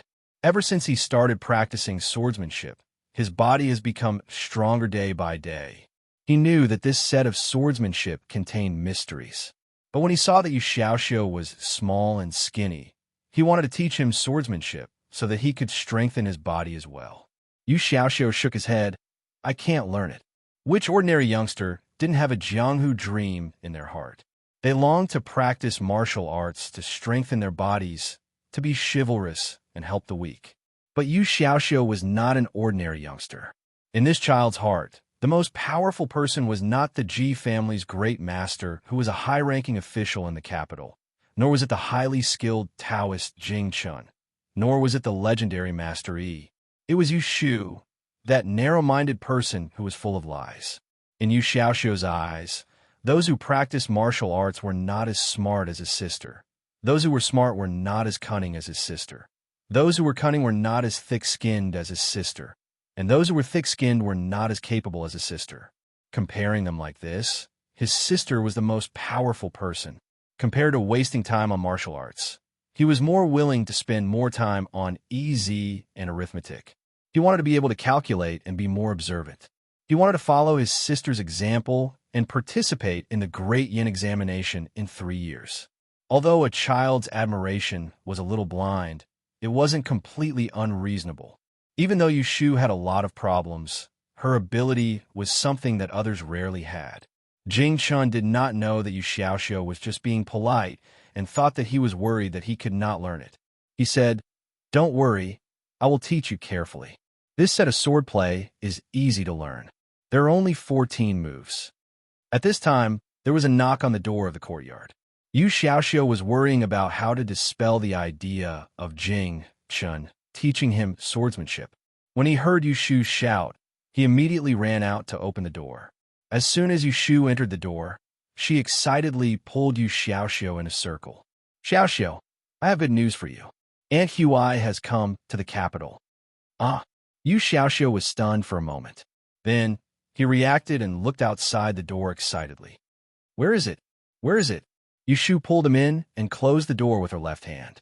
She held his arm with her right hand and waved to Jing Chun to follow her. The three of them entered the central room. Yu Shu told Yu Xiaoxiu that Pei Jing came to see her with Zhao Hui this afternoon. Seeing Jing Chun was confused, she explained to him, Didn't I mention it to you? Before you lost your memory, you helped me raise the medical expenses for an elder in Yang City. It was for Aunt Huai. Yu Xiaoxiu interrupted. Then where are they? Why didn't they come to our home? Yu Shu said, It's too late. Aunt Huai is pregnant. It's inconvenient for her to run around. We will go to see her tomorrow. As for Zhao Hui's pregnancy, Yu Xiaoxiu was not as surprised as Yu Shu when he heard it. Well, the academy is on holiday. I don't have to go to class. Speaking of this, Yu Xiaoxiu muttered to himself. Shuirui said that he would take him to ride horses, but he didn't have to go to the academy tomorrow, and he didn't come back. Yu Shu turned her head and said to Jing Chun, You don't have to go. I haven't told Aunt Hui and the rest about your situation in detail. If they know that you're a Taoist, they'll feel very uncomfortable. Secondly, it'll make their imaginations run wild, and it'll be hard to explain. Jing Chun nodded. He knew that it was inconvenient for him to interact with others without knowing his identity. He turned to look at Yu Xiaoxiu and said to Yu Shu, Xiaoxiu's physique is not strong enough.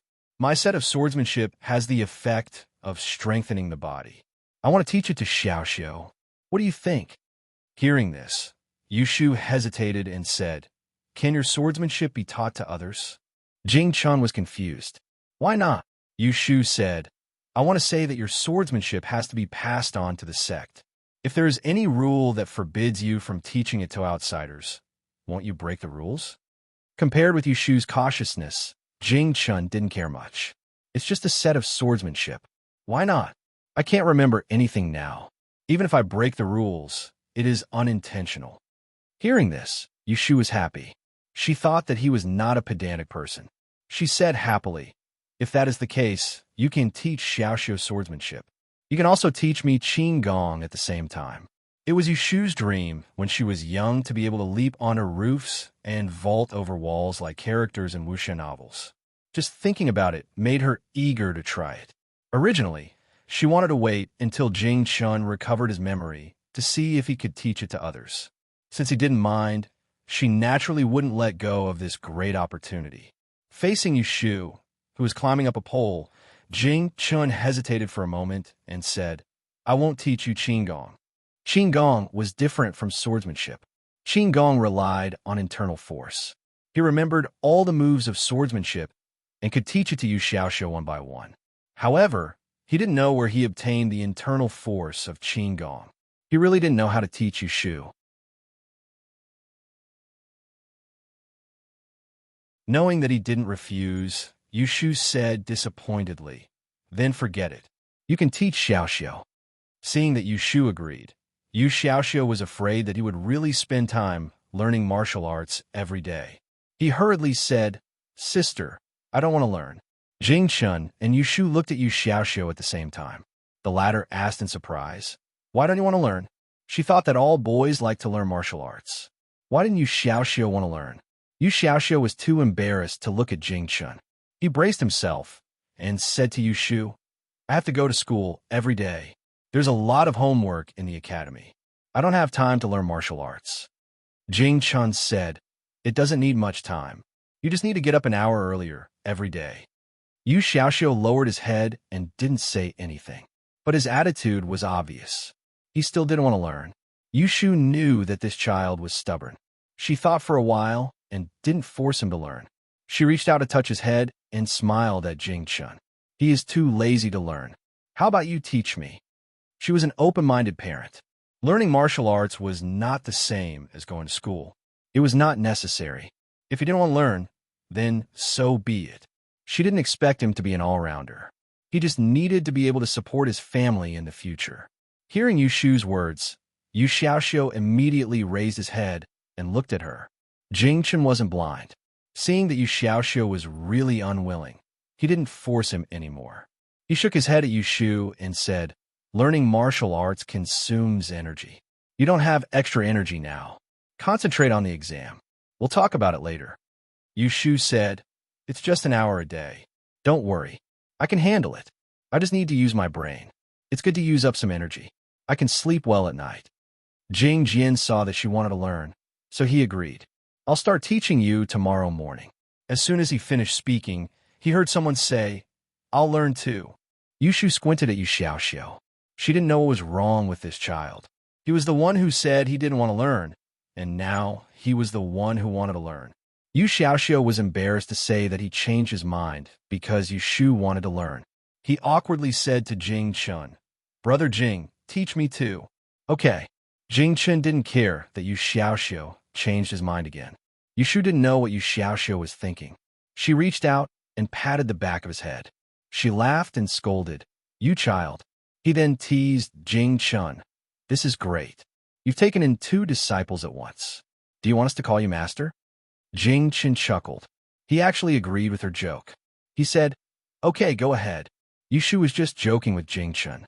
She didn't really want him to be her master. She smiled and touched her nose. It was the first time she lost to Jing Chun. "I'll go make dinner." After saying that, Yushu slipped into the kitchen. The night passed. The next morning, Yushu woke Yu Xiaoxiu up. Jing Chun had already washed up and was waiting for them in the courtyard. He gave each of them a wooden sword that he had made last night and taught them the first move. It was said to be a single move, but it wasn't simple at all. Just the movement of drawing the sword required Yushu and Yu Xiao to practice for an hour. They were so tired that their foreheads were covered in sweat, and they only managed to learn an empty move. Luckily, Jing Chun wasn't strict and taught them in detail, so the siblings didn't give up on the first day. When the sun rose, Jing Chun asked them to stop. "That's all for today. Don't you have to go out? Don't be late." "Okay." Yushu wiped the sweat on her forehead.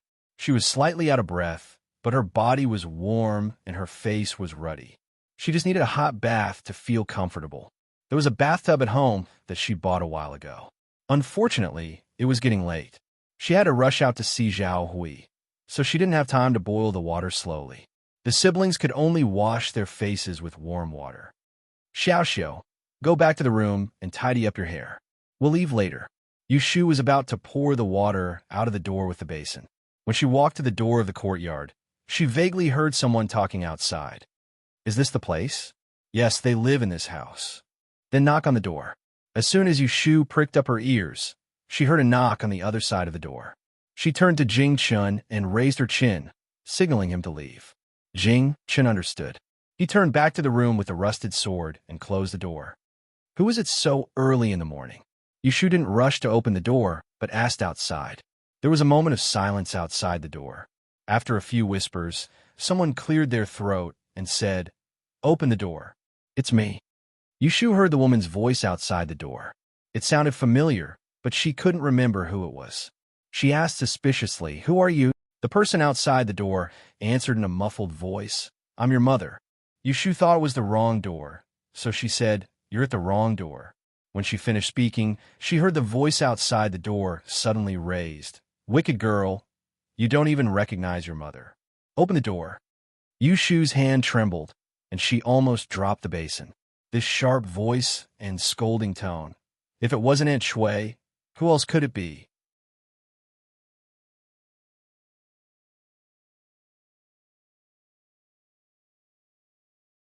Chapter 223.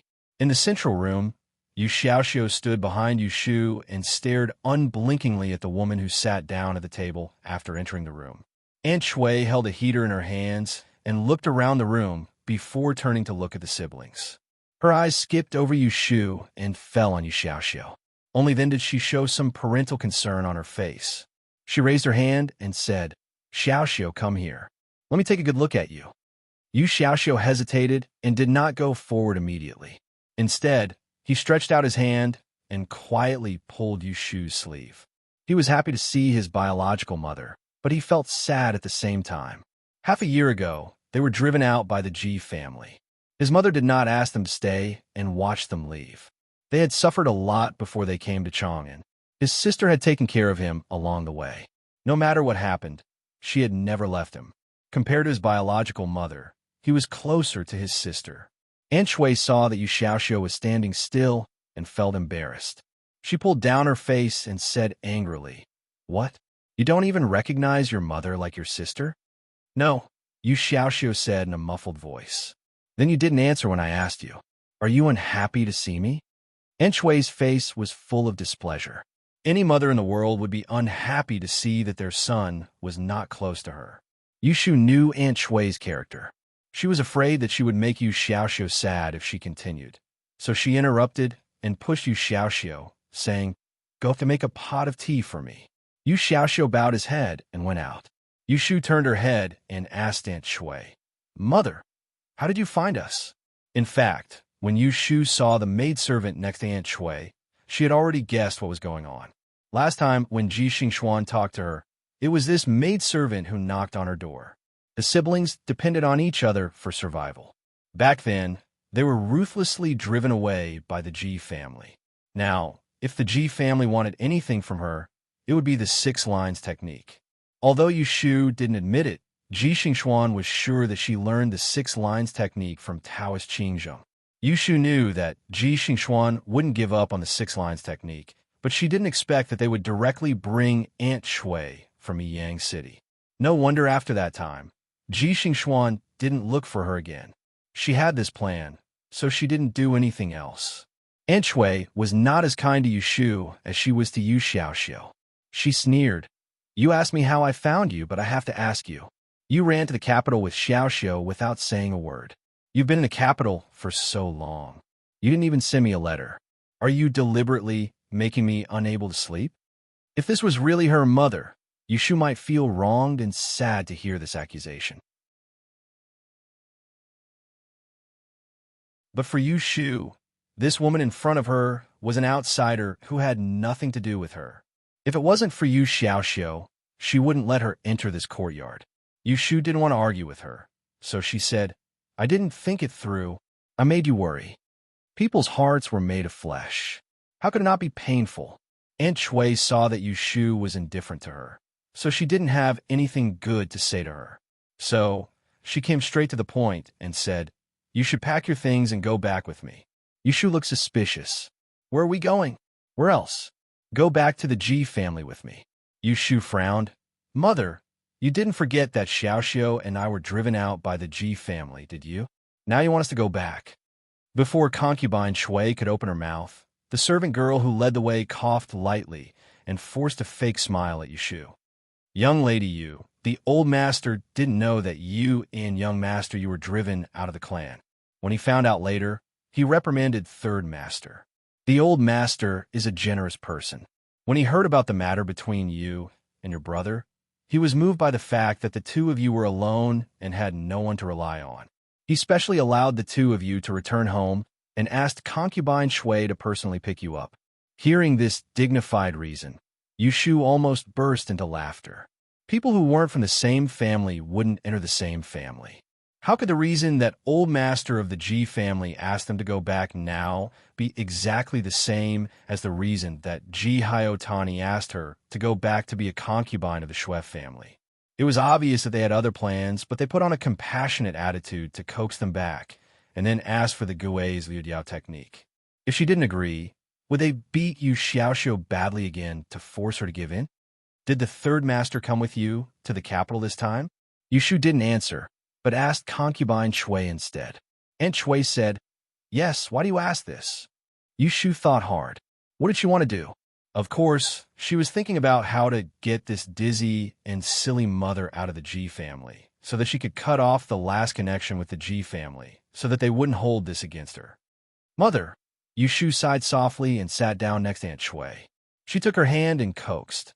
"After half a year, Xiaoxiao and I miss you very much. I don't know if third master made things difficult for you after we left. Did you suffer in the Ji family?" Faced with Yushu's sudden concern, Aunt Shui was stunned. She was reminded of her sad past, and her expression was unnatural. "So you also know that because of you too, I suffer a lot." Yushu glanced at the Yahuan behind her and smiled bitterly. "Of course I know what third master's temper is. At that time, because I was disobedient and refused to replace fourth miss and be a concubine, he beat up Xiaoxiao and almost lost his life. Only then did I learn to be obedient. Unfortunately, the marriage didn't go through and Xiaoxiao and I were chased out. There was no other way, so I came to the capital to make a living." Hearing Yushu mention that past, Aunt Shui's expression became more and more uncomfortable. Her hand struggled in her daughter's hand to avoid having other thoughts. She had come to find Yushu because she had been instructed by Ji Hyotani to bring Yushu back.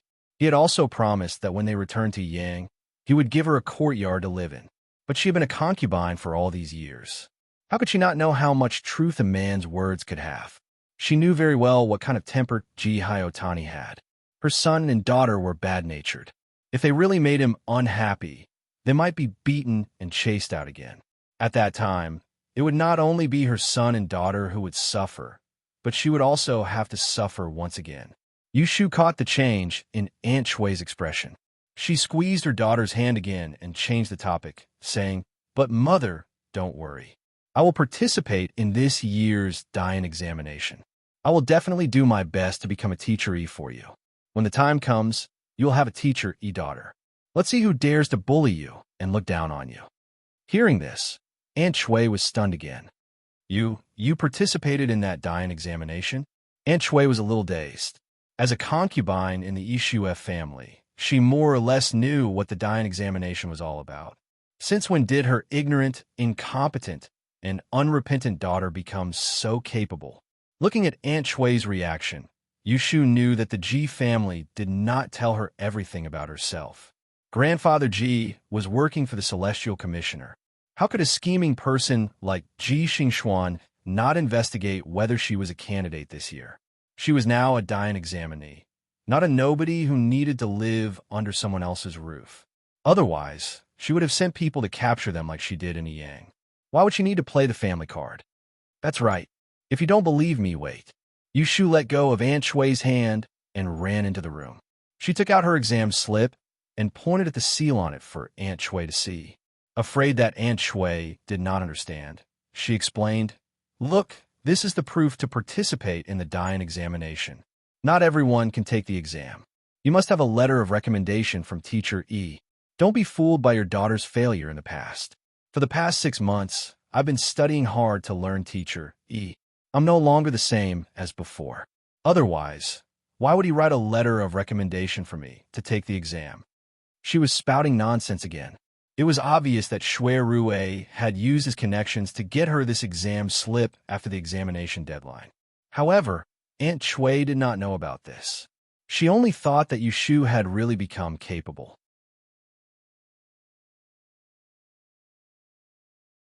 She asked in shock, Is this true?" "Of course it's true. If you don't believe me, you can ask Xiaoxiu." Coincidentally, Yu Xiaoxiu came in with a cup of tea. Yushu waved at him to let him talk to Aunt Shui. Of course, Yu Xiaoxiu would not let Yushu down. "It's true. Sister is very good at Teacher E. There's even an escort agency that specially invited her to be a trader. She will definitely pass the exam." Only then did Aunt Shui believe everything. She couldn't help but ponder. No matter what, this child was her biological daughter. If she really passed the exam and angered him again, she would be Teacher Yi's mother in the future. Her status would be very different. Even if Ji Hyotani wanted to treat her in the future, he would have to think twice. Seeing that it was about time, Yushu changed the topic. "Mother, it's not that we don't want to go with you if you want us to go back, but think about it. Third Master has always disliked me. If I go back and say something wrong to anger him, being punished or beaten would be a light punishment, but not being able to participate in the exam would be terrible. How about this? You go back today and tell Third Master that I will bring Xiaoxiu back to the Ji family after the Grandian exam." Seeing that it was about time, Yu Xiaoxiu became anxious. He did not want to go back to the Ji family. Before Aunt Shui could say anything, the maidservant was the first to object. "How can this be? Miss, you should quickly pack your things and leave with us. Great Master is still waiting." Yushu ignored the servant and stared unblinkingly at Aunt Shui, waiting for her reply. Then I'll go back and talk to Master and see if I can postpone your return for a few days." In the end, Aunt Shui was instigated by Yushu and changed her mind at the last moment.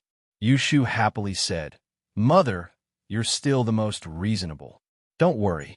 When your daughter passes the exam, I will be filial to you." Aunt Shui heard this and felt comfortable. She pretended to be brave. "I'm your biological mother. I've worked hard to raise you up. If you don't filial to me, who else can you filial to?" Yushu repeatedly said, "Yes." Then she said, "This room is cold. You should hurry back. I also need to prepare to study." "Okay, then study hard." Aunt Shui stood and gave Yushu a rare bit of gentleness. She patted her hand and pulled Yu Xiaoxiu. "Mother will come see you in 2 days." Yu Xiaoxiu held back his words and nodded unhappily. He hadn't seen his birth mother for half a year, but when he saw her again, she didn't even say a word of warmth. The maidservant who led Aunt Shui here was anxious, but had no choice. She couldn't force people to leave. She had no choice but to temporarily leave with Aunt Shui and go back to report. Yushu and Yu Xiaoxiu walked them to the door. When they left, Yushu closed the door. She turned her head and heard Yu Xiaoxiu ask her, "Older sister, why did you agree to go back?" "Who want to go back?" Yushu patted his shoulder and said with a smile, "Don't worry. Not only will we not go back, we will also bring Mother out." You're tuning in to the Romance Rendezvous YouTube channel. We're so grateful for your support, and don't forget to subscribe to join us on this incredible journey through captivating stories. Your generosity through donations truly makes a world of difference, as it's the primary source of revenue that allows me to expand and enhance this channel for you. Thank you from the bottom of my heart for being a part of this adventure.